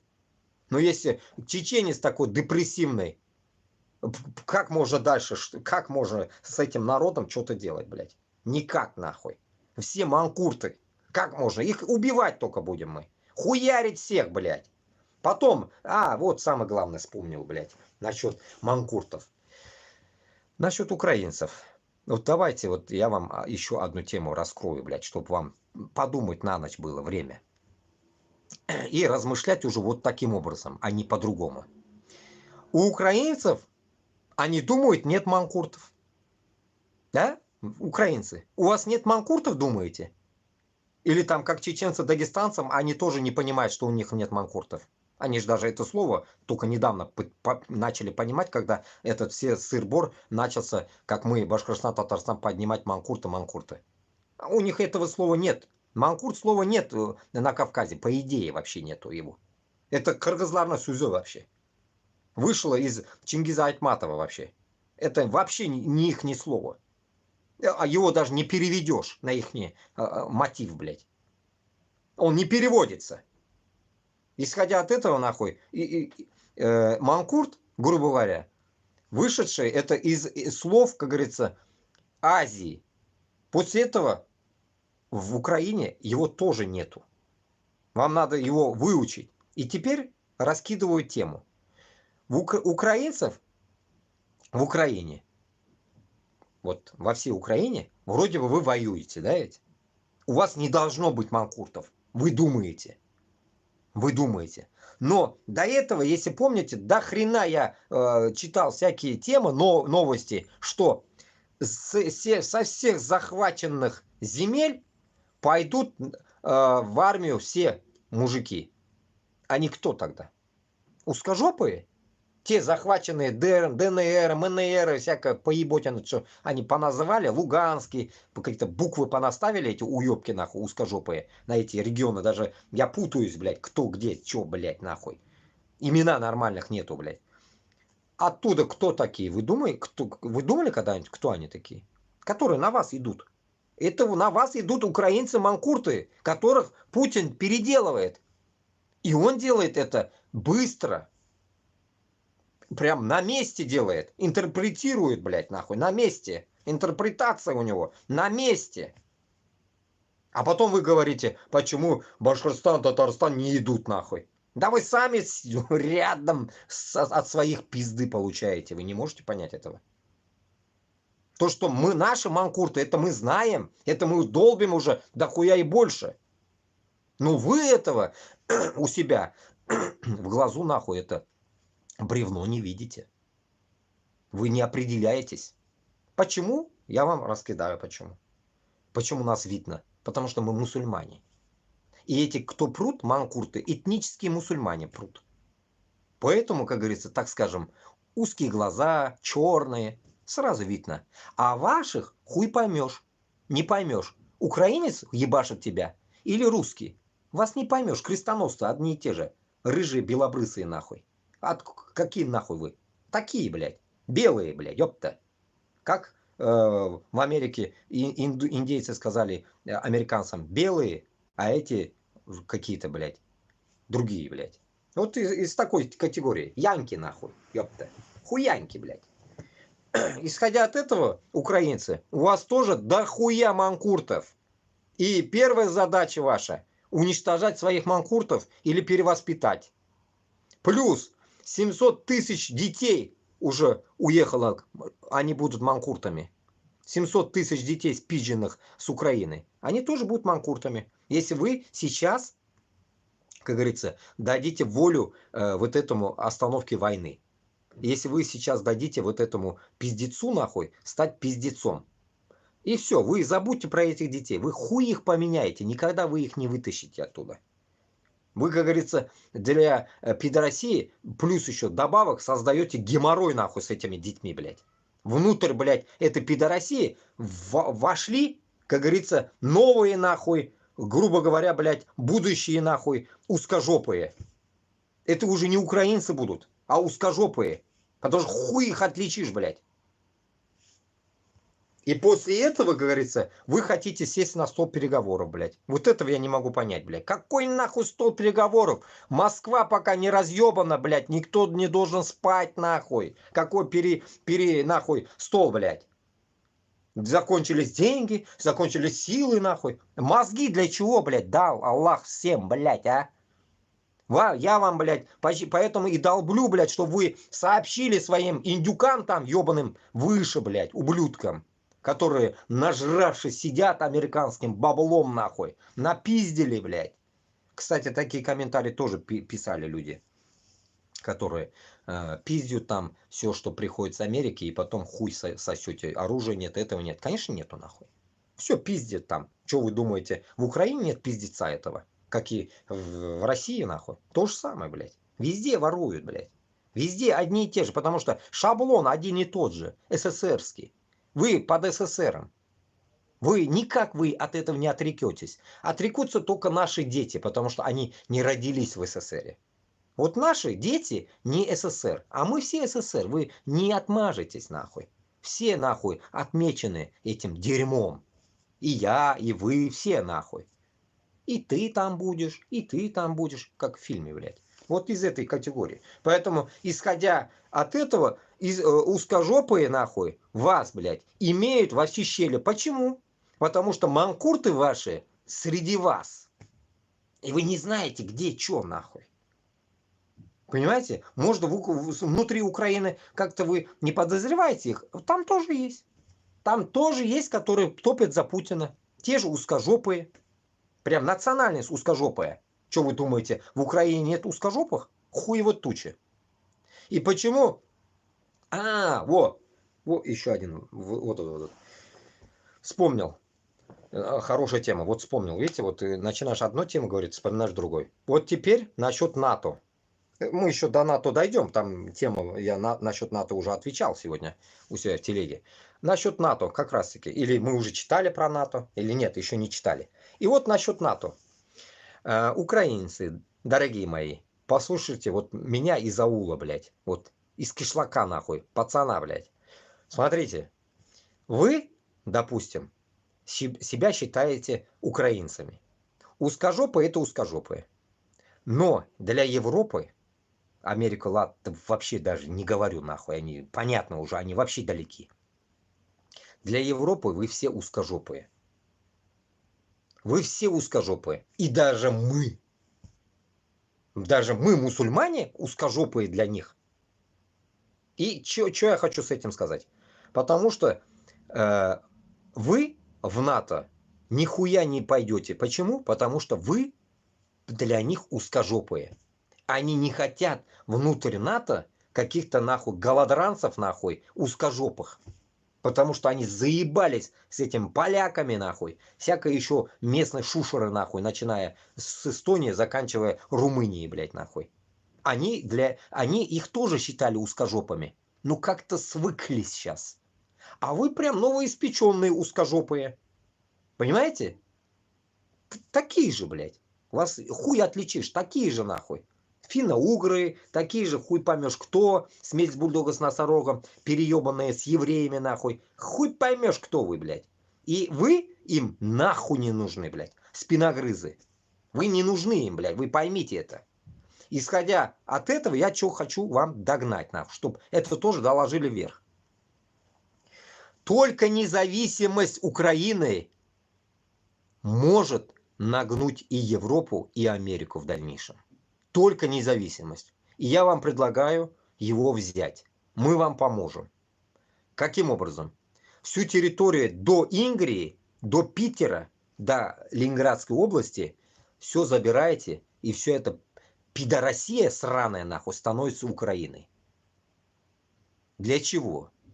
Чтобы вы обрели свою мощную независимость.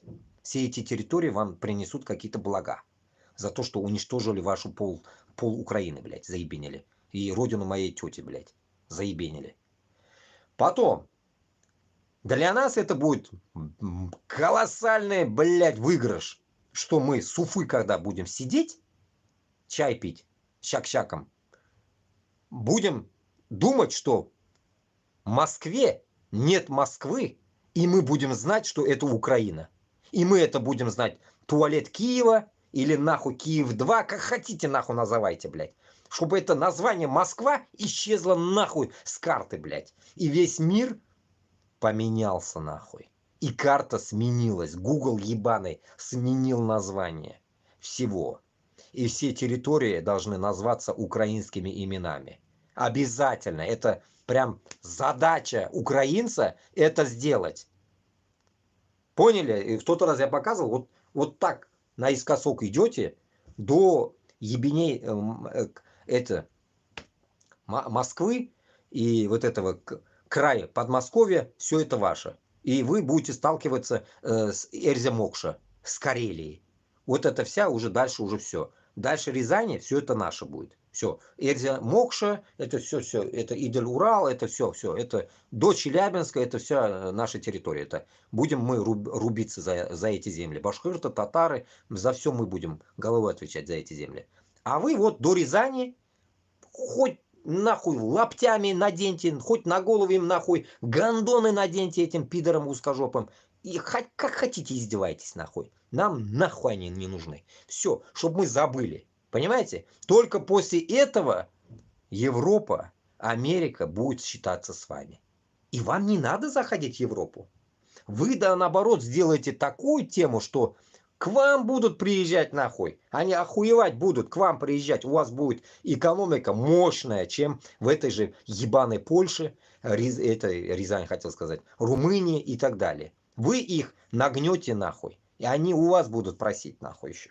Понимаете смысл какой? А вы не можете догнать эту тему нахуй. Быть самодостаточным, быть нахуй, независимым, блядь. Нахуя вам, блядь, крыло Европы? Это зелье просится. Нахуй это надо НАТО? Объясните, это нахуя вам надо это НАТО? И потом, вторая тема, как раз это для общего понимания, как раз, чтобы который за Туран топит, мне мозги въебут нахуй. Вот я вам еще одну тему подготовил. Это вот за вчера, сегодня мысль созревала, вот как раз я все вспомнил. Вот давайте это тоже сейчас закончим.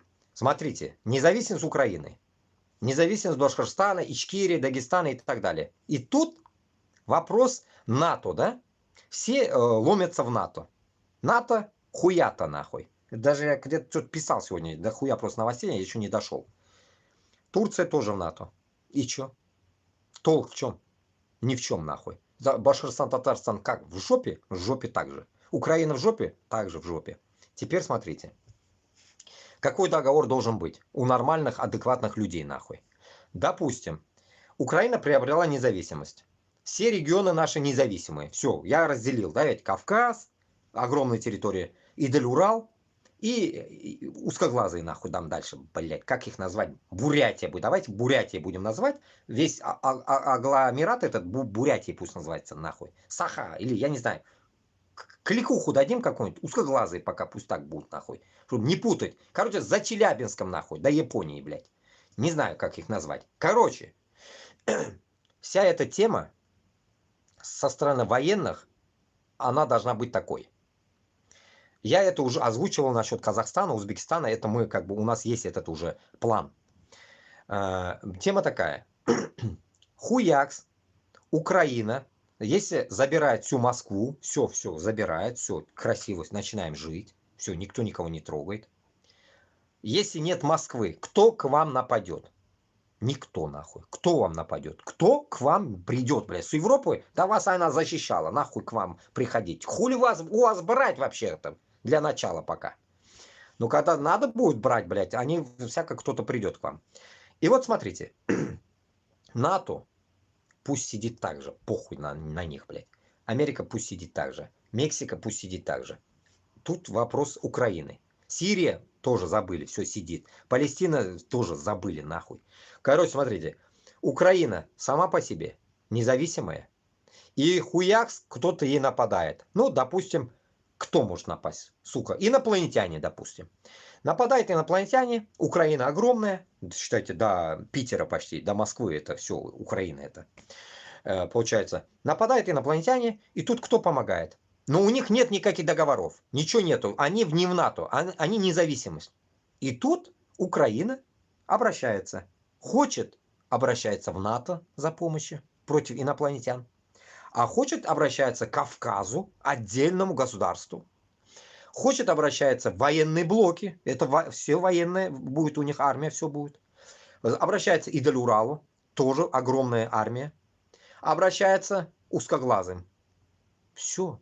Что еще вам надо? Нахуя вам это НАТО? Нахуя вам этот Эрдоган, блядь? Объяснил тему? Нахрена это надо? Это я как раз вот эту тему, блядь, родилась вот на днях, блядь. Вот. Нахрена вам зависимость? Теперь ответ со стороны всего то, что я услышал, примерно вот эта тематика. Попадая в НАТО, это обуза, считают европейцы, что они будут тянуть вас. Они же вот тянут Венгрию сраную, Словакию, Польшу. Они все сосали, эти французы, немцы, все плакали нахуй, что они денег берут туда-сюда. Теперь прикол. Денег никому не надо давать. Одноразовая сделка называется это.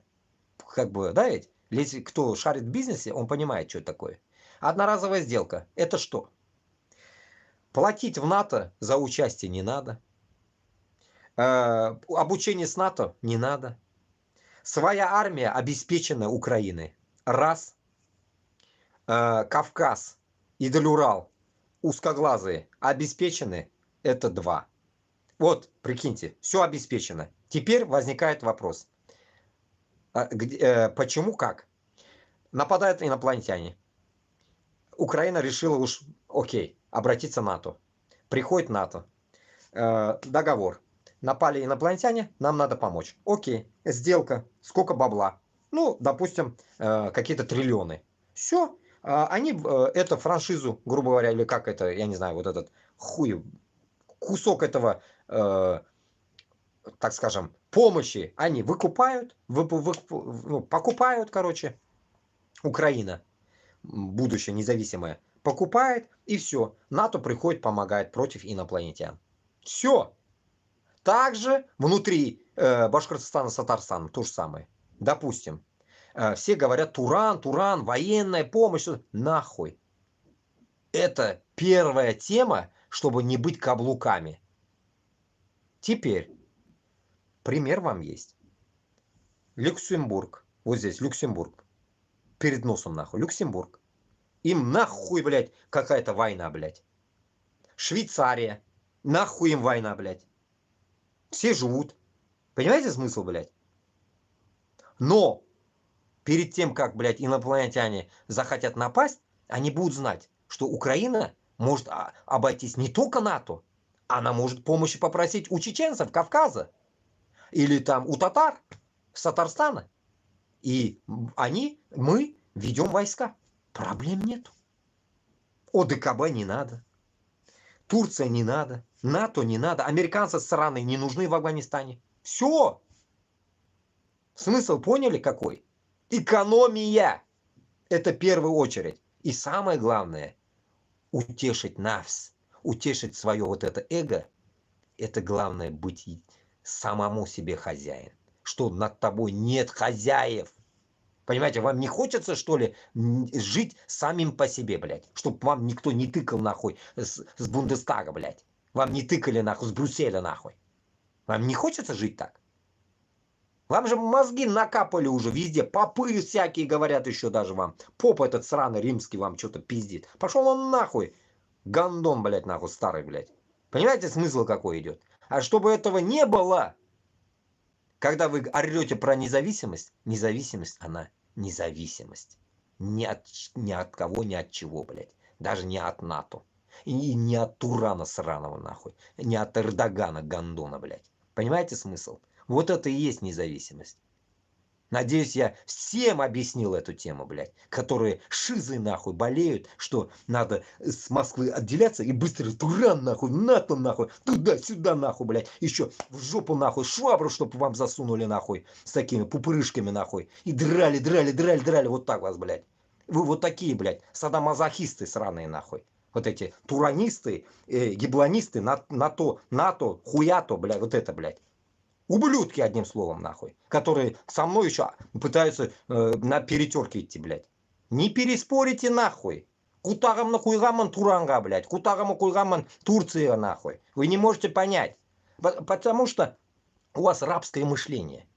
У вас рабское мышление. Вы не можете, блядь, вот этот манкурт, читайте побольше этого Чингиза Айтматова. Каждый день читайте, блядь. Учите Эцекельнар. Учите нахуй.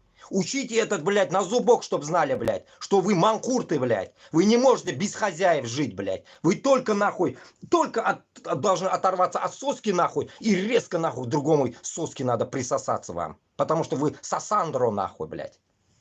Только так, блядь, нахуй вам, блядь, может доноситься, блядь, смысл, блядь, моих слов, блядь. По-другому нихуя. А вы думаете, что, блядь, нахуй, вот Москвой оторвемся, блядь, Украина тоже будет свободная, но с НАТО. Где вы, нахуй, свободу увидели? НАТО? Свободу? Ну, мы сейчас дойдем, как они вас будут ебать. Там пошлины, про пошлины. Сейчас, надеюсь, я не проебал эту вспышку. Сейчас дойдем до этого. Как пошлина, блядь, всякая хуйня. Вот вы уже зашли в НАТО, и у вас уже все пошло, блядь, по НАТО, нахуй. Пошлина на какие-то посылки, блядь, в Украине. Заебись, да?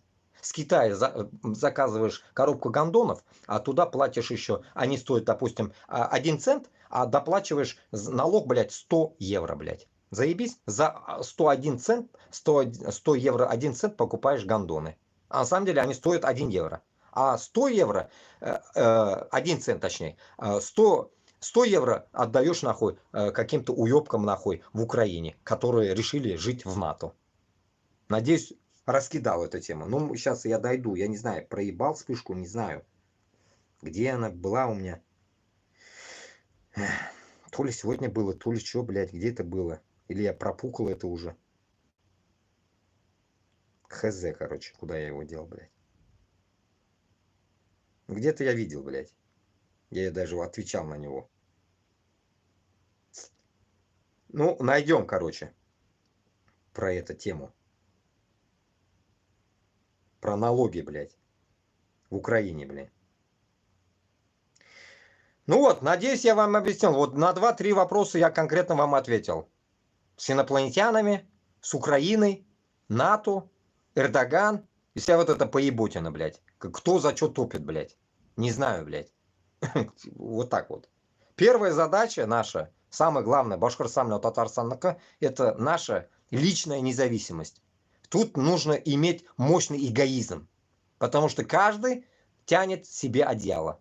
Тут не надо забывать, блядь. Украина Украиной, а Башкортостан с Татарстаном должен быть независимый. Вот и все. Наша задача, как говорится, своя, у них своя. Но цель одна. Путинасос, блядь. И полностью это московское дерьмо, блядь, которое там заплодило, нахуй, всяких Скобеев и так далее, блядь. Ублюдков. Понарожали. Ну, где-то было, но не знаю, найду или нет. Где-то я видел, блядь. Вот именно вот эту тему. А, сейчас я зайду в инсайдере, самому найду. Хуй зайдешь туда, частный канал, блядь. Туда хуй зайдешь, оказывается, в инсайдер, блядь. Пизда, блядь. Хз где, блядь. Сейчас.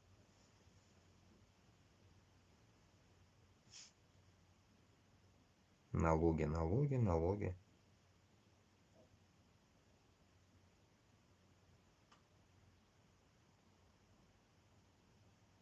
Сейчас, секунду. Момент, блядь.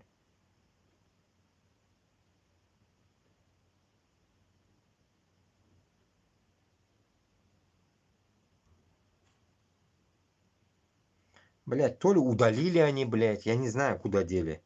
Это инсайдер удалил, что ли? Нету, блядь, прикиньте. Хз, блядь. Когда это было, блядь, написано?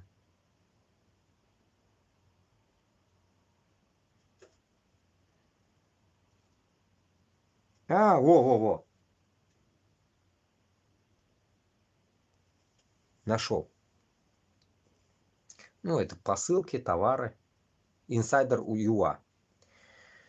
В Украине хотят ввести налоги на все посылки из-за границы, независимо от их стоимости. Нардеп Гетманцев подал законопроект. все покупки на AliExpress и других зарубежных маркетплейсах будут облагаться налогами. Заебись. Вне зависимости от стоимости. Понимаете? А это дерьмо, когда я в Германии жил, в Германию я услышал. Блять, у них начать, чтобы что-то продавать из AliExpress, ты заплатишь, оказывается, ебенях там налог, блять. Ты должен, блядь, нахуй налоговый, блядь, сперва ИП открыть, потом только заказывать, блядь. Как будто бы себе ты можешь заказать там до 5 штук, допустим. А если больше 50 ты заказываешь, допустим, гондонов таких же, блядь, разных, блядь. И вот, исходя от этого, получается, блядь, нахуй, ты платишь вот такие сраные какие-то налоги, блядь. Дожили, нахуй, украинцы, блядь. НАТО, блядь. Хуято, блядь. Я даже назвал. Что-то... НАТО хуято. Во, это НАТО хуято, детки мои, блядь. Так что, деточки мои, блядь, пиздеца вам пришла, блядь, нахуй. От НАТОса. При этом ввозная пошлина, ввозная пошлина называется это вот. С таких товаров будет взиматься только в случае, если их стоимость больше 150 евро. Будет взиматься НДС, вот еще НДС добавок, блядь. С обычных посылок дороже 45 евро, блядь. Дороже 45 евро, прикиньте, блядь. Ну, конечно, блядь, это уже вес понятен, блядь. Больше 45 евро это барыжная сумка, блядь. Представили? Китайская барыжная сумка, нахуй. Там минимум, блядь, нахуй, 100-150 кг влазит в эту сумку, нахуй. Вот метр на метр квадрат, туда заходит, нахуй, блядь, 100 килограмм минимум, блядь, шматья, блядь. Тряпок этого дерьма, нахуй. Я знаю эту тему, да, бывший, так скажем, черкизовский чувак я, блядь. Будет взиматься НДС, понятно, отправленных людьми без коммерческой цели. Вот видите, без коммерческой цели. Как раз вот германский метод, блядь, нахуй. Ебаный немецкий фашистский метод. Германия, вот этот как раз, если ты коммерцию делаешь, все пиздец. Ты полную вот эту хуйню пишешь, что там заказываешь, что придет. Допустим, хуяк 100-200 килограмм что-то прилетело, блядь. Все, ты, значит, контрабандист. Продаешь, блядь. Все, плати налог. Не заплатил, нахуй, твой товар конфискуют. Таможня, таможенная хуйня. И таких мест дохуя я видел в Германии. Потом это растаможенную хуйню продают, блядь. И в Пидороссии такое же место есть. Растаможка называется. Это растаможка, которую люди не забирают, нахуй, остается и продают его, нахуй. Вот и все. Допрыгались нахрен. Европа. Вот вам Европа, нахуй. Поэтому только свою независимость надо качать, блядь. Европейцам надо сказать, идите нахуй со своим НАТО, блядь. Ебали в рот нахуй вас всех, блядь. Помощнички сраные, блядь. Потом еще добавок. Кто-нибудь вам из НАТО вообще или с Америки, солдаты живые, кто-нибудь вам приехал, нет? Убивать узкожопых? Нихуя. Кроме инструкторов, которые не идут нахуй на огневую поражение, блядь. Всего лишь вот такие дальники. Мастера ебаные нахуй. И все. И то поэтому во Францию они приезжали, чтобы вас обучить. Чтобы они туда не ездили, в опасную зону. Понимаете смысл какой? Вы им не нужны. Они за вас не хотят умирать нахуй. А тут я вам предлагаю, что Башкортостан, Татарстан, Ичкерия, всем это нам надо. И мы готовы даже умирать. Уже у нас нет смысла. Как мы идем на войну и не умирать нахуй? Мы, как говорится, на Москву идем, ёпта. За все время кто-нибудь вообще на Москву осмелился? Нет? Вот вы мне скажите, кто-нибудь на Москву осмелился нахуй голову поднять? Никто нахуй, блядь. Никто, блядь. Никто не может поднять голову на Москву, блядь. Пригожин даже, блядь, на полдороги сломался, блядь. Потерялся, уебок. Так что, исходя от этого, нахуй, ищем, как говорится, тех, которые могут на Москву голову поднять. Присоединяйтесь. Мы уже начали.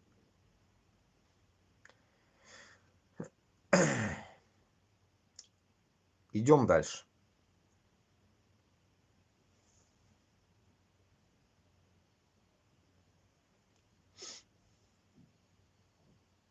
О, старые друзья повылазили тут. Всем салам алейкум. Так, Вольный Улус пишет о хороших узких. Несколько слов про так называемых хороших русских. Данный термин стал популярен с начала войны в Украине. где представители российской оппозиции стали себя отделять от большинства плохих узких, про плохих узких, все и так понятно, это ватники, путиноиды, поддерживающие войну на уничтожение Украины и украинского народа. А хорошие узкие – это ангелы, архангелы, белые пушистые святочи, несущие добро и повторяющие, как попугаи, про Россию будущего. Нет желания называть их имена, поскольку не заинтересован делать им рекламу. Достаточно посмотреть на фото под постом ниже, чтобы узнать их физиономии. Ну понятно, блядь, я могу рекламу этим делать, не делать, гандоны нахуй. Навальнисты нахуй, кацы, блядь, ебаные нахуй. Яшкин-куты, Мурза этот ебаный нахуй. И телепузики всякие. И этот, как это, сраный Ходорковские, блядь, нахуй. И вот эта вся басота ебаная, которая нахуй живут нахуй на деньги Америки, блядь, нахуй. Которые взяли, блядь, донаты нахуй из Америки и типа топят за демократию сраная нахуй. Исходя от этого, к этому же как раз добавлю, насчет РДК, ПРДК, ХУРДК, нахуй, нам не надо это предлагать. Еще раз напоминаю, украинцам нам не надо их предлагать. Мы мусульмане, нам нахуй не нужны эти навальнюги, РДКшки, блядь, какашки, блядь, всякие, блядь, яшки, хуяшки, нам не надо они, не нужны, блядь. Мы свое чистое, свое, как говорится, национальное соберем, где мы конкретно будем разговаривать на своем языке, чтобы, блядь, нахуй все знали башкирхан, татар-тален, блядь. Вот это самая идеология, понимаете? Где мы, как говорится, так скажем, без переводчика будем между собой общаться на своих языках, блядь. И спокойно, как говорится, будем разъебывать Москву. Нет желания называть их. Окей, достаточно посмотреть, окей. Их позиция достаточно простая. Они против режима убийцы Путина.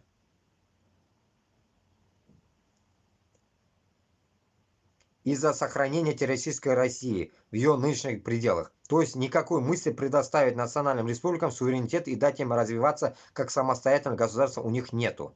Прям вот мои слова. Вот мои слова, вот прям мои слова. Вот смотрите, опять про РДК отвечаю, опять украинцам. РДК, Сибирь, Хуир, нахуй. Они как думаете, блядь, за независимость Башкортостана с Татарстаном или Ичкерии топят, нахуй? Нихуя. Нихуя. Может даже они просто, блядь, говорят об этом. Но когда, как говорится, мы с ними, допустим, да, взяли бы Москву, а потом они сказали бы, ну, спасибо, а так, как говорится, Башкортостан, Татарстан будет, как говорится, нашим все равно. Вот и все. Поэтому никогда нахуй с ними, блядь, утроп тачаргада туголь нахрен, блядь. Никогда мы с ними рядом не подойдем, этим ублюдкам, нахуй. Вы че, блядь? Как говорится, хуй с пальцем путать не надо, короче говоря. С хуями мы не будем, нахуй, как говорится, идти, блядь, против Москвы, блядь. Ну, если, как говорится, мы станем, допустим, Башкортостан, Татарстаном против Москвы, и они тоже как-то где-то вылупятся и будут идти, ну пусть идут, нам-то что, блядь, нахуй, пусть идут, нам похуй, нахуй, но мы ихнюю Москву разъебем, блядь, и мы захуярим всю Москву, блядь. Нам узкожопые не нужны, блядь. Вообще, по сути, они нам не нужны, блядь.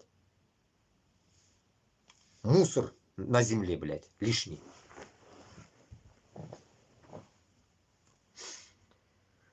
Так. Наоборот, они и слышать про это не желают. И даже наглую заявляют, что если вдруг кто-нибудь посмеет это сделать, то они разберутся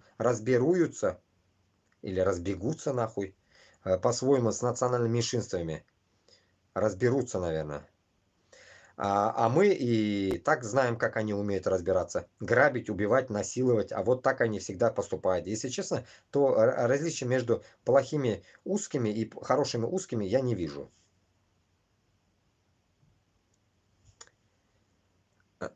Давайте добавим как раз-таки насчет Чечни. Ходорковский, Кац, они что сказали? Даже Навальнюга сам Гандон говорил, мне уже потом это в комментах мне сказали, доносили, вот как раз в прошлом году, вот в эти времена, когда этот Навальный сдох, блядь. Этот Навальный, как говорится, против Чечни был, против отделения. Это все ублюдки, нахуй, начиная этих навальнистов, заканчивая Каца, нахуй, все не хотят отделять, нахуй, пидорасию.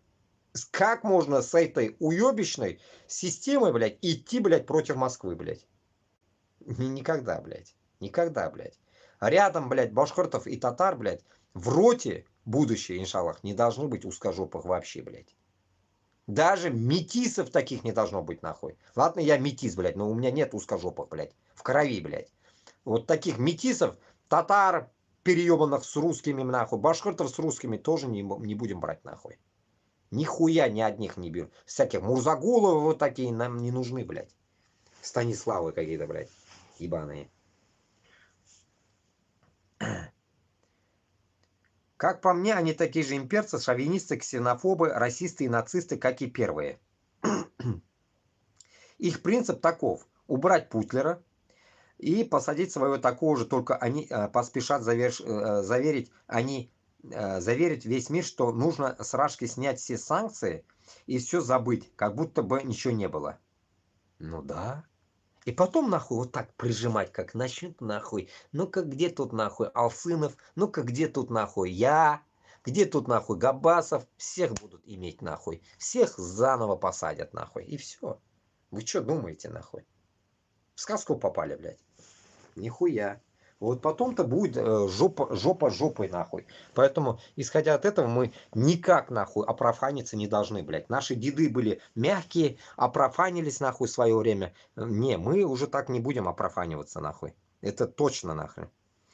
Почему-то эти мерзкие существа возомнили, что способны дурачить весь мир, как и прежде. История Россия никого и ничему не учит, потому что движется она по замкнутому кругу. Мы уже такое проходили не один раз. Достаточно вспомнить Хрущева, который осудил усатого палача Сталина, но сам чуть не устроил Третью мировую войну, или алкоголика Ельцина, который обещал стране демократию и закончил свое правление с геноцида чеченского народа. Ну, Курдыгыз ведь? Курдыгыз — это вот реальность. Это даже не я пишу, блядь. Это я вам просто доношу то, что кто-то умный, блядь, написал, да, так скажем, который видел жизнь, наверное.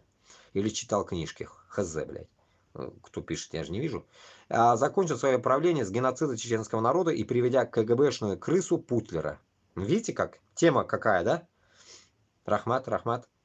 По сути, эти две личности можно и смело причислить к хорошим узким. Так что я никому из них не верю. Прекрасно понимаю, что в тюрьме народов ничего не изменится, а станет только хуже. Меня также удивляют некоторые представители малочисленных народов, которые выступают против войны и расизма в России. Но по какой-то причине солидарны с хорошими узкими. В отношении дальше держать их национальной республики на коротком поводке. Это вам 1000 раз говорил. Это манкурты.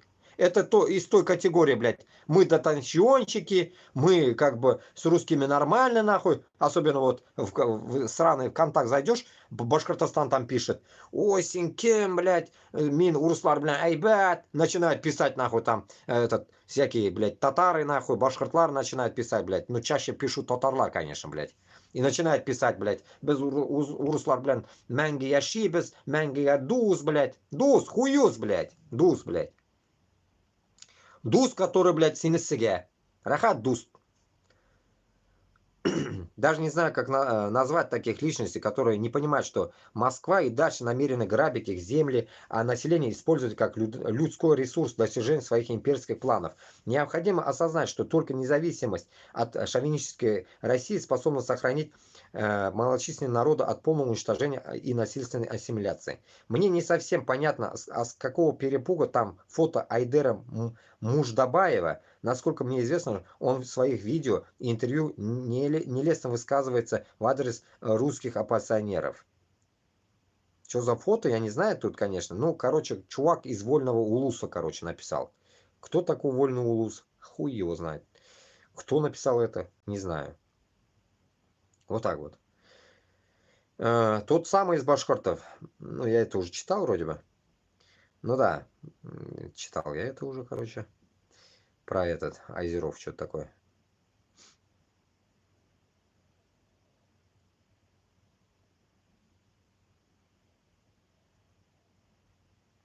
Вышел фильм «Буча», короче. Но, как выяснилось, там он пока на украинском, как бы, кому интересно, можете посмотреть. Вот сама реальность там, наверное, все такое. Ну, я на украинском явно не буду смотреть, его хуй поймешь, короче. Поэтому, когда я вчера тоже это высказывал, вроде телеги, нужно сделать бучу башкирт хам татар тілінде. Перевести на наши языки и, короче, переделать, как говорится, озвучивание. Не вот это писать снизу, а реально озвучить башкирт хам татар тілінде. Как раз и тренировка, и интересная тема. Так что кто может это такую делать, темы озвучивать, то начните делать вот такие дела нормальные. Чтобы башкирт хам татар тілінде оно звучало конкретно, и о чем там говорят, чтобы мы понимали там, ну там какие-то в рекламе показывали, что-то я видел, и как бы... Ну, явно живое там, если видели такие фильмы, как будто бы настоящие события, и как бы идет такой фильм, повествование такое, и все это происходит, и как бы вживую снимают там, ну, что-то такое, вот я предполагаю, вот такой фильм, наверное. Вот, ну, много таких фильмов американских смотрели, типа, на реальных событиях, типа, такие, блядь. Но на самом деле он как фильм, да? И это тоже такой же, я как понял. Вот так. И там всему можно верить. Вот я считаю, уже наперед забегая, в этом фильме Буча, я даже как бы, ну, еще не смотрел, даже не видел в глаза, так скажем, только рекламные какие-то отрывки. Я понимаю, что в этом фильме Буча я точно понимаю, что там вся реальность. Вот если Башкортостанда, Татарстанда еще вы не отдуплились нахуй, манкурты, блядь, вот вам как раз надо это посмотреть. И чеченцам, и дагестанцам тоже надо посмотреть, добавок, блядь, там, дома, не в Европе. Дома тем, которым манкуртам надо посмотреть там, дома, показать это. Конечно, кто покажет, выебут его, конечно. Ну, как говорится, как-то надо закинуть его куда-нибудь, где там ВКонтакте долбите, смотрите, как говорится, всякие новые фильмы, блядь, пиздите. С Казахстана, говорят, блядь, фильмы вот так пиздите, привозите, блядь, в Пидороссию и продаете. Как говорится, дожили, блядь.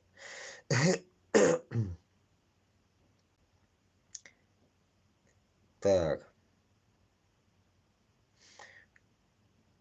Еще вот здесь я читал. Еще ведь его еще этот писатель, блядь, этот делает, блядь, типа загораживает этот какой-то хуй писатель. Вчера это я как раз тут озвучил, написал еще. Гусинский, если знаете такого хуя, Гусинский, я даже написал здесь, гандон, тратит около $5000 в день, жалуется, оказывается, он в долгах, у него 7 триллионов, что ли, долга, оказывается, по всему миру, кому только не должен, и он сейчас банкрот, оказывается. И понимаешь ли, в день у него $5000, оказывается, в Израиле живет. И вот ему нужна помощь, оказывается, типа, скиньтесь ему нахуй, бедняжки нахуй, блядь, больно нахуй, денег у него нет. 5 зелени в день тратит, в день у него расход только. Съем жилья, там, туды-сюды, уборщицы, туда-сюда, нахуй, прикиньте, да? И вот так, ему 5 кусков в день, и он как бы жалуется, понимаешь ли, нахуй. Пиздец, нахуй, блядь, сука. Вот такая херня, блядь.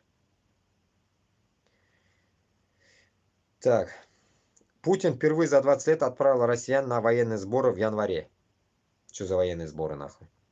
Президент Пидор этот в четверг, 16 января, подписал указ о призыве на военные сборы граждан, пребывающих в запасе. Нихуя себе, бля, вот это новость, блядь, нахуй. Не читал, блядь, не читал. Согласно документу, который опубликован на портале правовой информации, организация сборов поручена правительству РФ и органам исполнительной власти субъектов РФ. Указ, вступающий в силу незамедлительно, содержит 2 секретных пункта с пометкой для служебного пользования. В них, как предполагается, зафиксирована численность граждан, которых отправят на сборы и сроки их проведения. Это подмога, как говорится, НЗ, нахуй, НЗ, блядь, нахуй, в Украину, блядь. Вот туда он готовит их. Военные сборы зимой редкая практика для пидорасии. Последние 20 лет сборы проводились весной либо летом. Указ Путина о сборах прошлого года был подписан 1 марта 23 года, 10 мая 22 и 21, 26 апреля и 20, 29 июня. Сборы 2019 года были объявлены в конце февраля, а проводились в марте, а сборы 4-18 годов начинались в марте-июне. Ну, пиздец нахуй. Что-то заранее. Мне кажется, он реально на какую-то большую хуйню готовится, блядь. Последние январские сборы состоялись в России в 2003 году. Соответствующий указ Путин подписал 29 декабря 2022 года. Аналогичным образом проводились сборы 2001 и 2002 года. Указ выходил в один из последних дней предыдущего года. Сборы 2000 Путин объявил 27 января. Сборы 2024 года, которые стартовали в марте, по крайней мере, в Московской области, стали самыми масштабными за последние 10 лет, рассказывали The Moscow Times, источники на 4 предприятиях региона. Так что вот так вот. Готовьтесь на сборы, как говорится, покупайте побольше вазелина нахуй, и, как говорится, жестко, как говорится, будет вас шлепать там, путинососы. Так, Максим Мирович какой-то. Совки, сталинисты и путинисты не любят 90-е, в том числе из-за того, что по телевидению тогда говорили правду про совок. Вот, к примеру, доктор исторических наук Волкогонов рассказывает о Ленине, который в 18 году отдавал приказы казнить и брать в заложники обычных жителей Пензы. Ведет передачу, кстати, Влад Листьев, которого совки в конце концов и убили. Помните, на том эфирах я вспоминал Листьева. Вот Листьева как чпокнули. Видите, какие интервью брал он, оказывается. Не только Польшу тест, барабанчик гонял он нахуй. Но потрясло больше всего, что Ленин не любил людей. Листьев красавчик, видите, какой он признавал союз политики, молодой такой, морали. шевелюрой вот был, по памяти блядь. Скажу об этом. Помню его очки огромные, вот эта черепаха. Год вспыхнуло восстание в Пензе. Он диктует, не диктует, собственноручно пишет, этот документ есть. Бош, значит, в Пензу, руководителю пензенских коммунистов. Арестовать 100 самых крупных богатеев. Повесить, 3 раза подчеркивать, непременно повесить, не расстрелять всех этих крупных богатеев, кулаков. Отобрать у них весь хлеб, опубликовать их имена, взять заложников. Пусть народ на 100 верст кругом трепещет. Внизу приписывают по скриптам добавление «найдите людей потверже». И с тех пор большевики всегда, когда устроили огромный большой террор, только искали людей потверже. Так что Сталин родился в Ленине. И тут как раз мне добавляет он такой, так скажем, тезис, добавим сюда. Башкортостан, блин, Татарстан, да? Вот эта херня против узкожопых, я вам сказал, будет тоже такая же жесткая. Первая задача ихняя, чтобы и, как говорится, жизнь стала более-менее нормальная, это выучить язык. Выучить язык, нахуй. А богатых узкожопых, которых мы будем цеплять, нахуй, там, в пидорасии, во всей пидорасии, все бабки выдаить, нахуй. Без трусов команда, нахуй. И все бабки выдаить, нахуй, подобие Альшера Усманова, вот этого гандона, Манкурта, узбека, блядь. Узбек он или еврей, хуй его знает, блядь, что за гнида он, нахуй. Вот таких пидоров, нахуй, всяких, блядь, нахуй, уёбков, подобие Ходорковских и как их называют, блядь, всяких. Ну, короче, всех богатых, нахуй. Вытрясти бабло ихне все, блядь. Их нахуй. Или, блядь, в тюрьму закинуть, нахуй. Ну, по Башкортостану с Татарстаном так и будет, блядь. Всех засунуть в тюрьму, а потом потихоньку будем разбираться. Казнить будем, или, как говорится, их, блядь, оставим на 100 лет, нахуй, в тюрьмах. Посмотрим. Ну, что-то будем с ними делать, короче говоря. Но пощады им не будет, нахуй. Главное, вытащить все ихние, блядь, активы, то, что напиздили, нахуй, по Башкортостану с Татарстаном. Все вынести, нахуй, и в казну, блядь. В казну, и, как я и говорил, до этого в Башкортостане и Татарстане должно быть всем построены дома во всех регионах. Дома, и в эти дома, как говорится, мы будем подзывать своих башкортов и татар из других регионов. Вот так мы, как говорится, увеличим объем Башкортостана с Татарстаном после вот этих смертей, блядь, ебаных, мобилизованных. Примерно так должно быть. Так, история башкир.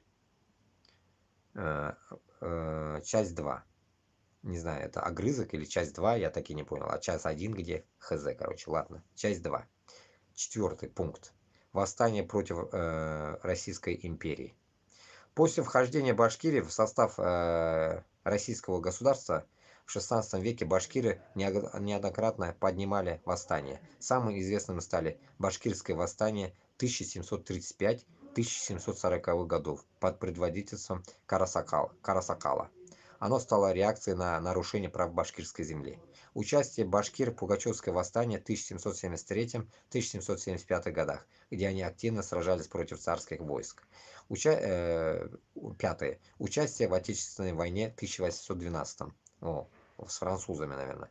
Башкиры проявили себя как отличные воины, служившие в составе иррегулярных кавалерийских полков российской армии. В Отечественной войне 1812 года они участвовали в партизанских действиях, разведке и охране тыла, прославившись своей маневренностью и храбростью. Шестое.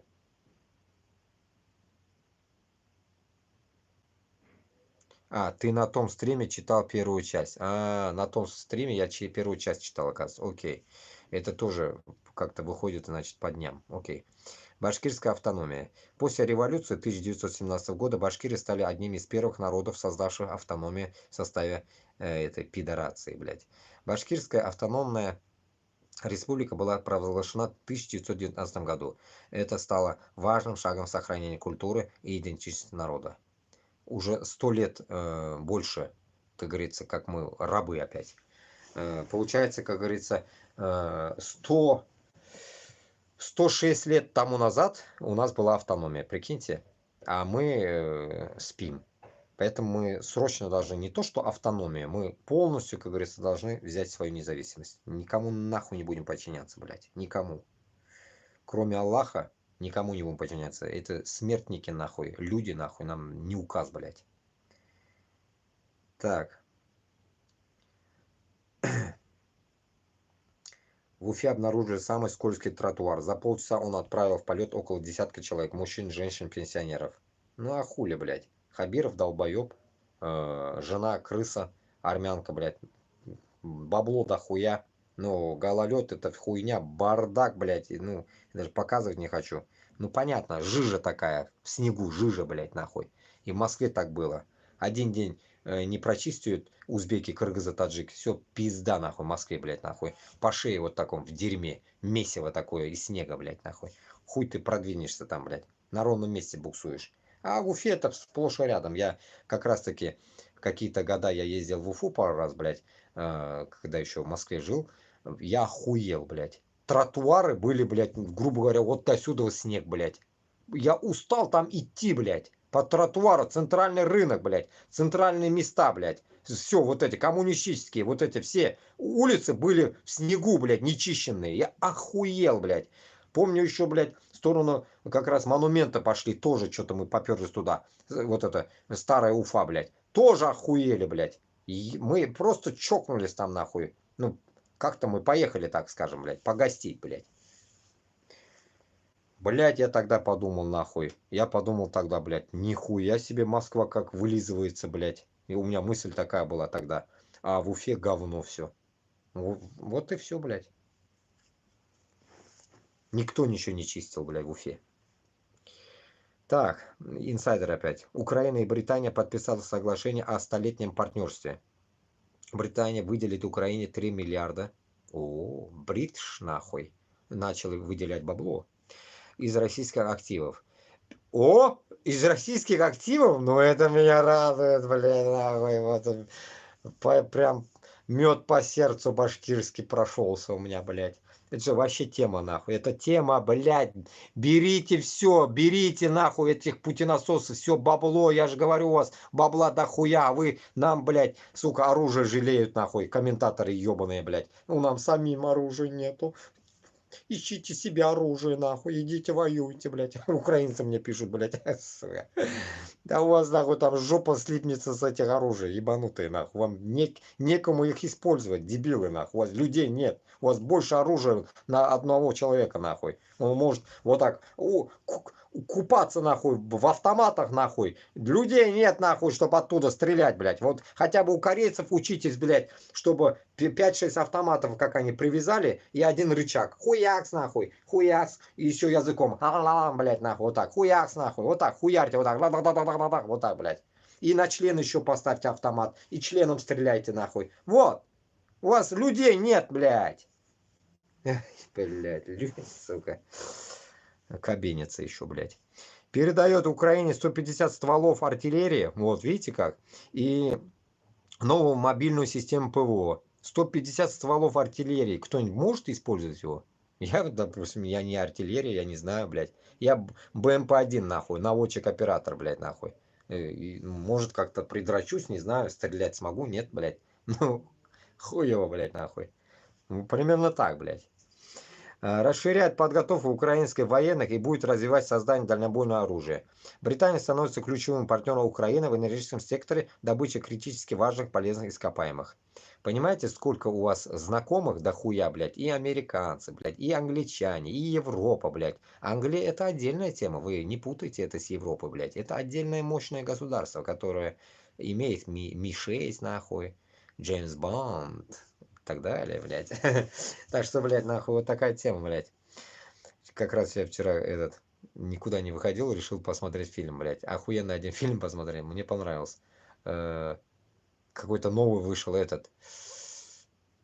«Миссия невыполнима», новая, блядь. Посмотрите, охуенный фильм вообще, тема, короче. 3 часа где-то шло, блядь. Заебался, нахуй.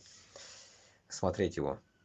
Как раз это наша тема, блядь, нахуй. У нас тоже миссия выполнима только. Не невыполнима, а выполнимая миссия у нас стоит, блядь. Уничтожение Москвы, блядь. Мы знаем, что мы его выполним. Просто, блядь, начать не можем, блядь, нахуй. Раскачиваемся долго, что-то, блядь. Так, идем дальше, идем дальше. Ага. Вот это Альфия, которая мразота, Альфия, блядь. Которая, блядь, в тот день помогла, наверное, мне заблокировать, нахуй, мой вот этот, блядь, ТикТок другой, блядь. Это мразь я нашел в негативных комментариях. Не знаю, рожу тут не увидать, конечно, но явно пожилая овца какая-то, блядь, нахуй. Пожилая вот Альфиюшка, блядь, я ее отметил даже, вот. Прочитаю ее комментарии. Вот сейчас, может, по комментариям пройдемся. Где-то в каком телефоне должны быть комментарии у меня до хрена. О, вот сейчас комментарии будем читать чуть-чуть. Давайте чуть-чуть отвлекемся от новостей, потом комментарии почитаем. Ха-ха половим, блядь. Этот Альфия мне пишет, блядь. Картамбай саткан кутакпаско. Сколько тебе заплатили, шайтан син? ФСБ, услышьте. Но явно она написала на казахском. Это получается Альфия с Казахстана. Как мне вот братья-казахи говорили, что там вся мразота это татарская, башкирская, которая топит за Путина, нахуй. Вот такие узкожопые там есть, манкурты, нахуй. И вот так она написала, она, видите, даже не знает свой татарский, уже пишет на казахском. Мне еще как бы материться на казахском, блядь. Но явно ее ТикТок не пропускает, потому что ТикТок все языки знает, китайский же. Он знает все языки, и он не пропускает ничего, как говорится. Вот такая вот херня. Как раз таки это Альфия, короче, вот, мне кажется, с ней же я грызанулся тот день, блядь, овцой ебаной. Вот она, блядь, накидала страйков, блядь, сраных. Все, давайте здесь остановим пока, мы потом дальше пойдем. А, вот здесь самый тоже, вот это давайте еще прочитаем. Вот еще потом Гаяс какой-то, Гаяс какой-то, ну, тоже с ТикТока хуй один пишет. На комментарии.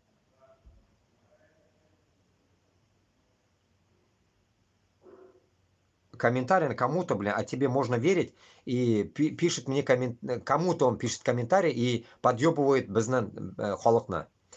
Они вчера уже $100 000 заработали. У ГУР Украины взяли обманным путем, кстати, тоже были башкиры и татары. Вот один гандон смеется, пишет и смеется то, что, блядь, у ГУР Украины, оказывается, какие-то татары с башкирами взяли деньги и как бы их обманным путем. И типа заработали, типа, блядь, говорит, нахуй. Кто они, нахуй, что это, нахуй. Ну, короче, пиздит, нахуй. Ну, это явно этот уебок узкожопый. Как говорится, в ТикТоке не поймешь же, узкожопый он или кто, блядь, они там шифруются, пиздец, мама не горюй, блядь. И после этого я понимаю, что эти бляди, нахуй, там тоже сидят вместе с украинцами и просто как бы несут такую ересь, нахуй. Вроде бы они кажутся и не за Украину, ну, вроде бы тоже за Украину, но тоже не за Украину. А тут откликается именно против меня. Именно против меня смысл идет. Получается, как бы хотят на двух хуях посидеть, но все равно проскальзывает их мысли, что они откуда-то не такие, блядь, нахуй. И типа топят за Украину, блядь. А на самом деле это явно эти узкожопые, мне кажется. Вот такие тупорылые моменты есть тут. И вот опять эта овца Альфия пишет тут. Иди защищать хунту Украины, которые с 14-го убивает свой народ.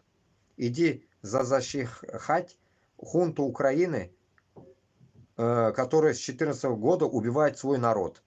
А Альфия, эта овца, пишет то, что украинцы, оказывается, свой народ с 14-го года убивает. Удивительная дура, блядь. Удивительная, блядь. Это просто пиздец. А, вот еще комментарий, вот удивительные комментарии тут, блядь, я просто поражаюсь, блядь. Ну, я это тут тоже, блядь, ответил или нет, я не знаю, не ответил, просто я пока кинул сюда.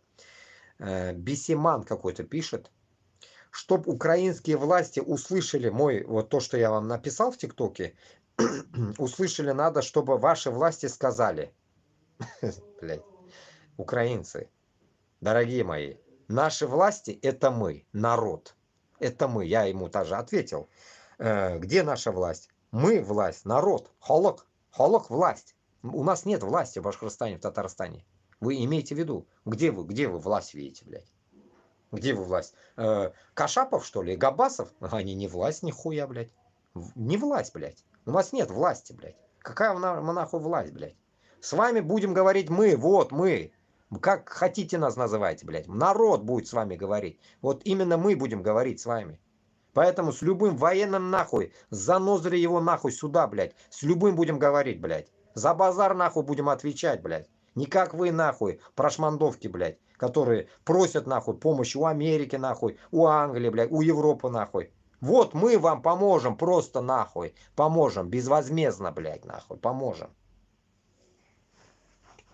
Инструменты только с вас, блядь. Скальпель, туды-сюды, нахуй. Мы хирурги хорошие, блядь. И вот такие хуёвые. И тут, конечно, тот чувак, который тоже в комментарии то ли обиделся на меня что-то, Александр. И он написал. Я его нашел, он думал, издалека же я тут не вижу, баба сидит или мужик, блядь. Ну, это, оказывается, мужик какой-то, блядь. Фото как-то не так вставил. И вот он пишет.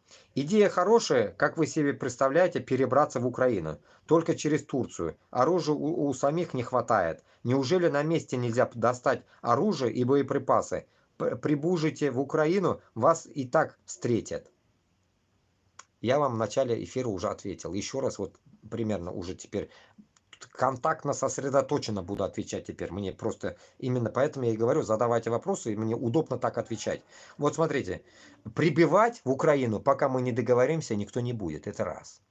Пока мы точно не уясним. Потом, этот разговор само собой мы выносить будем на общую орбиту башкиртов и татар. Это в первую очередь. Тому же, блядь, как говорится, Кашапову, Габбасову, у него аудитория у них есть. Само собой, с ними мы будем разговаривать. Я, как говорится, без них, как говорится, я и не собираюсь разговаривать, во-первых. С ними, как говорится, будем обсуждать. Но в моем кругу, как говорится, этой темой разруливать буду это я. А с ними мы будем говорить чисто, чтобы они, как говорится, подключили людей, которые готовы взять в руки автоматы. Вот примерно вот такой будет разговор, блядь. А на всю дискуссию, особенно Кашапова, никто пускать не будет, нахуй. Он потом, потому что он бледун ебаный, начнет опять своих Эрдоганов подсовывать сюда и всякую шушуру ебаную, нахуй. Азеров и Эрдогана, нахуй они нам не нужны. Тут будет разговор только тет-а-тет идти с украинскими войсками, вышестоящими, со мной и с Габасовым. В идеале с Габасовым. Даже Кашапчика можно не включать в это нахуй дело, блядь. Вместо Кашапчика нормального татара надо подключить, блядь. Пусть из той же компании будет, нахуй, но не Кашапчик, нахуй. Нормальный чувак должен, блядь, который я как-нибудь восприму его как человека, блядь. Если как Кашапа будет, гнида, нахуй, он не нужен, нахуй. Со стороны татар я имею в виду. Если со стороны татар какая-то залупа, если не выйдет оттуда нормальная, то хуи ложили на Татарстан, мы за Татарстан тоже сами возьмем, как говорится, ответственность, блядь, нахуй. Вот и все, блядь. Заебением вместе, нахуй. И за татар, и за башкиртов один будет диалог, блядь. Вот и все. Там церемониться с татарами не собираемся, нахуй.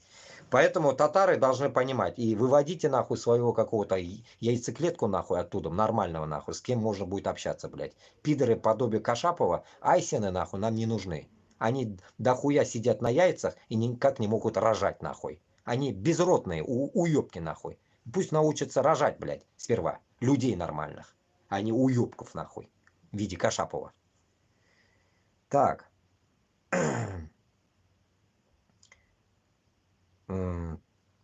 Короче, тут сейчас пройдем на другую тему. Давайте теперь вот как раз, пока не забыл, по темам пройдемся, потому что тема же Украина сегодня. Вопросы Украине, разговор про Украину и так далее. Тема именно давление делаю теперь на то, чтобы украинцы поняли и отозвались мне, военные особенно отозвались, вот как мужиком, блядь, отозвались, как говорится, и ответили на конкретные тет-а-тетные вопросы. Да, я в ТикТоке, нахуй, не надо, нахуй, тут ржать, блядь, нахуй, я не ТикТок войска с Чечни, нахуй, и в Ютубе не надо ржать, блядь, допустим, да, то, что я в Ютубе сижу. Как вам, нахуй, сидеть? К вам в Украину приехать, нахуй? У меня нет, нахуй, документа оборота, чтобы туда-сюда ездить. Этот вопрос еще надо будет мне решать, блядь, здесь. Я не могу туда-сюда шароебиться, блядь, в Украину без неответственно, нахрен. Потому что туда зайдешь, как я обратно зайду сюда? Понимаете смысл? Где мы куковать? На улице, что ли, нахуй? Или в окопе жить, блядь? Поэтому, исходя от этого, пока мы не наберем народ, как говорится, двигаться я отсюда не собираюсь. И плюс еще весь разговор этот нужно донести до какого-то экстаза, нахуй. Чтобы можно было бы, как говорится, уже, как, так скажем, как девочку трахнуть это дело производства.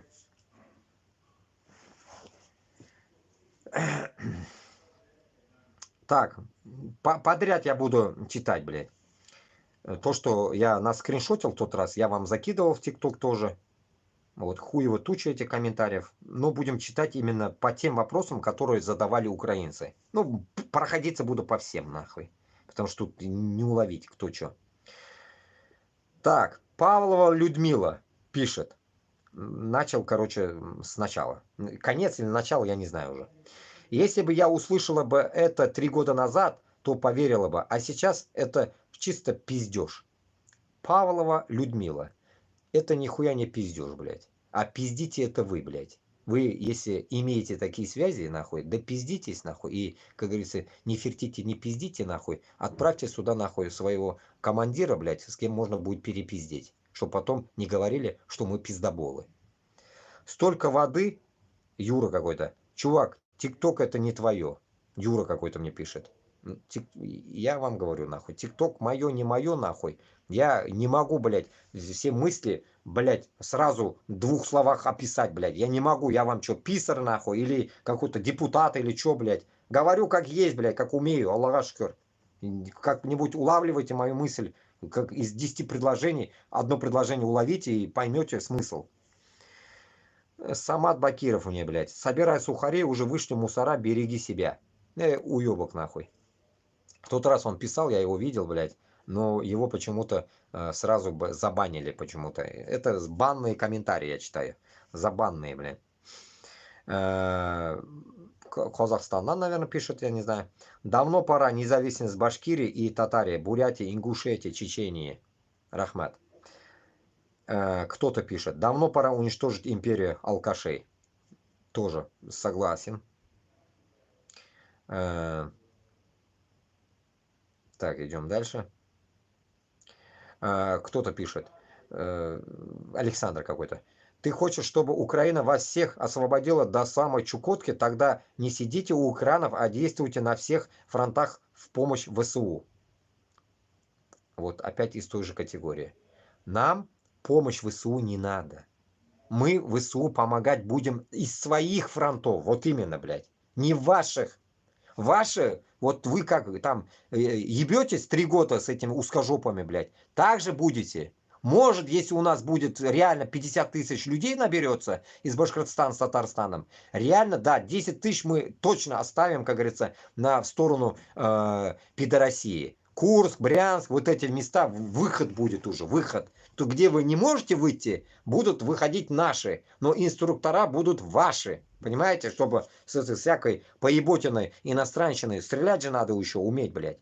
Откуда нахуй пульнешь нахуй и сам сдохнешь по дороге еще. Надо же, блядь, уметь надо еще это, ёпта.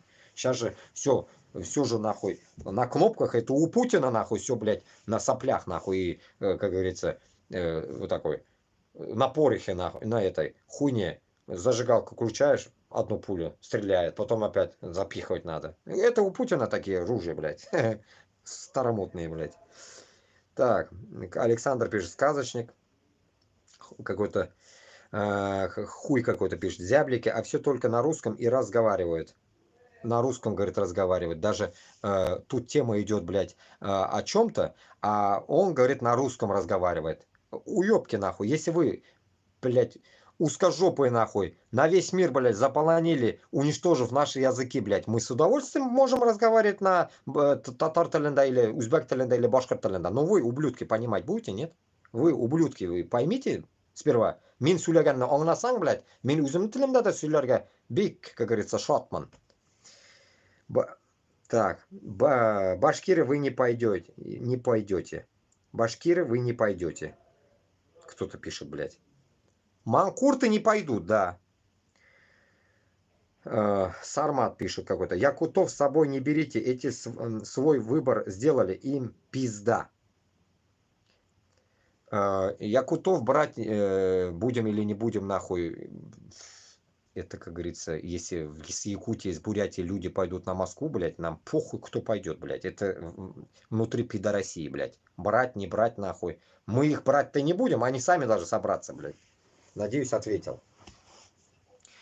Ну, наверное, он за то, что, блядь, точит, типа, как якут заебенил украинца. Вот за это, типа, наверное, он за это он говорит. Это вспоминает. Какой-то Некси, блядь, какой-то пишет, блядь. Ты подстрекатель, что ли? Живи, пока живется. Сука, блядь. Манкурты, блядь, или тупорылые какие-то люди мне пишут, нахуй. Никакой я не подстрекатель, а конкретно, нахуй, тему, как говорится, вам хочу донести. Так. Вот этот пишет. Ура, ура, пишет. Парень, Украина только рада помощи от вас, но пока у нас продажное правительство, которое разворовывает средства, которое передается Европой, ничего не получится. У нас даже сотни специально бросают оружие.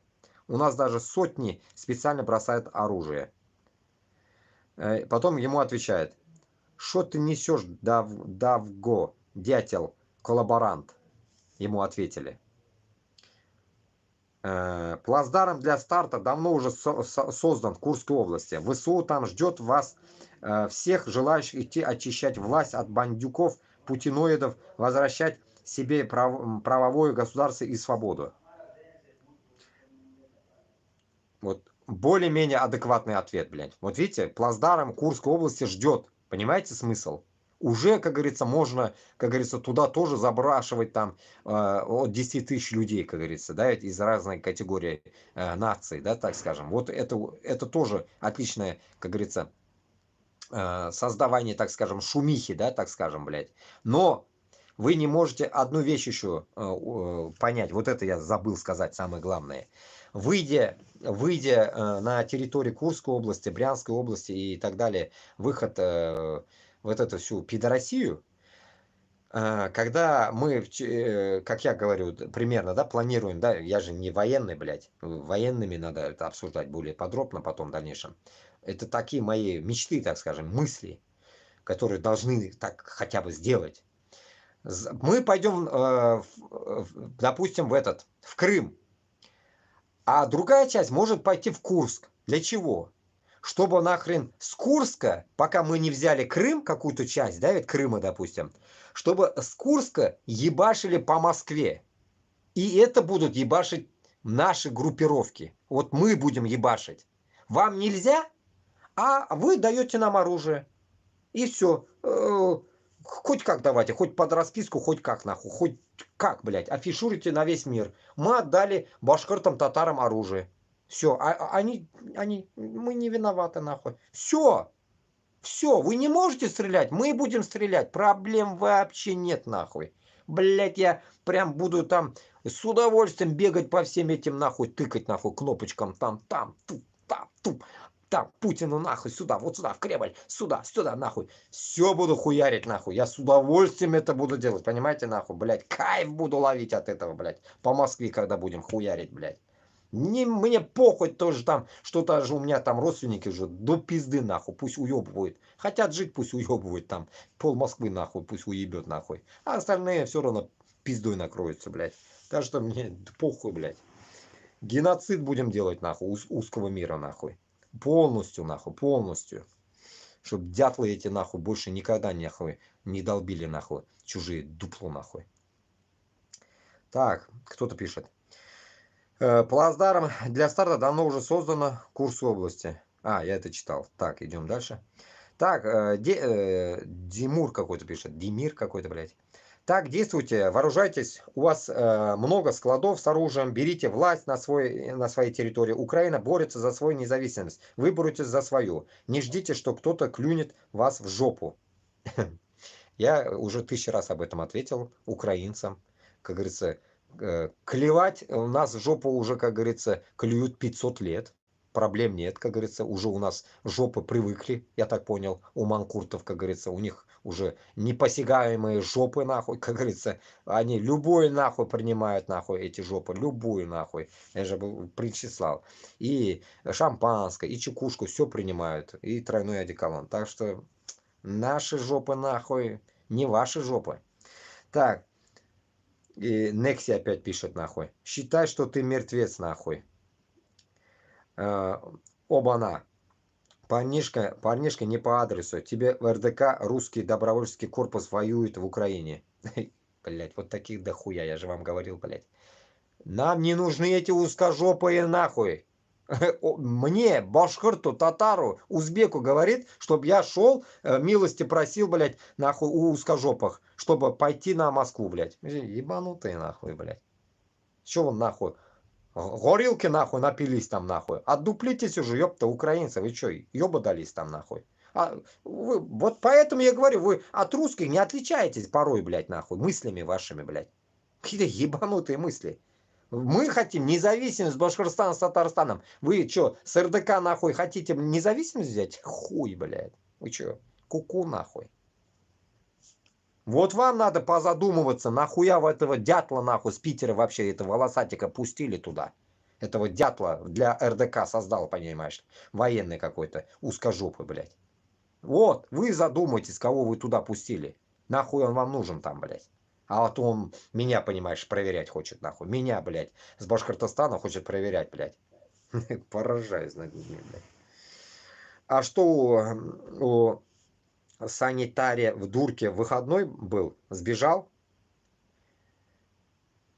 Так, уебок какой-то, понятно. Башкурт татарлар алга, казахтар сенен менен берге. А другой кто-то ему отвечает. Мал пишет. Прикиньте, даже у казахов есть манкурты. Так что тут нехуй удивляться. Наталья Шаймарданова. Ну вот это пиздец, блядь. Вроде бы она мозга ебала. Сейчас почитаем. Прежде нужно знать подноготную. Поможете, если снесете бандитов у власти. Путина еврея и его кодлу ОПГ евреев. В Украине у власти та же банда евреев. Все они выполняют приказы Британии через США. Блядь, порой хуею, блядь. Одни какие-то нахуй эти сидят. Как эти, блядь, нахуй. То ли ФСБшники, то ли нахуй, как говорится, нео-ФСБшники, блядь, я не знаю, как их назвать, боже, порой поражаюсь, нахуй. Если вы везде будете видеть евреев, нахуй, ну, нахуй тогда вообще воевать, блядь. Везде евреи, нахуй воевать, блядь. И Зеля еврей, и Путин еврей, и чё, и хули воевать, да? Вот это не могу понять. И, кстати, насчет этого, хорошая тема она озвучила, сейчас отвечу. Вот, понимая, сейчас я вот уже к 40 годам, понимаю одну вещь, блядь. Тут нахуй, такая хуйня, блядь. Но у евреев слова манкурт тоже нету, блядь. Понимаете, оказывается. Мы постоянно, как мусульмане, ненавидим евреев, допустим, да? Но тут загвоздка, блядь, порой, блядь. Этих же самих же евреев, нахуй, эти путинасосы, которые сказали сосать у нас, которые сказали, мы не будем сосать у тебя, они сами в бегах, блядь. Вот дальше больше в лес, понимая, что они сами в бегах.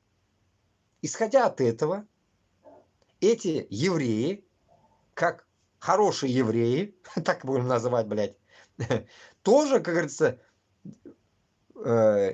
хотели бы снести Путина, хотели бы снести там всю эту поеботину сверху. А я думаю это, почему? Потому что, нахуй, если вот сравнивать, я по сути их не люблю, блядь.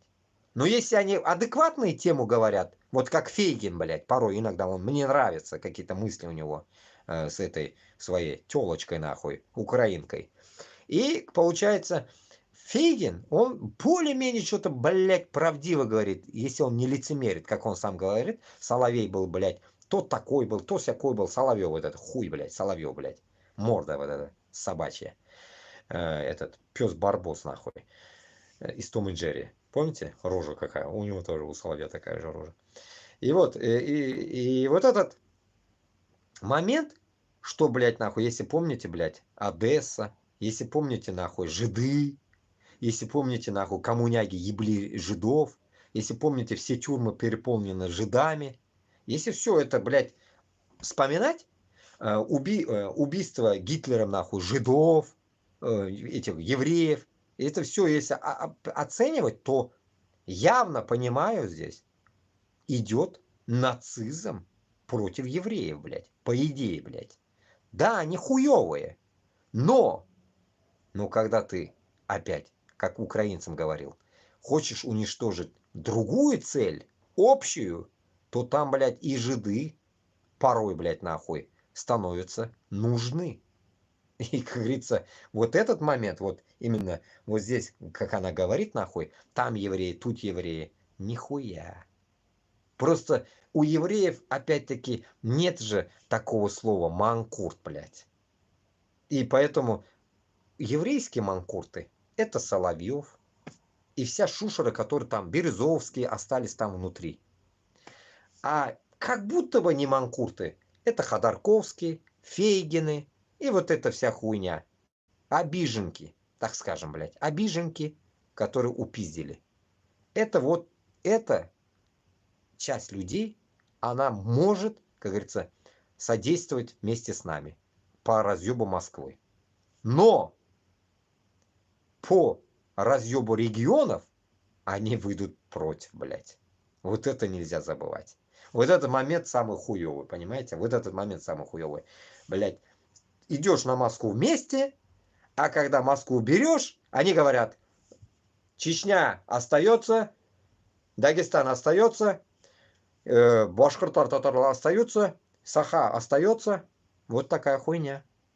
Поэтому, как говорится, здесь нужно иметь холодную голову, нахуй. Ебать, как говорится, всех, блядь, вдруг, нахуй, не туда пойдет ветер, блядь. Запах не тот, учуем, блядь. Поэтому Башкортостан, Хам-Татарстан, халкы должен понимать, мы создаем отряд только из своих. Никто нахуй не должен быть. И никакой отряд мы не вмешиваемся, блядь. К нам никто не вмешивается, нахуй. Над нами нету хозяев, блядь. Вот это все должны вы понимать. Над нами только будут команды, командиры, которые будут строить свой отряд, свою бригаду, свою роту. Вот, все. Команда будет из наших, более-менее, которые шарят в военной теме. Все. Башқұрт һәм татарлар. Уянығыз. Жетті уже, блядь, қорқып ятырға. Өлім, өлім. Шул қорқып ятқан ястығыңның астына да келешек, блядь. Йоқлап ятқан жерінде өліп кетесің. Сен шуны аңламайсың. Так что, блядь, өлім аяқ астында. Біз білмейміз қашан өлеміз. Қорқып ятып, блядь, бұл сөйлейді бит, ну, что-то мен әйбәт ақша эшлейм. Нахуй мен барам, блядь. Десең, блядь, ну, олай, блядь, ну, яшисең, да шулай так-то. Независимость нихуя никогда не будет, блядь, в Башкортостане, в Татарстане. Как тот этот чечен мне писал здесь, через 50 лет даже не получишь, написал он. Понимаете? Человек уже все, он человек, который отбросил все это дело, живет на свое удовольствие, ему не надо это. Вот такие вот люди. Идем дальше. Что ты мелешь? Ты закройся, нужен мир на всей земле. Мозги свои включай. Ой, мир нужен, оказывается, какой-то мандалошки, блядь, нахуй. Мужик или баба, непонятно, нахуй. Это псевдоимя, нахуй. Все тут шитокрытые псевдоимена какие-то. Нумерации только там есть, блядь. Пиздец, блядь.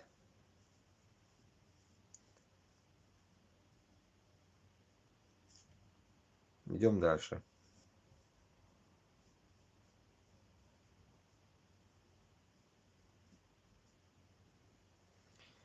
Вот тому парню, который писал, типа Украина обворовывается туда-сюда, Лада и ему ответила: ты не украинец, поэтому помалкивай и не мешай людям, манкурт. Вот так, блядь, слово манкурт знает. Наталья Шаймарданова это пишет, блядь, опять какая-то мандалушка. Наталья Шаймарданова, блядь. Ну явно же, блядь, нахуй, наверное, или, например, татарка, или мандалошка вышла замуж за татарином. Ну, овца ебаная. В Украине идет утилизация населения Украины евреями у власти. Руками русских и израильских наемников убивают украинцев на фронте. Внутри Украины убивают украинцев. Украинскими наемниками. Враг внутри. Понимаете? А тогда узкожопые, вот до этого видео смотрели, убивают внутри своих. Враг внутри. Ох, война какая хорошая. И в Украине враг внутри, и там враг внутри. Нахуй, да? Идти на такую войну вообще, блядь. Хуй поймешь, везде враги, блядь. Сука. Алга баурлар. Желаю и вам. Кто-то ответил.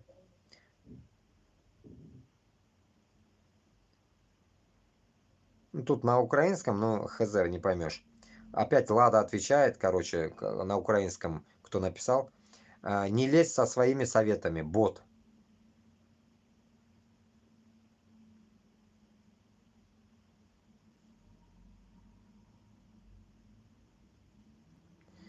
Виктор, просто не болтайте, езжайте туда, вас там ждут с обоих сторон диванные герои. Нас никто не ждет там. А нас еще никто не знает. Хули нас они ждут, блядь. Вот это не могу понять. Еще отдуплиться люди не могут. Как они могут нас ждать, блядь? Люди в комментариях не могут еще вкурить, блядь, о чем речь идет. Марина, мастер маникюра. Сижу, рыдаю. Я не ожидала такого. Просто рыдаю. Дорогие братики, молиться я за вас будем. Написала. Ну, кто-то, блядь, подъебывает. Харламовна какая-то, блядь. Братики. И ржет, блядь. Сука.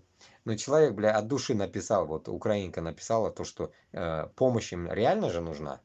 Они просто кабенятся, просто не могут понять, блядь, отдуплиться не могут. А нормальные люди вот нормально отвлекаются, блядь, нормальными комментариями, что людям, когда говоришь, что помощь, как говорится, нужна, Бог помощь. Помощь нужна, ну кто отказывается, притом на войне, блядь? Конечно, нужна, блядь. Адекватный народ вот так и реагирует должен, блядь. Не так, что, блядь, издевается там, блядь. Дичь какая-то сидит. Я же говорю, бля, я заебался эти комментарии. Это все из черного списка. Комментарии ТикТока черный список. Это не те комментарии, которые там на адекватные пишут. Это то, что ТикТок не пропустил. Потому если свои адекватные там читать, неадекватные тоже там есть. Там дней не хватит. Так. Ну, это на украинском я не могу понять, но сейчас попытаюсь прочитать. Ну, это не, это пиздец слова непонятные. Это жесткое. Вот здесь чуть-чуть более-менее. Щось погано молишься. Видать, неверующий был до тех пор, пока не стало прилетать. О чем была речь, не знаю.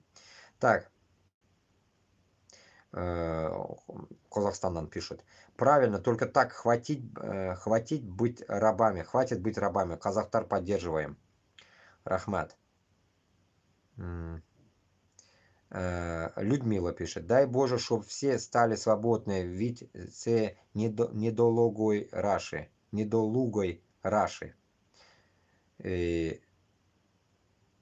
Кто-то пишет внизу. Бедная, несчастная, на цепях держали тебя. Даже не знаю, как тебя пожалеть. Шея от оков зажила хоть? Вот так, видите, они друг друга даже подъебывают. Я хуею. Украинцев подъебывают. Я просто поражаюсь, сука, блядь. Нахуя, блядь. Так, засланный казачок Салям еще говорит. Любовь какая-то малоденечная. Мне пишет, блядь, я засланный казачок Салям еще говорит, блядь. А что говорить вам, нахуй? Хуям пополам, нахуй.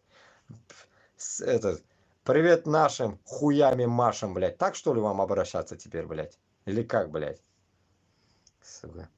Все просто. Берите свои воинские части, там есть оружие, полицейские участки, там есть оружие, ФСБ, там есть оружие. Вооружайтесь, садитесь на технику и вперед на Москву. Джон Траволта, нахуй какой-то. Джон какой-то пишет, блядь. Оксана пишет. Будь тихо, не наебуривай. Не наебуривай. Сука, о чем она пишет? Наебуривай, блядь. Что за слово нахуй? Так, Алга. Наталья ему отвечает. Эй, умник, а что на русском говоришь? Говори на украинском. На английском. Для англосаксов они побегут. На комментарии Алга эта овца пишет, блядь. На комментарии Алга эта овца написала. Эй, умник, а что на русском? Ну, явно она мне пишет. Но комментарий-то Алга. Эй, умник, а что на русском говоришь? Говори на украинском, на английском. Для англосаксов они побегут. Когда... Я так понял, короче, когда их ебешь, узкожопых, блядь, уже у них нету отмазок.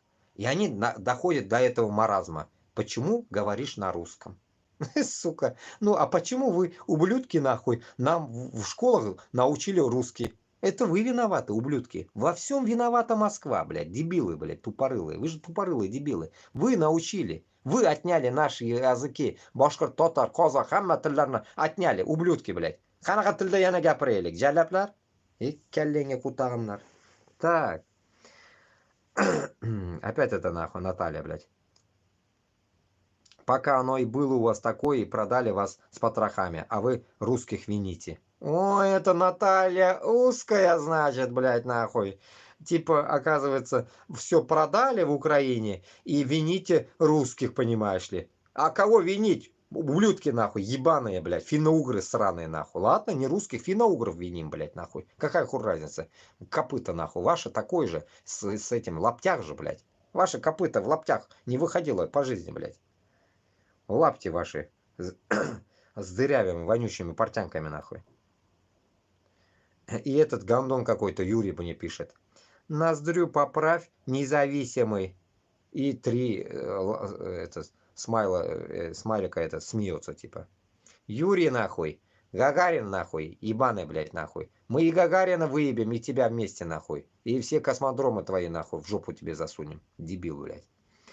Казахи за вас, баурлар, молодцы. Раздолбать эту сраную Москву, блядь. Вот эта тема, нахуй. Рахмат. Олга, Казахстан, блядь. Вот, понимаете, поддержка вот такая должна быть, блядь. Разъеб Москвы и точка, блядь. Илинка какая-то. Мандавошка какая-то. Илинка какая-то. Так. А ты такой герой, сидят за границей. Ты иди и скажи эти слова в России. Герой интернета. Хренов. Наверное. Хре написано. Герой интернета, блядь, нахуй. Я не герой интернета, блядь, нахуй. Я доношу, как говорится, вышестоящим людям, обычному народу, хора, холока, башкар, татарларга, что действовать надо, действовать. Они, блядь, как говорится, героизмом занимаются. Блядь, мне герой, нахуй, не нужен, блядь, нахуй. Это вы герои, блядь, нахуй. Кресты себе вешаете везде, блядь. Туда сходил медаль, сюда сходил медаль, там выебали медаль, блядь. Везде медаль у вас, нахуй. Отсосали медаль. За все у вас медаль, нахуй. Я же говорю, вместо крестов вам надо сделать такую, блядь, чеканку, нахуй. Хуй, блядь. Хуй вам, блядь, вот такой, понимаете, нахуй. Огромный отнаком, блядь. И то, что вы, блядь, заработали хуй, блядь. Вот и все, блядь, а не крест, блядь. Война не нужна на данный момент, абсолютно. Прошу, не воюйте с русскими, соберите войска и на Киев. Прикиньте, да, ублюдки, нахуй. Не воюйте, говорит, и на Киев, блядь. Вообще, блядь, нахуй. Ебаная женщина какая-то написала. Фотка есть. Ребята, рядом воинским части, кому ты гонишь? Ребята, рядом воинским части. Ребята, рядом воинским части, кому ты гонишь? Ребята, рядом воинским части, кому ты гонишь? Блять, порой нахуй. То ли нахуй пишите на украинском, то ли на русском. Или кто это нахуй пишет? Ебануться, блядь. Предложение порой я читаю, блядь. Где, сука, не знаю, где начало, где конец, блядь. Не надо нахуй. Потом говорят, почему на русском говоришь, блядь. Ну, сука, учите нахуй тогда другой какой-нибудь язык, если на русском даже ошибочно пишите, блядь, дебилы. Наташа опять пишет, овца ебаная какая-то. Тиктоковские войска. И ржет, блядь. Я не тикток войска, нахуй. Так что оставь адрес, нахуй, и, как говорится, приедем, нахуй. И пизденку побрей свою, нахуй. Так. Вам, бабам, заняться нечем? Ей ответили. Карина Нургалина. Карина Нургалина. 92-го года, наверное. Кто такой ты, диванный воин, ржет? И такие же с тобой на ишаках. Вырубай окно в юрте. Понимаете, да? Главное, Карина Нургалин. Даже фотка есть, нахуй. Явно овца ебаная. Ну, тут мелко не увидите. Овца ебаная, наверное, блядь. Или отец, или мать, нахуй. Как говорится, манкуртка. Вышла замуж за хуя узкого, блядь. И уродилась вот такая Карина Нургалина, нахуй. И вот такое вот дерьмо, нахуй, мне пишет, блядь. Закрыть юрту, окно в юрте, блядь, ишаки, блядь, и так далее. Вот у них какая тематика у этих узкожопых. То, что башкиртлар, татарлар, и все, типа, мы все чурки на самом деле, и мы на ишаках ходим, блядь. Заебись, нахуй. Заебись, блядь. Так, идем дальше.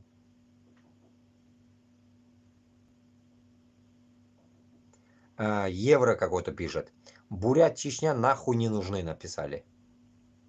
Короче говоря, мне кажется, это украинец написал, который, как говорится, точно уже включает свой нацизм, как говорится, который, как говорится, видели они на войне. Значит, как говорится, чеченцы хуйней маются там на войне, кадыровцы ебаные, и буряты. Так можно понимать. Мы же как бы башкирты, татары такие хуевые, блядь, где-то там поймались. Мы же пока еще не слышали со счетов украинцев. Только мы слышали со своих счетов, как один башкирт заебенил несколько своих солдат, блядь, в прошлом году. Гондон один какой-то. Доктор кто какой-то, блядь. Ты как сидя дома готов или под маминой юбкой? И типа ржет. Иван какой-то. Такую чушь слышу. Ну, узкожопые нахуй, явно чушь, наверное, блядь. Хуй какой-то пишет непонятный. Допрыгаетесь, чё курил дядя, иди работай, заберите его на войну. Ну так вот.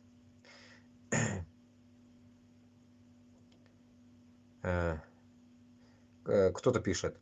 Дурус Сигендер. Сигавис.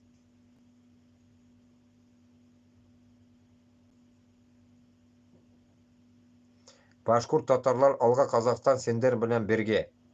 И ему пишет, Серик какой-то пишет этому комментарию. Аулак кетендер, проплаченные штатами, не баламутьте народ.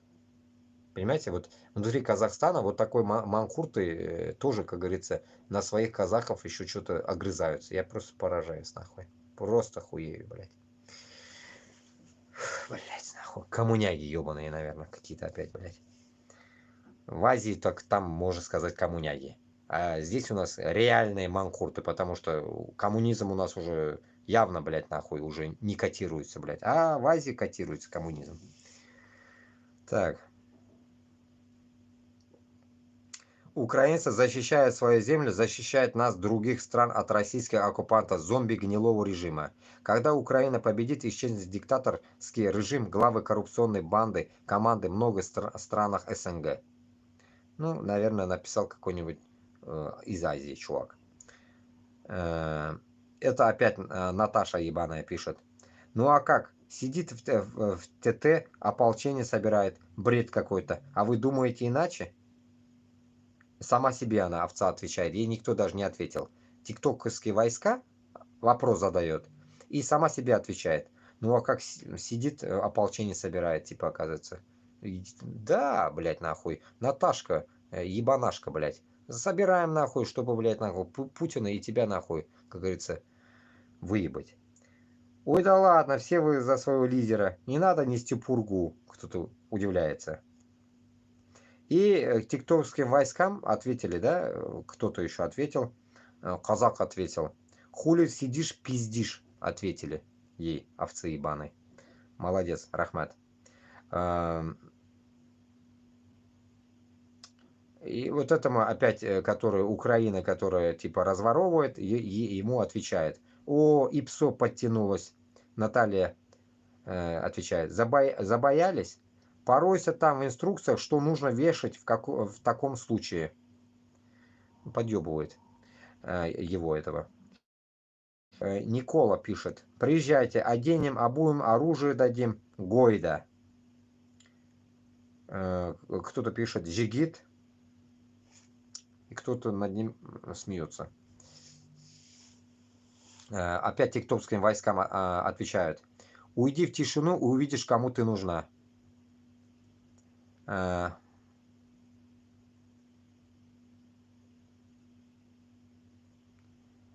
Так, ну, это хрень. Побалакали, сілі, та й заплакали. Ще один іпсошник відскочив.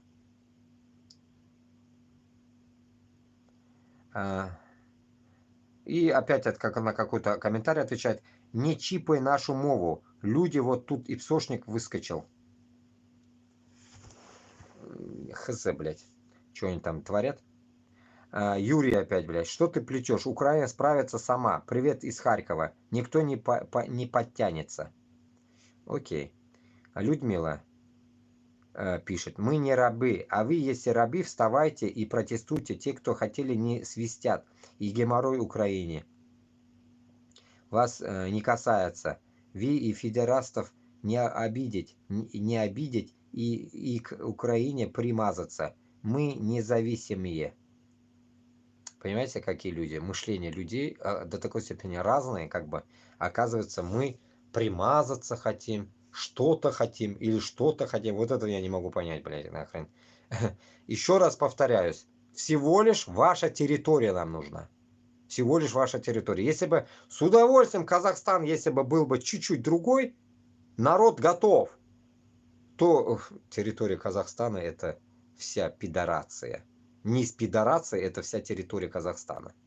Так что легко нахуй. Легко мы это сделаем. Легко вообще, блядь. Если мы попадем на территорию Казахстана, нам Украина нахуй не сдалась, блядь, нахуй. Ебитесь сами, как хотите в дальнейшем потом. Понимаете, мысль какая будет уже будет. А после нахуй. Диктоваться.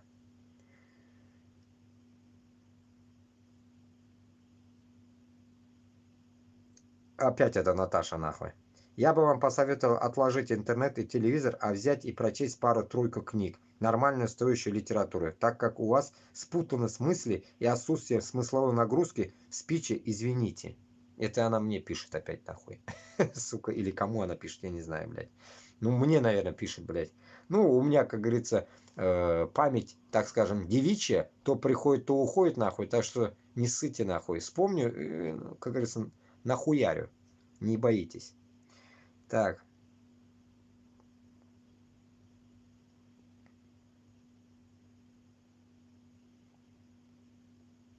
Россияне, уберите двоечников, наверное, а то может нехорошо быть.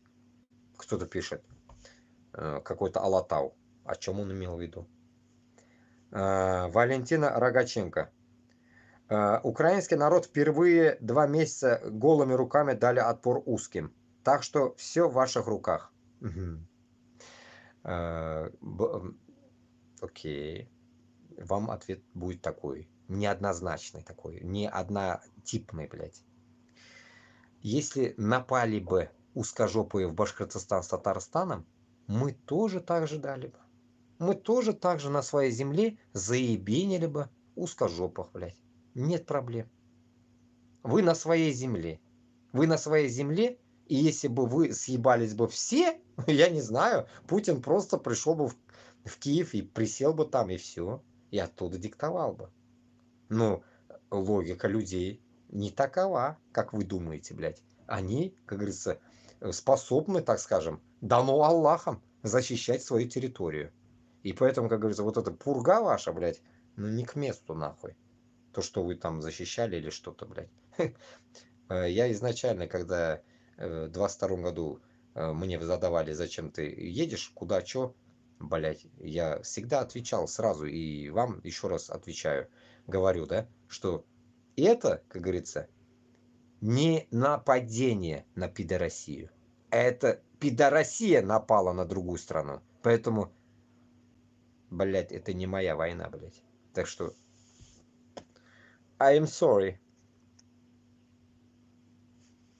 Поэтому, надеюсь, я ответил. Поэтому я, как говорится, не могу идти куда-то нападать, нахуй. Я не могу понять. Ну, тогда, окей. Давайте это тоже чуть-чуть расширим, этот вопрос. Чуть-чуть, а с ответом. Допустим, я приехал сюда, и я как бы, ну, типа, или как это, как она, голыми руками. Ну, давайте я тогда вот сюда приехал, давайте пойду я сейчас нападать на Европу. Вот так примерно логика идет, блядь. Голыми руками они, оказывается, в Украине защищались. Окей, молодцы. Базара нет, блядь, молодцы, мужики, блядь. Но я же не могу, блядь, просто идти куда-то нападать, не так ли? Это то же самое. Я в Украину не пошел нападать, а не воевать. Есть вроде бы, блядь, тут какая-то дисбаланс слов, блядь. Вроде бы есть, блядь. Для адекватных ушей оно есть. Не мозгов даже. Ушей, блядь. Уши даже, сука, от этих слов порой вянут, блядь. Игорь какой-то, хуй какой-то пишет. Но ты, голова, менингитом не заболел, чудной?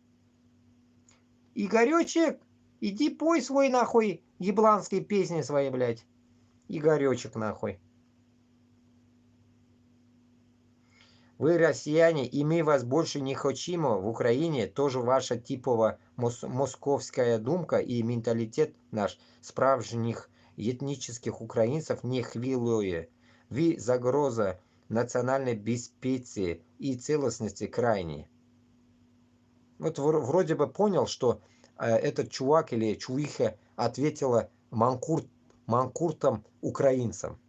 Вот примерно, я так понимаю, вот этот ура-ура парень, Украина, которая ради помощи от вас, но пока у нас продажное правительство, вот этот украинец как раз-таки манкурт. Понимаете? Вот это и есть манкурт. ИПСО. Они, оказывается, его ИПСО называют. ИПСО, блядь. Манкурт, блядь. Ну, Олег Бизоненко ему отвечает. Ну да, раздувай на радость болотным. Вот, понимаете, там какой сыр-бор идет в комментариях у них. Так собирайтесь сами, штурмуйте их, где Украина вам столько оружия возьмет, если им самим не хватает. Да уж, блядь, нахуй не хватает им, блядь. Пиздец, аж людей не хватает. С какого оружия стрелять? У каждого по 10, бля, автоматов. Путин залупа, а Россия пиздоболка. И то не прошла. Эти слова он как-то зашифрованно написал, и то не прошла. Кремль чей? Тюркский? На шлемах Невского и Грозного что, арабская вязью написано? Аллах велик? Это все ваше. Никакие они не славяне. Ложь. Вы там хозяева. Пишет кто-то. Блять, он же... А вот это же и писала и до этого вот это, блин. Тому ИПСО.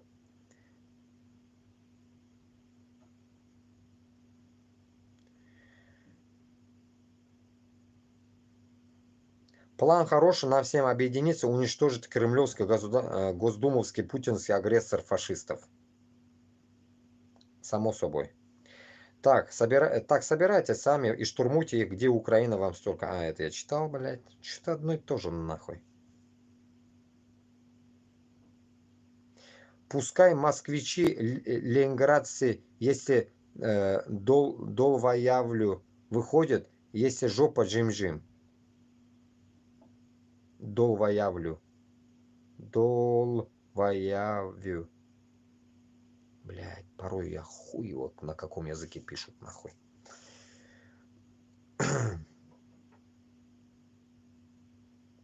Засланный казачок. Кого вы слушаете? А везне яб шпион татарчае. А везне яб татарчае. Что за нахуй? Мандалошка пишет, блядь. Слуиза. Слуиза, блядь, пиздец имя, нахуй. Сука. Врет, не верьте ему, хитрожопый. Я татарка, живу 50 лет в Украине. За счет Украины разоружить Украину, сами воюете на месен ектер. На месен ектер. На месен ектер. Сука. Столько татар, блядь, и столько языков. Ебать мой хуй, блядь. Их еще понять был, нахуй. На месен ектер, блядь. Намесен ектер. Сенектер, может? Намесен ектер. Намесен ектер. Это с Луиза, блядь. Луиза, блядь. С Луиза, блядь, нахуй. Син, блядь, кутакса на пятаксан. Намесен ектер. Хоть пиши нормальным на татарском, блядь. Твой ебаный татарский непонятен, блядь. Понапишут нахуй. Кстати, насчет татарского языка, нахуй. Татарский, который везде ебаный диалект, нахуй, вам, нахуй, тоже надо будет, нахуй, литературный татарский изучать, нахуй. Чтобы вот таких, блядь, ублюдков, чтобы мы не гадали, что ты сказал? Вот этого не было, нахуй. Изучать будете, нахуй, нормальный татарский, на котором мы говорим, блядь. А не какой-то намесендиктер, блядь. Хуектер, нахуй, блядь. Беректер, блядь. Ташак асталары, нахуй. 80-90 татарлар мында тілі хуй поймешь, блядь. Думаешь, с китайцами общаешься, блядь. ЦЦ, блядь. Эцекемер, блядь. Так, опять эта залупа пишет, блядь. Она, да хуя написала, эта залупа. Ну, мочите, начинайте. Видите, она не может, татарский, не мечи, пи-пи-пи, блядь. Пи-пи-пи, нахуй. В пизду тебя, блядь. Ну, мочите, начинайте у себя оружие, Украине самой нужны. Я татарка, я хорошо вас поняла. Хорошо меня поняла, но он пишет на русском, блядь. Вас поняла, вообще за счет Украины вылезти хотите. Сами начинайте с Башкирии на Москву. Украину Калдыр, Малай, Bek yakshi seni angaram. Angarasыңмы meni? Ангара ekan, блядь. Sen o'zing Ангара, блядь. Ангара, блядь. Это я понял, это пензенская, блядь, хуетация, нахуй. Я же по-шивайски все татар гондонов знаю, где вы, гниды, живете и на чем балалакаете. Ангара, когда говорят Ангара, блядь, это Пенза, вот это Мокшина, вот это вся, это поеботинские татары, нахуй, которые Ангара, Ангара, блядь. Как этот же, блядь, Саид Исмагилов, который говорит, мин, блядь, татарча, а у него язык хуй поймешь, блядь, без палытра не разберешь, блядь. И не надо нам, нахуй, учить, блядь, Башкортстандағы Татарстан татарларға татар тілін, ярармы? Сіз құттақ сынықлары үйренесіз әлі бізге, когда мы независимость возьмем, нахуй. Уебки, ангаралар, блядь. Бізде не ангаралар сөйлейлер, а аңнылар. Аңнарға, а не аңғарарға, блядь. А аңғыра сен, аңғыра деген сөз бар, тупой дегені, аңғыра. А мен, как говорится, сені точно, блядь, могу назвать аңғыра сен, блядь, а не аңғараман. Аңғыра екен он, блядь, сігем, татар тілінен, құтағым, блядь. Это сіккен, қойдан үйренгенсің, ол татар тілін, ташшақ. Это минус, знаете, почему они так говорят? Это минус, блядь, среди узкожопых жили, им не давали школы, нахуй, и вот им, нахуй, результат, блядь. Того, что татар тілі үткәрзілмәген бүтін пидорацияда, блядь. Башқұрт тілі да шулай ук, нахуй. Вот это минус, нахуй. И это должны понимать каждый татарин, который говорит на нормальном языке, блядь. ЦЦ, МЦ, из этих уёбков вышедшие языки, блядь. И не надо, нахуй, говорить, что это щева, не щева, блядь. Нихуя щева, блядь. В Узбекистане такая же хуйня, блядь. Там так, ман, сам, пан, хуй, ман, блядь. Там то же самое, блядь. Это тоже, нахуй, минус, нахуй. Учить надо, хоть и там, конечно, учат один узбекский, литературный, именно, андижанский, наш, оригинал. Но и то пиздят на своем, блядь. Ман, сан, сыгаман, ман, китаман, бараман, китаман, блядь. Нинан тышекляры тоже, блядь. Понарожают, сука, блядь. Уродят, нахуй, языки, блядь. Потом говорят, чё ты меня не понимаешь? Ангараман, блядь.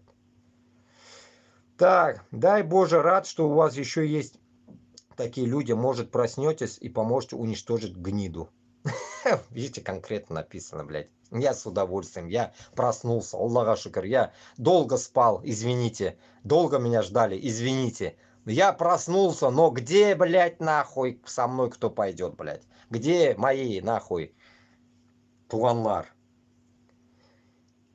А тебе можно верить? А, ну вот это, вот это. А, ну вот это, блядь, этот, тут вот это Галай, блядь, какой-то. Который про татар пишет, что 100 тысяч взяли. Кто-то пишет, ну все, звезда в Москве. Владимир Майоров, блядь. Хуёров, блядь, рогатку тебе в руки. Не то, что рогатку, нахуй, блядь, нахуй. Кувалду, нахуй. Ебашить твою рожу, блядь. Равнять, нахуй. Идем дальше. А, все, закончилось. Фу, блядь, это все дерьмо закончилось. Ёпта. Все, Туганлар, закончилось это дерьмо, нахуй. Реально, блядь. Короче, вот такие вот комментарии были. Из этого можно понимать... От этого можно понимать одно. Что в Украине мы понимаем, народ весь тоже сыр-бор. Кто что пиздит, непонятно. Во-первых, в ТикТоке сидят явно нахуй и те, которые съебались давно, блядь. Которые нахуй послали и съебались. Явно вот такая, басота сидит там. Потом, из этой всей басоты, блядь, там тоже надо выделять, блядь. Какие-то нахуй манкурты. Видели, да, столько, блядь, они между собой дерутся. Сыпсошники какие-то, блядь. Потом, блядь, нахрен нормальные вроде бы есть тоже.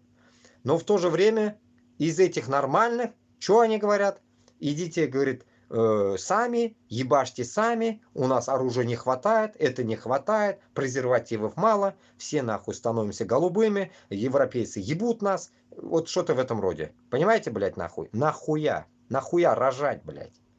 Нахуя рожать, когда мы вам хотим помочь, блядь? Рожать не надо. Ебать надо. Москвичи будут рожать, нахуй. От нас, как говорится.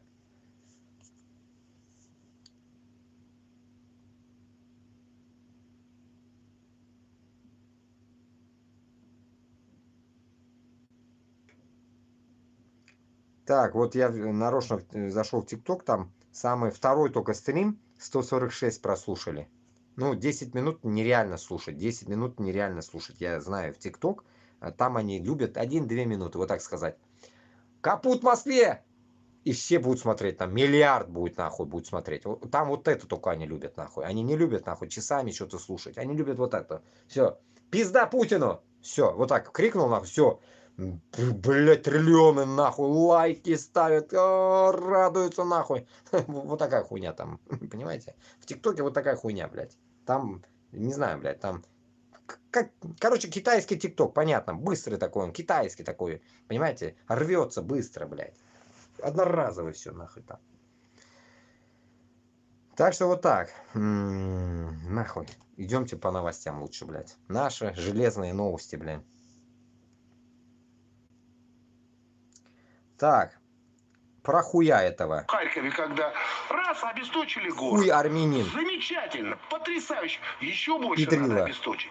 Потом есть неправильно, масса городов, которые надо обесточить. То есть ты не согласен с тем, что нужно обесточивать только в том случае, если есть военная необходимость? Какая военная необходимость? Надо полностью... Обесточить Украину, он говорит. Нет. Если там осталось гражданское население, следовательно, это не наши братья. Есть же люди, у которых нет возможности уехать. Нет, у всех там есть возможность уехать. У больших, значит, в подвал, неважно. Есть целесообразность. Полностью устроить блэкаут Украине. Именно в этом аспекте-то и важен президент. Ой-ой-ой-ой-ой. Хотят блэкаут Украине. Заебись, да, друзья ваши? Смотрят на нас. Армяне. Мы показываем, что можно с ними сделать. Вот так вот. Вот так вот этот индюк нахуй. Черный. Он же сам черный, блядь. А они чурок ищет нахуй. Она чурок ищет нахуй. Там гнать, блядь, всех там. Как она орет, блядь, это пизда, блядь. Жена его, блядь, Симонян, блядь. Там туда поехать, Казахстан поехать. Вот этот черножопый армян орет про Азию. Про башкиртов, татар, наверное, тоже, наверное, явно что-то высказывался. Про Чечню. Вот этот. Чернее нас, блядь, ублюдок. Вот, смотрите. Он же чернее меня даже, этот гандон, блядь. Ну, реально чернее меня, блядь. Уебок. Живой, не живой, блядь, еще он. Че он там? Сдох, не сдох?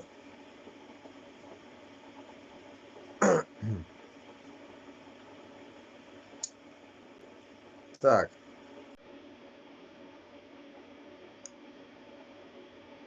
Что тут пизданули?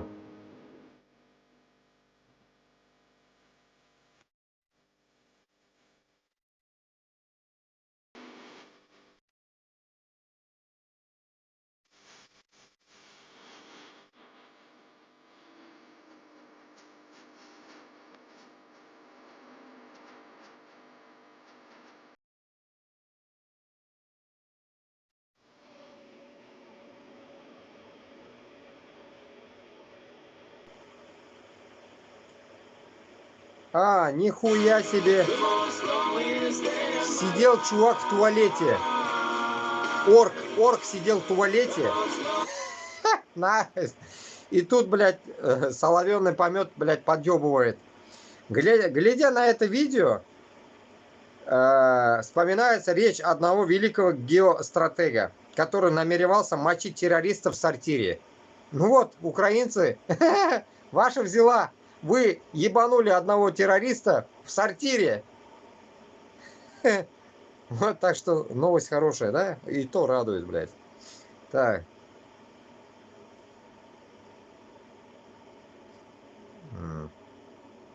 Так. А, ну вот, да, вот. И тут новости как раз-таки, блядь. Ну, я об этом уже говорил, блядь. Так, окей.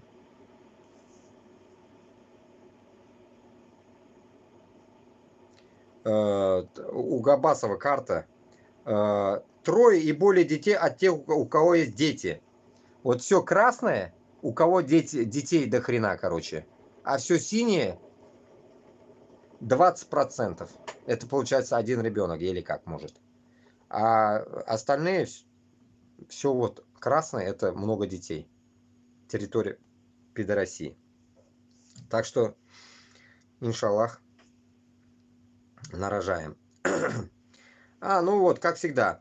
В аэропорту Шереметьево герой СВО избил сотрудника аэрофлота. Военный зашел на территорию персонала и просто отлупил работника аэропорта. Когда тот упал, герой продолжал его бить. Нападавшего задержали. Свой поступок он объяснил посттравматическим стрессовым расстройством. Ой, блядь, вот что-то мне плохо стало и начал пиздить, блядь. Каждый вот так будет отмазываться, да? Заебись, да, блядь, нахуй? И я хуею, блядь. Вот что вас ждет, блядь.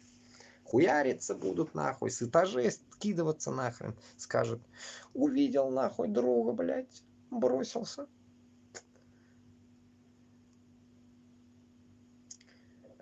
Волейбл какой-то. Волейбл какой-то. Хуй, блядь, мне написал. Мы тебя найдем. Ищите. Так.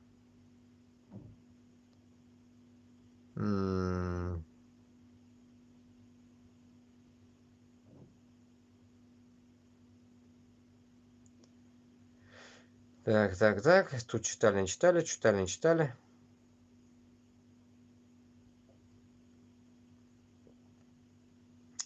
И, короче, вот здесь стих.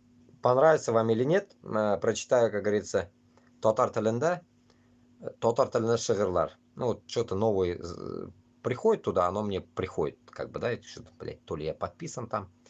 Короче, тілі юк икән демәгез. Дип кемдер яза инде. Читаем. Тілсіз икән бу бала дип. Миннән алай көлмәгез. Бик күп төрле тел беләмен, белми дип сөйләмәгез. Туганчы ук аңлый идем, рус телендә бик яхшы. Туган телем канга сеңгән. Нәрсә әйтерсез каршы. Инглиз телен өйрәнәләр, мәктәптә апаларым. Мин дә күп сүзләр отамын. Yes һәм no, окей ларын. Әле аз гына булса да әти белә латынча. Әнием дә әйтеп куя берничәсен французча. Әбием дә яшь чагында чит телләрне өйрәнгән. Немец һәм башкорт телләрен үтә дә яхшы белгән. Тел ачкычын көйләргә дип бакчадагы апалар көн сайын мине өйрәтә чыгарырга авызлар. Кәҗә кебек мә итәмен, сыер кебек му итәм, бу телләрне яхшы белә. Кемнәр көндә сөт эчә. Төрле дөнья сүз дөньясы. Полингваль замана. Теле юк икән димәгез. Ачкычым юк пакага. 14 январь 25 ел Алсу Галеева язган моны. Ачкычым юк пакага.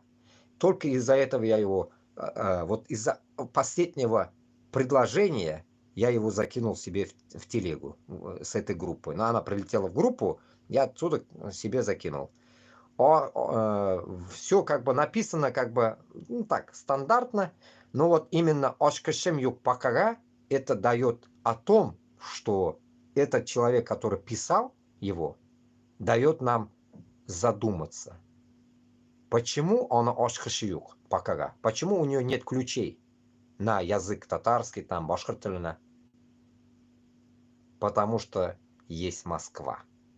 И наша задача уничтожить Москву и дать таким вот, как Алсу Галеева, ключи от языка.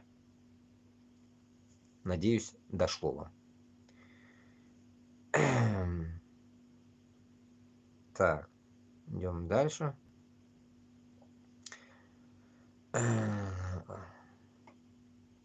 Так. Көк тудың жилберегені. Париж олимпиадаларында арналған бәйнебаян. Ну, Қазақстан дегетләре һәм анда Үзбекстан да бар бит мына. Алганлар олимпиадада Бірінші урынлар, наверное, да. Ну, внутрь кіріп отырмайбыз енді, бірінші урынлар. И тут как раз мы писали о том, что хам Башкортостанда, Татарстанда, иншаллах, күрәш бойынша бірінші урынлар алашақ, когда у нас будет независимость. Алла берса.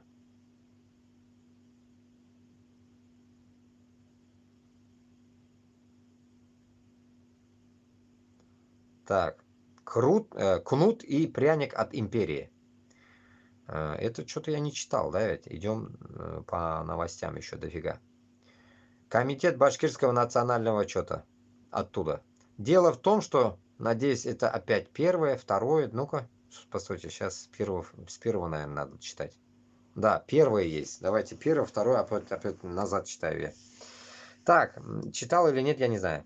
Захотелось углубиться в теоретическую часть основной темы данного канала, а именно вопрос о независимости.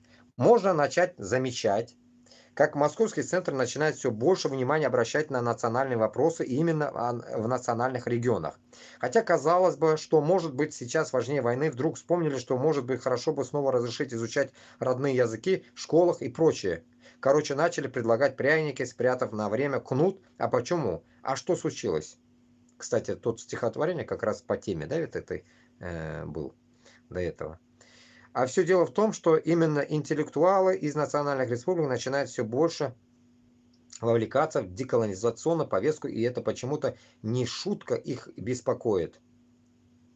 А почему раньше московскому начальству было по барабану на национальный вопрос, и все коллективные права нацменьшинств попирались завидной демонстративностью? А потому что раньше у них было дофига бабла, которое они выкачивали из этих же регионов, элиту которых они скупали за эти деньги с потрохами. На эти же федеральные деньги содержался огромный репрессивный аппарат всего государства. Напомню, что российская полиция является одной из самых крупных в мире. Численность полиции в России сегодня составляет 547 полицейских на 100 тысяч жителей. Но теперь денег у московских бонс и самим начинает не хватать, не говоря уже о содержании нацокраин. Перед нами самый классический сценарий начала развала любых империй, когда вертикаль держится лишь за счет денег, насилия и страха. А теперь начинается самое интересное, что если убрать из этой конструкции основное звено насилия, на котором по сути и держится вся нынешняя путинская стабильность, без силовой компонента эта конструкция, как любят говорить сами же пропагандоны федеральных каналов,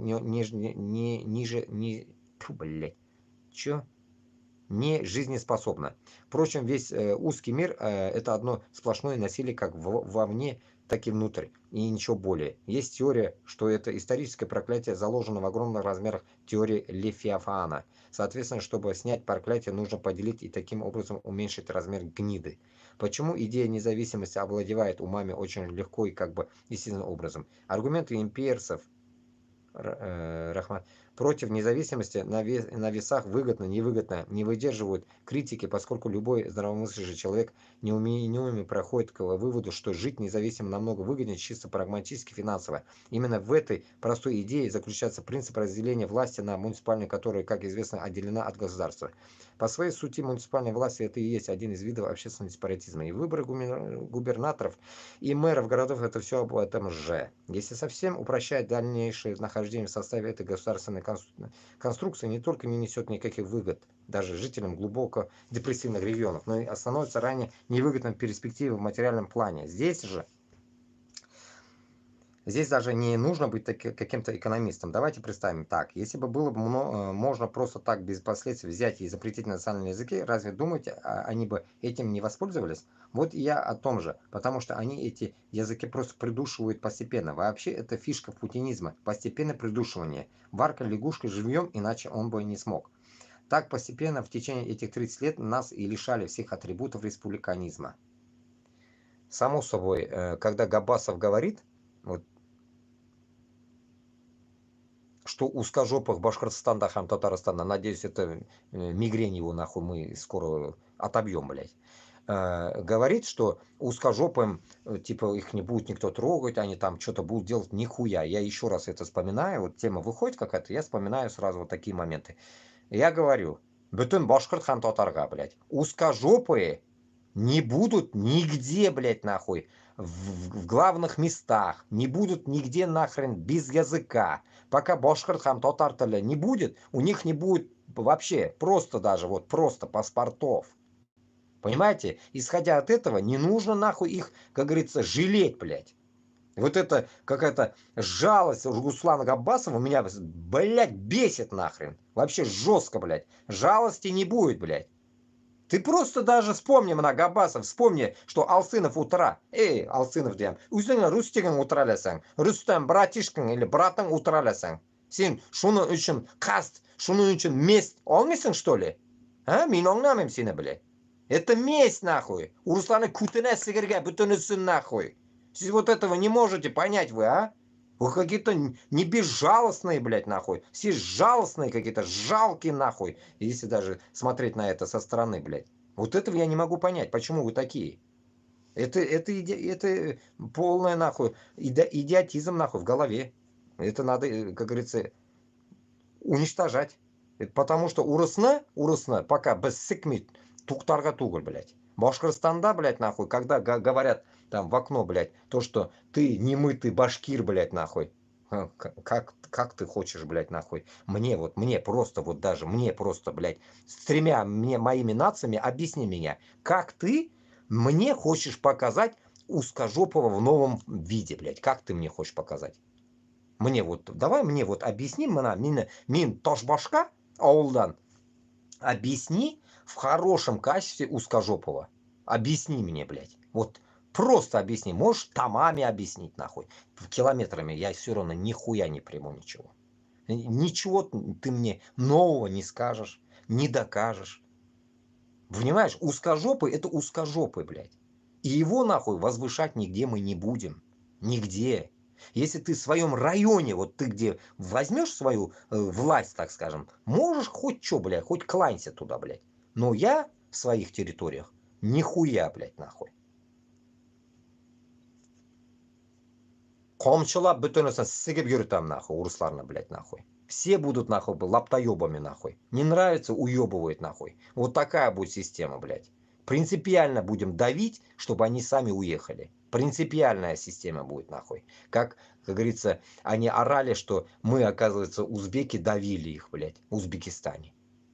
Их, блядь, нахуй, даже до сих пор никто не давит, блядь. Их даже раньше никто не трогал. Узкожопые как жили, так и жили, уебки.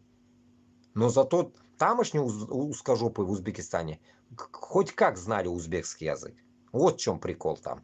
Потому что узбеки просто так, нахуй, как говорится, по башке не гладят, нахуй.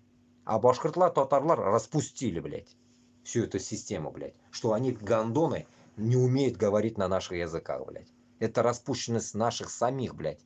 Вот это, блядь. Яраринды нахуй не пойдет, блядь. Иштіп куйсың Габбасов құлағың, блядь. И башкир татарларда. Пощады не будет. Если вы будете защищать урысларны, бірге икегізні қушып күтігізге сігірген, нахуй. Бірге нахуй зинданға тығырған, нахуй, по изучению языков, блядь. Будешь вот этот манкурт, как раз ты, допустим, башкир татар, будешь ты учить этих ублюдков, нахуй, языку. Только зинданда. Не в школе, блядь. Зинданда вы будете обучаться, нахуй. Корану, как говорится, языку, башкир, татар тілін будете изучать зинданда, блядь. Пощады не будет. Вот такая будет система, блядь. А то, блядь, начинают, блядь, пощада там, пощада тут. Нихуя. С власти все снять, нахуй, узкожопых. Всех, нахуй. Только, блядь, полы драть, стройка. Вот это, нахуй. Вот. Кстати, из Башкортостана с Татарстаном поголовно можем отправить их на постройку Донбасса, на постройку всех уничтоженных украинских земель. Пусть едут на каторгу, нахуй, туда. Всех туда отправим, нахуй, на работу. Всех узкожопых, вот сейчас они наших башкир-татарларны отправляют на войну, а мы их, этих всех пидорасов, крестоносцев соберем, нахуй, узкожопый, ага, Вася, Петя, ага, все, Себастьяну, нахуй, в Украину, блядь, на стройку. А украинцы должны их принять, нахуй, и чтобы они батратили, нахуй, там, 24 часа на 7, блядь, подымали, нахуй, красивые дома, которые их дед, нахуй, Путин уничтожил. Достаточно взглянуть на спикера башкирского парламента, возглавляющего госсобрание Курултай уже более 25 лет, Константина Борисовича. Вот видите. Курултайда урысны утыртып куйганнар. Рахат дөнья, а? Башкортлар. Сез нәрсә? Тамыз киткән, крыша киткәнме, а? Капает крыша у вас, да, блядь, такой? Урыс, блядь, өстә утыра, блядь. Конечно, сез аста зато. Ул өстә, сез аста. Малайлар, блядь. Пиздец, блядь. Кстати, бывший мент. Подавно. Так вот, запретить можно все, что угодно, но запретить человеку его родной язык, это уже too much даже для них. Особенность любого языка в том, что он как родная мать объединяет людей совершенно разных политических взглядов, вероисповеданий и так далее. Вспомните, именно защитой русского языка сами русские объяснили то, что идут убивать других людей в Украине. Идея независимости может стать таким же объединяющим фактором, как язык. Кто это пишет? Комитет Башкирского национального. Вот это интересно. Кто это может писать? Габбасов пишет или кто это? Или пишет этот? Сулейман? Что такое? Сулейманов? Сулейманов. Кто Сулейман? Может, он пишет? Вот этот оттенок предложения какой-то. Дело в том, что идея суверенитета всегда очень тесно связана с национальным языком. Так было всегда во всех частях света. Именно поэтому так трудно уничтожить и то, и другое. Дело здесь далеко не только в том, что без независимого язык любого народа обречен на вымирание и исчезновение. Вот, казалось бы, почему они не смогли бы до сих пор упразднить статус республики и издать указ об образовании Уфимской губернии, Казанского края и т.д. А люди не поймут, видимо, у любого насилия есть объективные границы, за пределом которых оно уже перестает оправдывать себя, даже если даже эти отъехавшие упыри не могут до сих пор себе и это позволить, бояться. Они уже просчитались, напав на Украину. Здесь может случиться какая-то похожая ситуация пиление, сука, на котором сидят. Пиление, сука, на котором сидят, окей. Войны за независимость, каким бы они ни были, считаются одними из самых непримиримых и принципиальных, и они это знают, какой вывод следует сделать из всего этого знания. Возможно, основной вопрос, который вскоре станет перед народами РФИ, это ни в коем случае не дать в очередной раз обвести себя вокруг пальца, взяв из когтей двуглавого орла пряник. Этот пряник слишком дорого обойдется тем, кто его возьмет, он станет комом в горле. Взявший и поверивший будет обманут и осужден потомками как вечный памятник нашей близорукой исторической глупости. Мы будем постепенно снова придушены этим пряником, и в этот раз, пожалуй, уж окончательно. Мы и так потеряли 30 с лишним лет, все это время откатываясь. Что же лучше всего запоминает человек применение к нему кнута или одаривание пряником? Обычно комбинирует. Например, то, что на том возвышенном месте в Уфе, где сейчас стоит монумент дружбы, ну да, Сухаранда, возле моста, да, ведь, между башкирским и русским народами Салават Юлаева и его отца подвергли 175 ударам плетью. По второму разу вырвали ноздри, отрезали уши и поставили трехбуквенные клейма на лбы. З – злодей, Б – бунтовщик и изменник. Это кнут. А то, что в итоге их все-таки оставили в живых, сослав до скончания дней эстонскую крепость, это пряник. У башкир есть слово узаллык. Узаллылык. Узаллылык.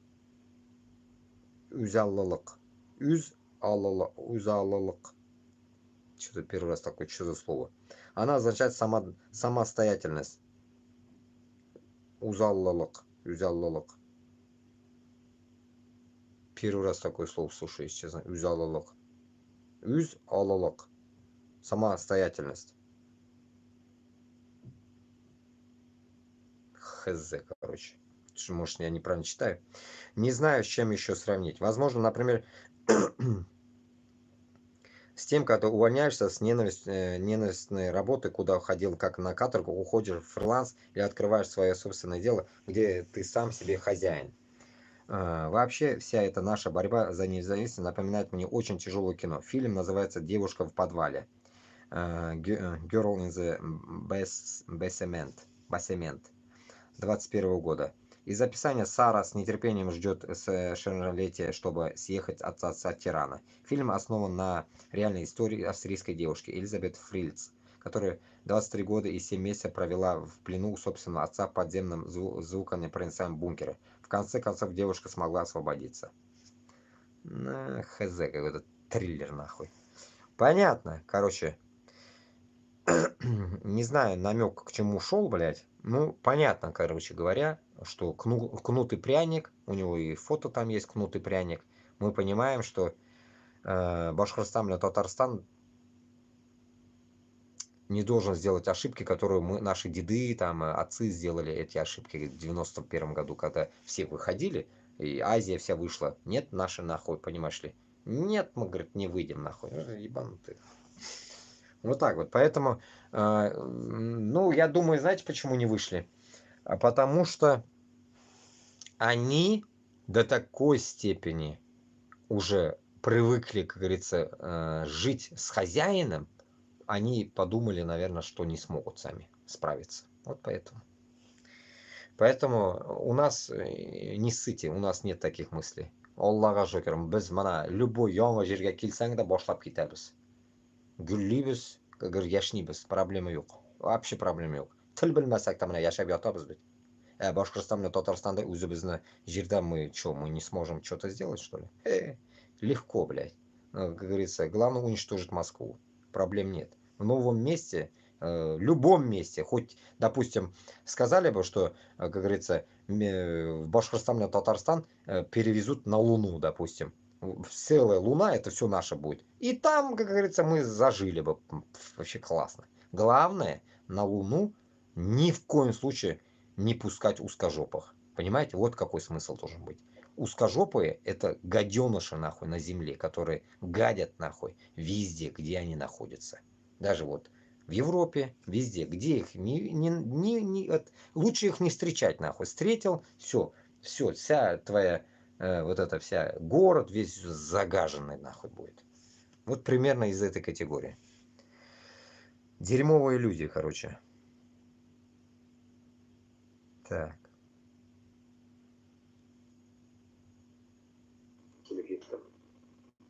Так, ладно, идем дальше.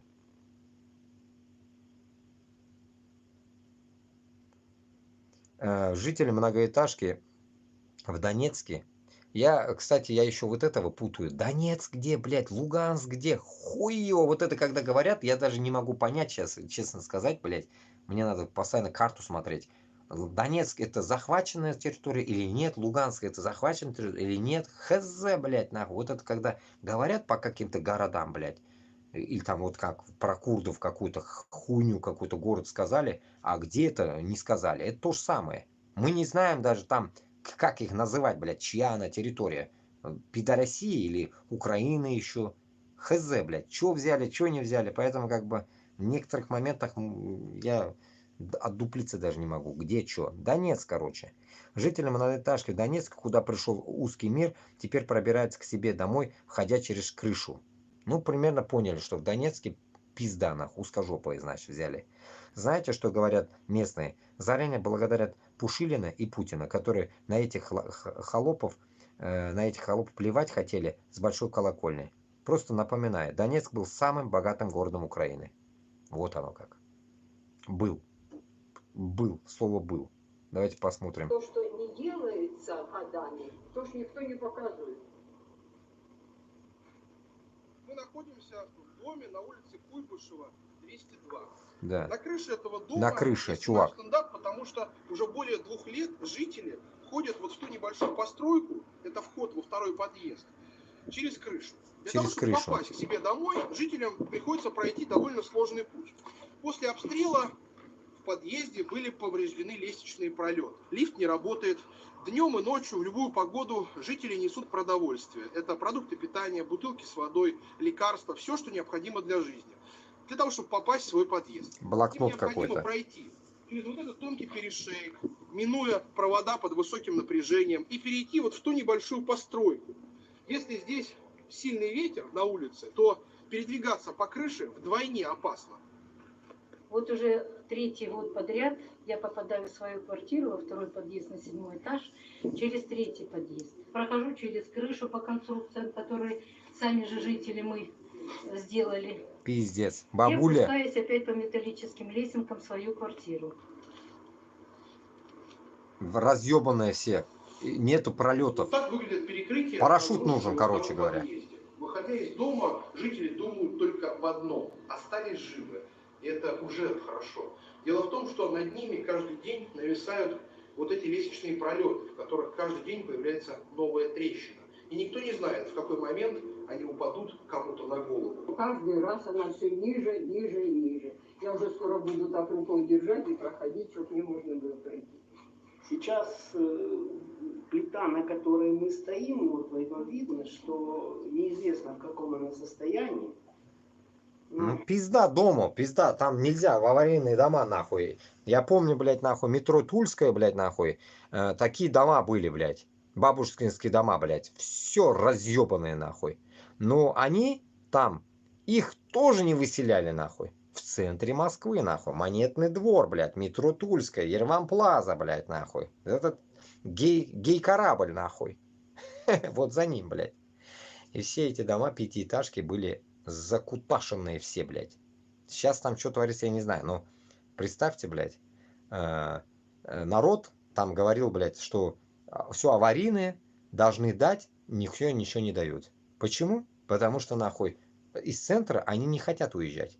И самое интересное, они же в центре, а им дают из Бутова, им дают с Орехова, из пизды Кукуева, нахуй, им дают, понимаете, блядь?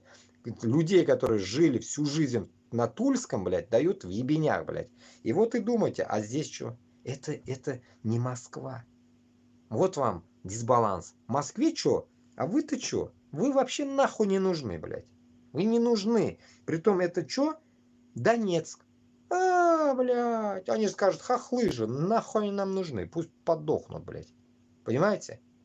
Они завезут туда нахуй, вон, манкуртов, чеченцев, кадыровцев и татар Миниханова. И все.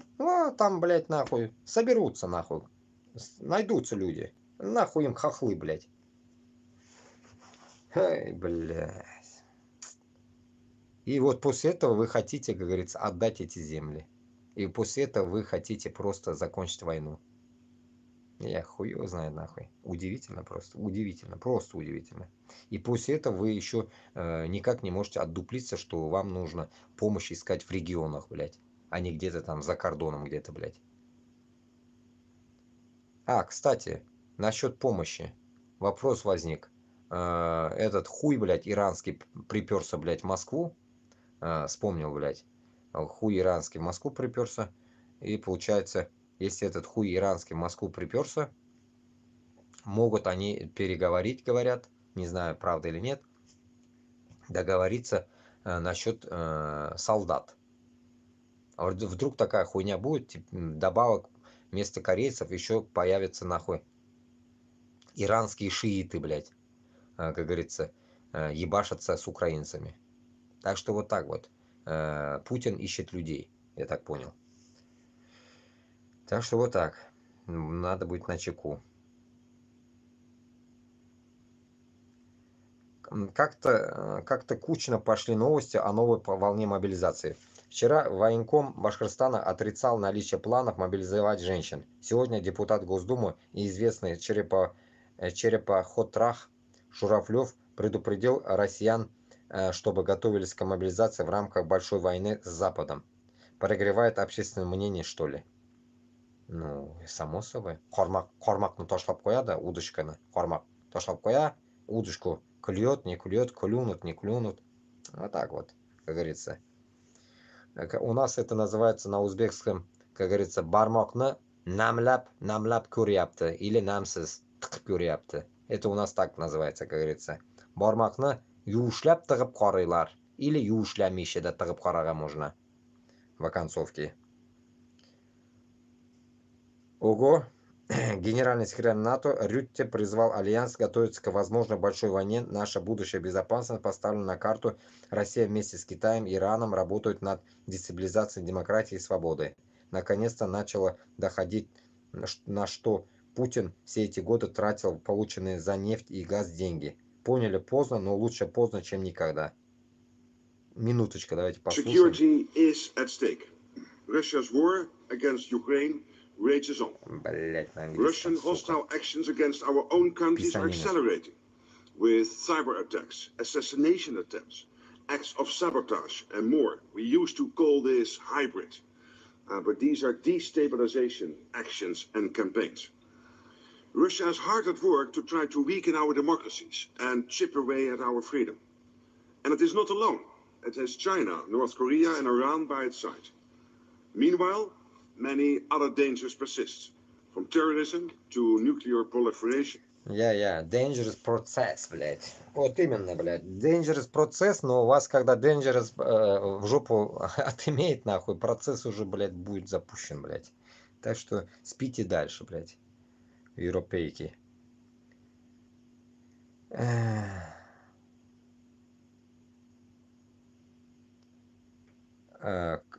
Вольный улус. Когда мне задают вопрос, что делаешь, когда накрывает ностальгия по России, мне становится смешно. Ни одной минуты не скучал.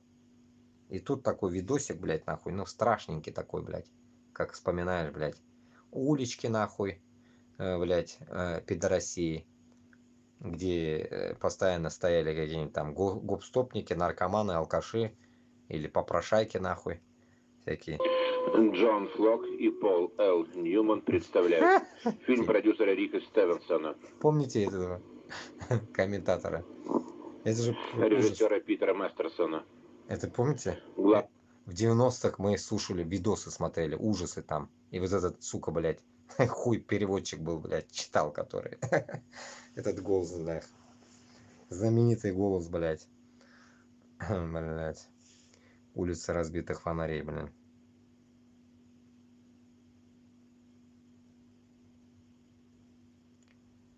Поступок маленькой девочки умилил пользователей.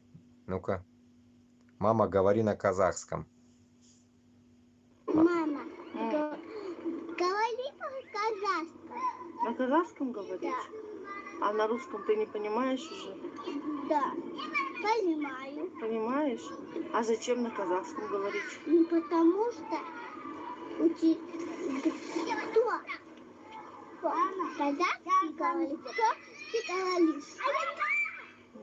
Казахском надо говорить, потому что здесь казахи. А, здесь казахи живут, поэтому надо говорить на казахском? Да. Ну ладно. А где русские живут, можно на русском говорить? Вот они. А, вот они. С тобой можно на русском. Или на казахском говорить, я уже запуталась. На казахском. Мама. Ну, девушка, непонятно, девочка это казашка или русская, непонятно, но главное говорить, чтобы на казахском говорили. Интересно, да. Бавовна.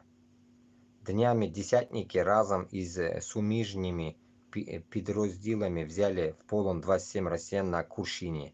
Серед покоління такої ж офіцери та жержанти, в тому числі з ТО Севастополя. Гадаев Беслан Султанович, 26.09.1980 года рождения. Родился в Чеченской Республике, село Мартук. Служил в 22-м полку, 25-й армии, командир роты, лейтенант. Я Кирилл Дмитрий Александрович, 27.08.1908 года. Родом с Пермского края, село Березовка. Пермь. Со 155-й бригады. Стрелок. С рядовой. Я Ладыгин Дмитрий Михайлович, 16.07.1990 года рождения. Родился в село Новобелокатай, Белокатайский район, Республика Башкортостан. Должность стрелок, 207-й полк, 76-я дивизия. Башкортостан. Рядовой. Я Нуршков Евгений Юрьевич, 12 марта 1990 года рождения. Родился в Башкирии, Милютский район, поселок Зерган. 810-я бригада, 5-я БМПУ, 2-я рота, стрелок, рядовой. Я Алешин Алексей Сергеевич, 24 марта 1990 года рождения. Слышали, да? Пермь, Родился в селе Холмогоры Архангельской области. Служил в 352-м мотострелковом полку. Звание младший сержант, должность стрелок. Наступный. Я Быков Андрей Васильевич, 03.12.1995 года рождения, Волгоградской области, станица Глазуновская, улица Куйбышева, дом 6, 155-я бригада, рядовой стрелок. Я Свистунов Эдуард Сергеевич, 30.01.2002 год. Родом город Волгодонск, там родился, Ростовская область. По званию рядовой, должность стрелок. Служил в 810-й бригаде. Наступный. Я Солодовников Николай Юрьевич, 1986 года, 19 апреля. Родился в Ставропольском крае, призван 810-я бригада Севастополь. Звание рядовой стрелок. Я Ахмеров Ради Газизянович. Родился 1987 года, 29 сентября, Республика Башкортостан, село Колтубан. Служил в 810-й бригаде, 5-й БТ. Пиздец. Вот этот пиздец вообще убил. Стрелок. С наступной. Я Кузнецов Виталий. Стрелок, говорит, а один глаз у него вообще как бы слепой на один глаз. Стрелок. Призван в 810-ю бригаду. 5-й БП, 2-я рота. Я просто херел. 87-го года, говорит. А выглядит как 50 лет, блядь. 86-го года рождения, 28.11.86. Родился в городе Красноярск, Красноярский край, город Красноярск. Должность стрелок, 810-я рота. 86-й. Наступный. Я Иванцов Александр Александрович, 04.02.1989, город Армавир, Краснодарский край. 89-й вот этот. Бригада стрелок. 89-й вот этот, я в хуе. Владимир Алексеевич родился 15 декабря 1979 года. Служил в 83-й бригаде, 9-й роты, 3-й ПТБ, стрелок. Наступный. Я Евсеенко Андрей Евгеньевич, родился 25 августа 1987 года, уроженец города Севастополя. Служил в 810-й бригаде, должность стрелок. Я Мирошниченко Алексей Юрьевич, 1998 года рождения, родился в Пермском крае, город Соликамск, 83-я ПДВ, 9-я рота, 3-й ДШП. Я Грибов Сергей Витальевич, родился 19.04.1980 года рождения, деревня Петухово, Почесского района, Пермской области. Пермь. Служил в 83-й Пермь и бригаде, Башкортостан, на КБС. Младший сержант, стрелок. Я Афанасьев Денис Александрович, 15 января 1987 года рождения, Оренбургская область, Сарактарский район, село Кундуровка. Служил в 3-й ДШБ, 9-я рота, 3-й ПДБ. Младший сержант, стрелок. Я Бабурин Александр Михайлович, родился 12 октября 1985 года рождения. Родился в городе Сланцы, Ленинградской области. 30-я мотострелковая. Ну все, пиздец нахуй. Это бавовна. Бавовна, оттуда видео. 27 россиян на Курщине в плен взяли. Ну, видели, да, какой возраст? Получается, самый мелкий, то, что я услышал, 89-го года по 80-й видели. Ну, может, был еще кто-то постарше, я не знаю. Примерно вот поняли, да, какой возрастной контингент идет. И этот с 89-го по этот и выше. Короче, весь сброд собрали, блядь. Пермь, Ростов, Башкортостаннан дохуя. И штыгас. Дальше уже смысла я не вижу, да, слушать. До хрена там что. Вкусно и точка, теперь еще и с сеткой от дронов.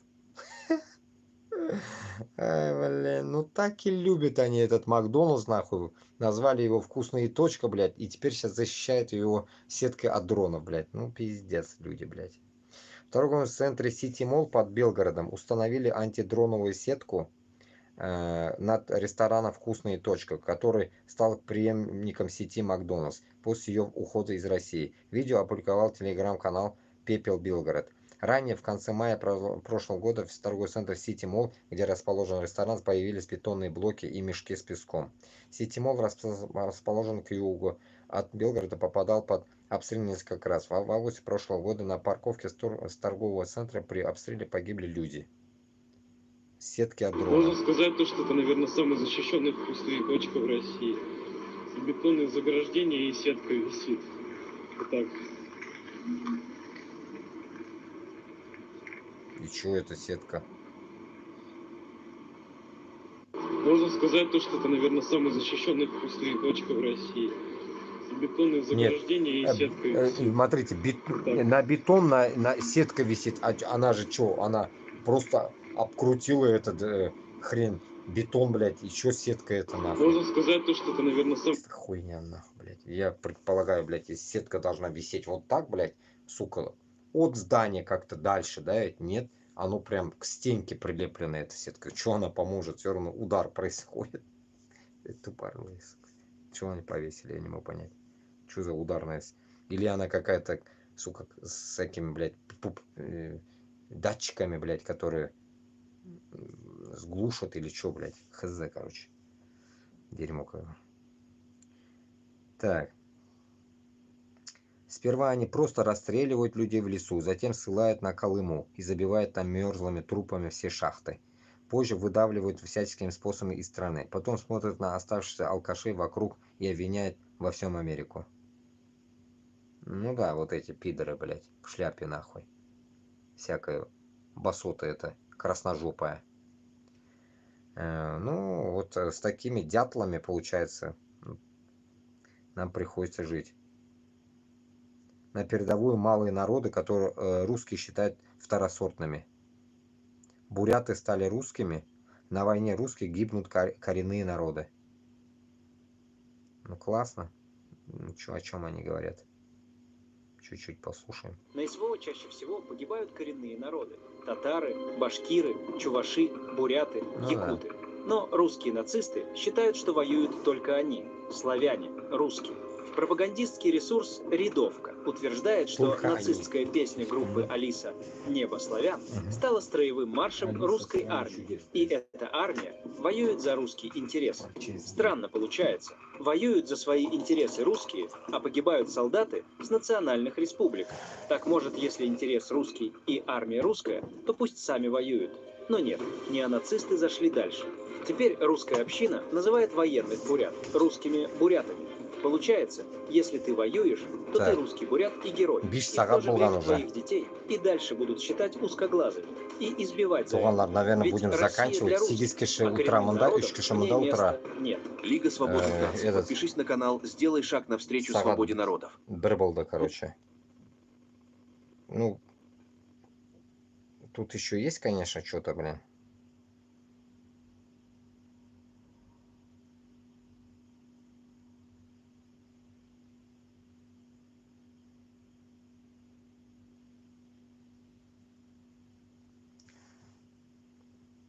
Ну-ка, вот здесь вот, ищи своих Башкортостан.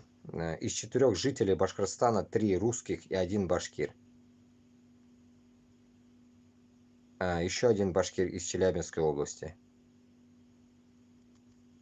Ну, вот насчет вот этого видео вроде.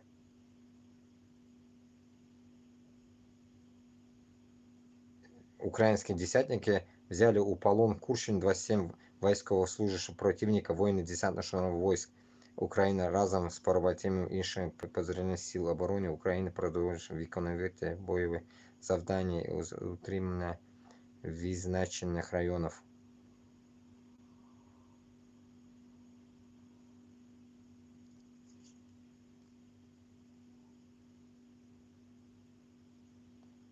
Ну, блин. Как раз вот ищи своих Башкортостан. Исмагилов Альберт Альбертович, 21.02.90. Тухсана Чилга, блядь. Еще была. Утазбишьяш. Убили на войне в Украине. Все. Его нету. Ну, ищу своих вот эти. Давно же там что-то я не читал их, блин. И вот здесь, получается, в плен взяли, короче, из 4 жителей Башкортостана 3 русских и 1 башкир. Так. Угу.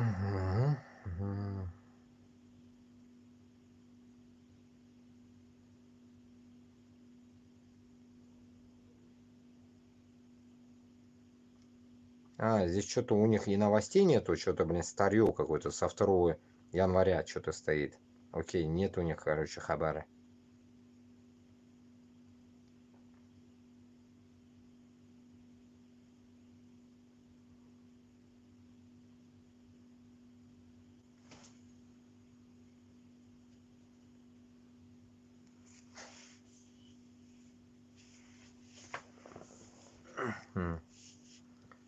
Так, что тут еще есть? То, что я... В Крыму похитили 33 тонны тушенки для солдат. Как стало известно, несколько военнослужащих искусственно создали излишки консервов мясных кусковых стерилизованных говядина тушеная, высший сорт, общим весом 33,462 кг для последующего их хищения. По факту растраты в особо крупном размере правоохранительные органы возбудили уголовное дело. Ущерб от хищения превысил 24,3 миллиона рублей. Один из участников организованной группы, военнослужащий Абдулла Саттаров, признал вину и заключил досудебное соглашение со следствием, дал показания на сослуживцев, подробно рассказал об обстоятельствах хищения, цели, мотиве и способе его совершения. Поэтому уголовное дело в отношении него рассматривалось в особом порядке. Суд приговорил Саттарова к 2 годам колонии и запретил ему занимать определенную должность в течение 2 лет, а также удовлетворил гражданский иск Минобороны к нему в размере 11,2 миллиона рублей. Ебанизм полный, блядь. Из всех народов мира ни один не превзошел татар-тюрков славою и величием завоевания. Этот народ настоящий повелитель вселенной, все другие как будто созданы, чтобы служить ему. Он в равной мере и основатель, и разрушитель империи. Во все времена являл он миру свое могущество, во всех эпохи был он бичом народов. Татары-тюрки дважды завоевали Китай и до сих пор еще держат его в поминовении. Они властвуют над обширным пространством, составляющим империю Великого Могула. Они владыки Персии, они восседают на троне Кира и Гистаспа. Они покорили Московию. Под именем тюрок они произвели огромное завоевание в Европе, Азии и Африке и господствуют над 3 частями света. А если говорить о временах более отдаленных, то именно от татар-тюрков произошли некоторые из народов, разгромивших Римскую империю, что представляет особое завоевание Александра Македонского по сравнению с завоеванием Чингисхана. Этому победоносному народу не хватало только историков, которые бы прославили память о его чудесных подвигах. Сколько бессмертных деяний погребено в забвении, сколько было татарами-тюрками основано государств, истории которых мы не знаем. Этот воинственный народ занят только своей сегодняшней славой, уверен в вечной своей непобедимости, немало не позаботился о том, чтобы увековечить память о своих прошлых завоеваниях. Французский писатель Шарль Монтескье, 1689-1755. Что-то такую хуйню я первый раз слышу, блядь. Откуда нахуй вытащили, блядь? Какая-то реальная хрень полная, блядь. Явно, блядь, французский не так перевели, блядь. Речь, наверное, явно не о том шла, блядь. Так.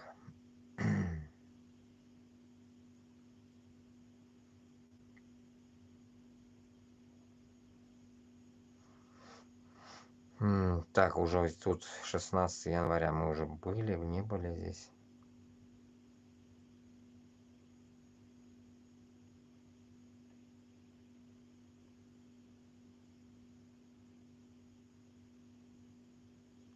Что-то я вроде читал или нет. Китай модернизирует Турцию железную дорогу за 60 миллиардов, чтобы возить товары в ЕС в обход России. Китай надеется использовать турецкую железнодорожную сеть для увеличения поставок грузов в Европу и из нее, что может снизить значение России как транзитного коридора.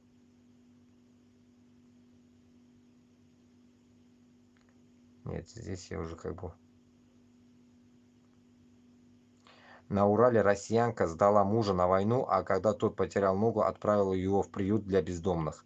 Она каждый день убеждала мужа уйти на фронт ради заработка, но доехать туда он не смог, сломал ногу в первый день в части. Свой дом контрактник переписал на жену и ей же оставил банковскую карточку. Жена же прямо заявила, что муж ей не нужен, а выплаты нужны.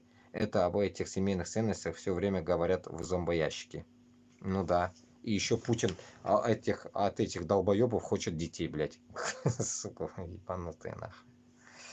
Так что явно, блядь, они никогда не увеличатся. Это конец не то что империи, а конец народу, блядь. Вы явно не увеличитесь, блядь.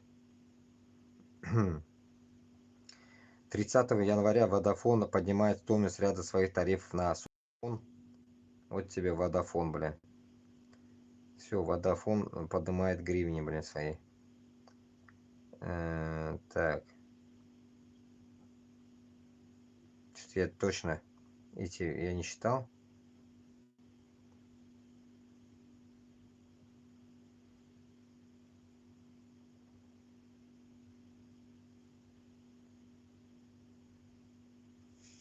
Мокшание, блин. Что за мокшание?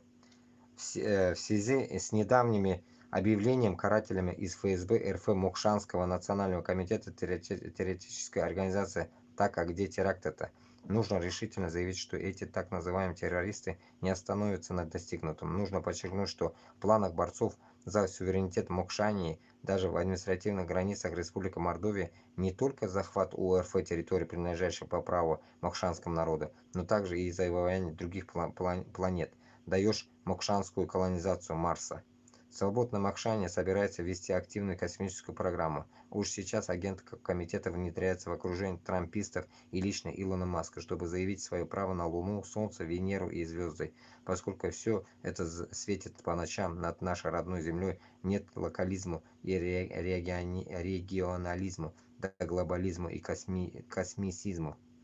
В недалеком будущем Мокшанский национальный комитет совместно с Маском будет организовывать экспедиции в далекие пространства Вселенной. Мокшане действительно выходит на космический уровень и уже представляет террористическую угрозу. Это пиздец, нахуй. Такую хуйню. Кто это писал, блядь? Хрень какая-то. Так. Да, все. Вот на этом и у нас все эта хрень закончилась. Прочитали.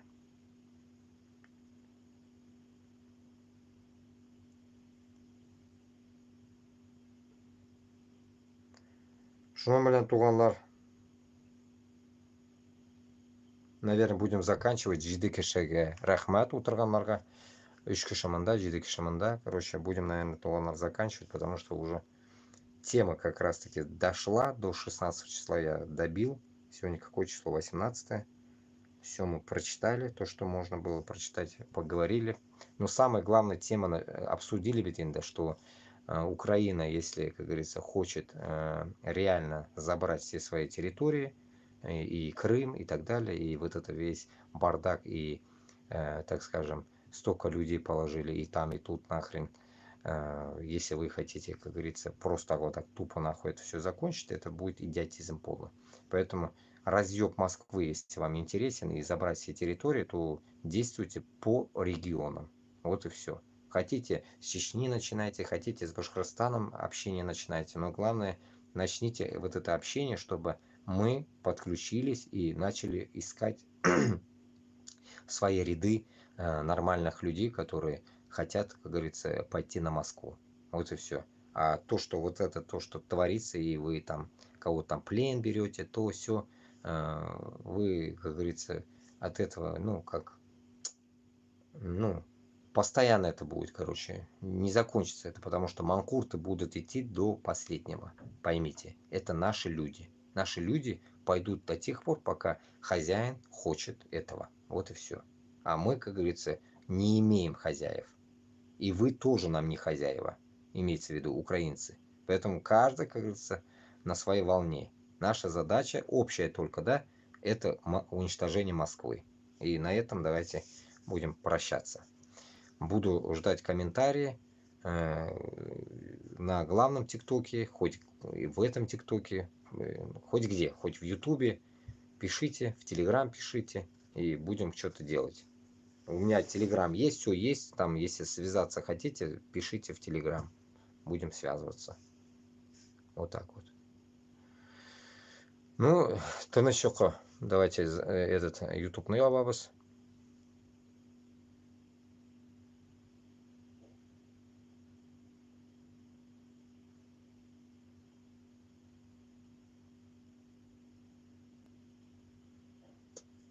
Да, здесь комментарии были.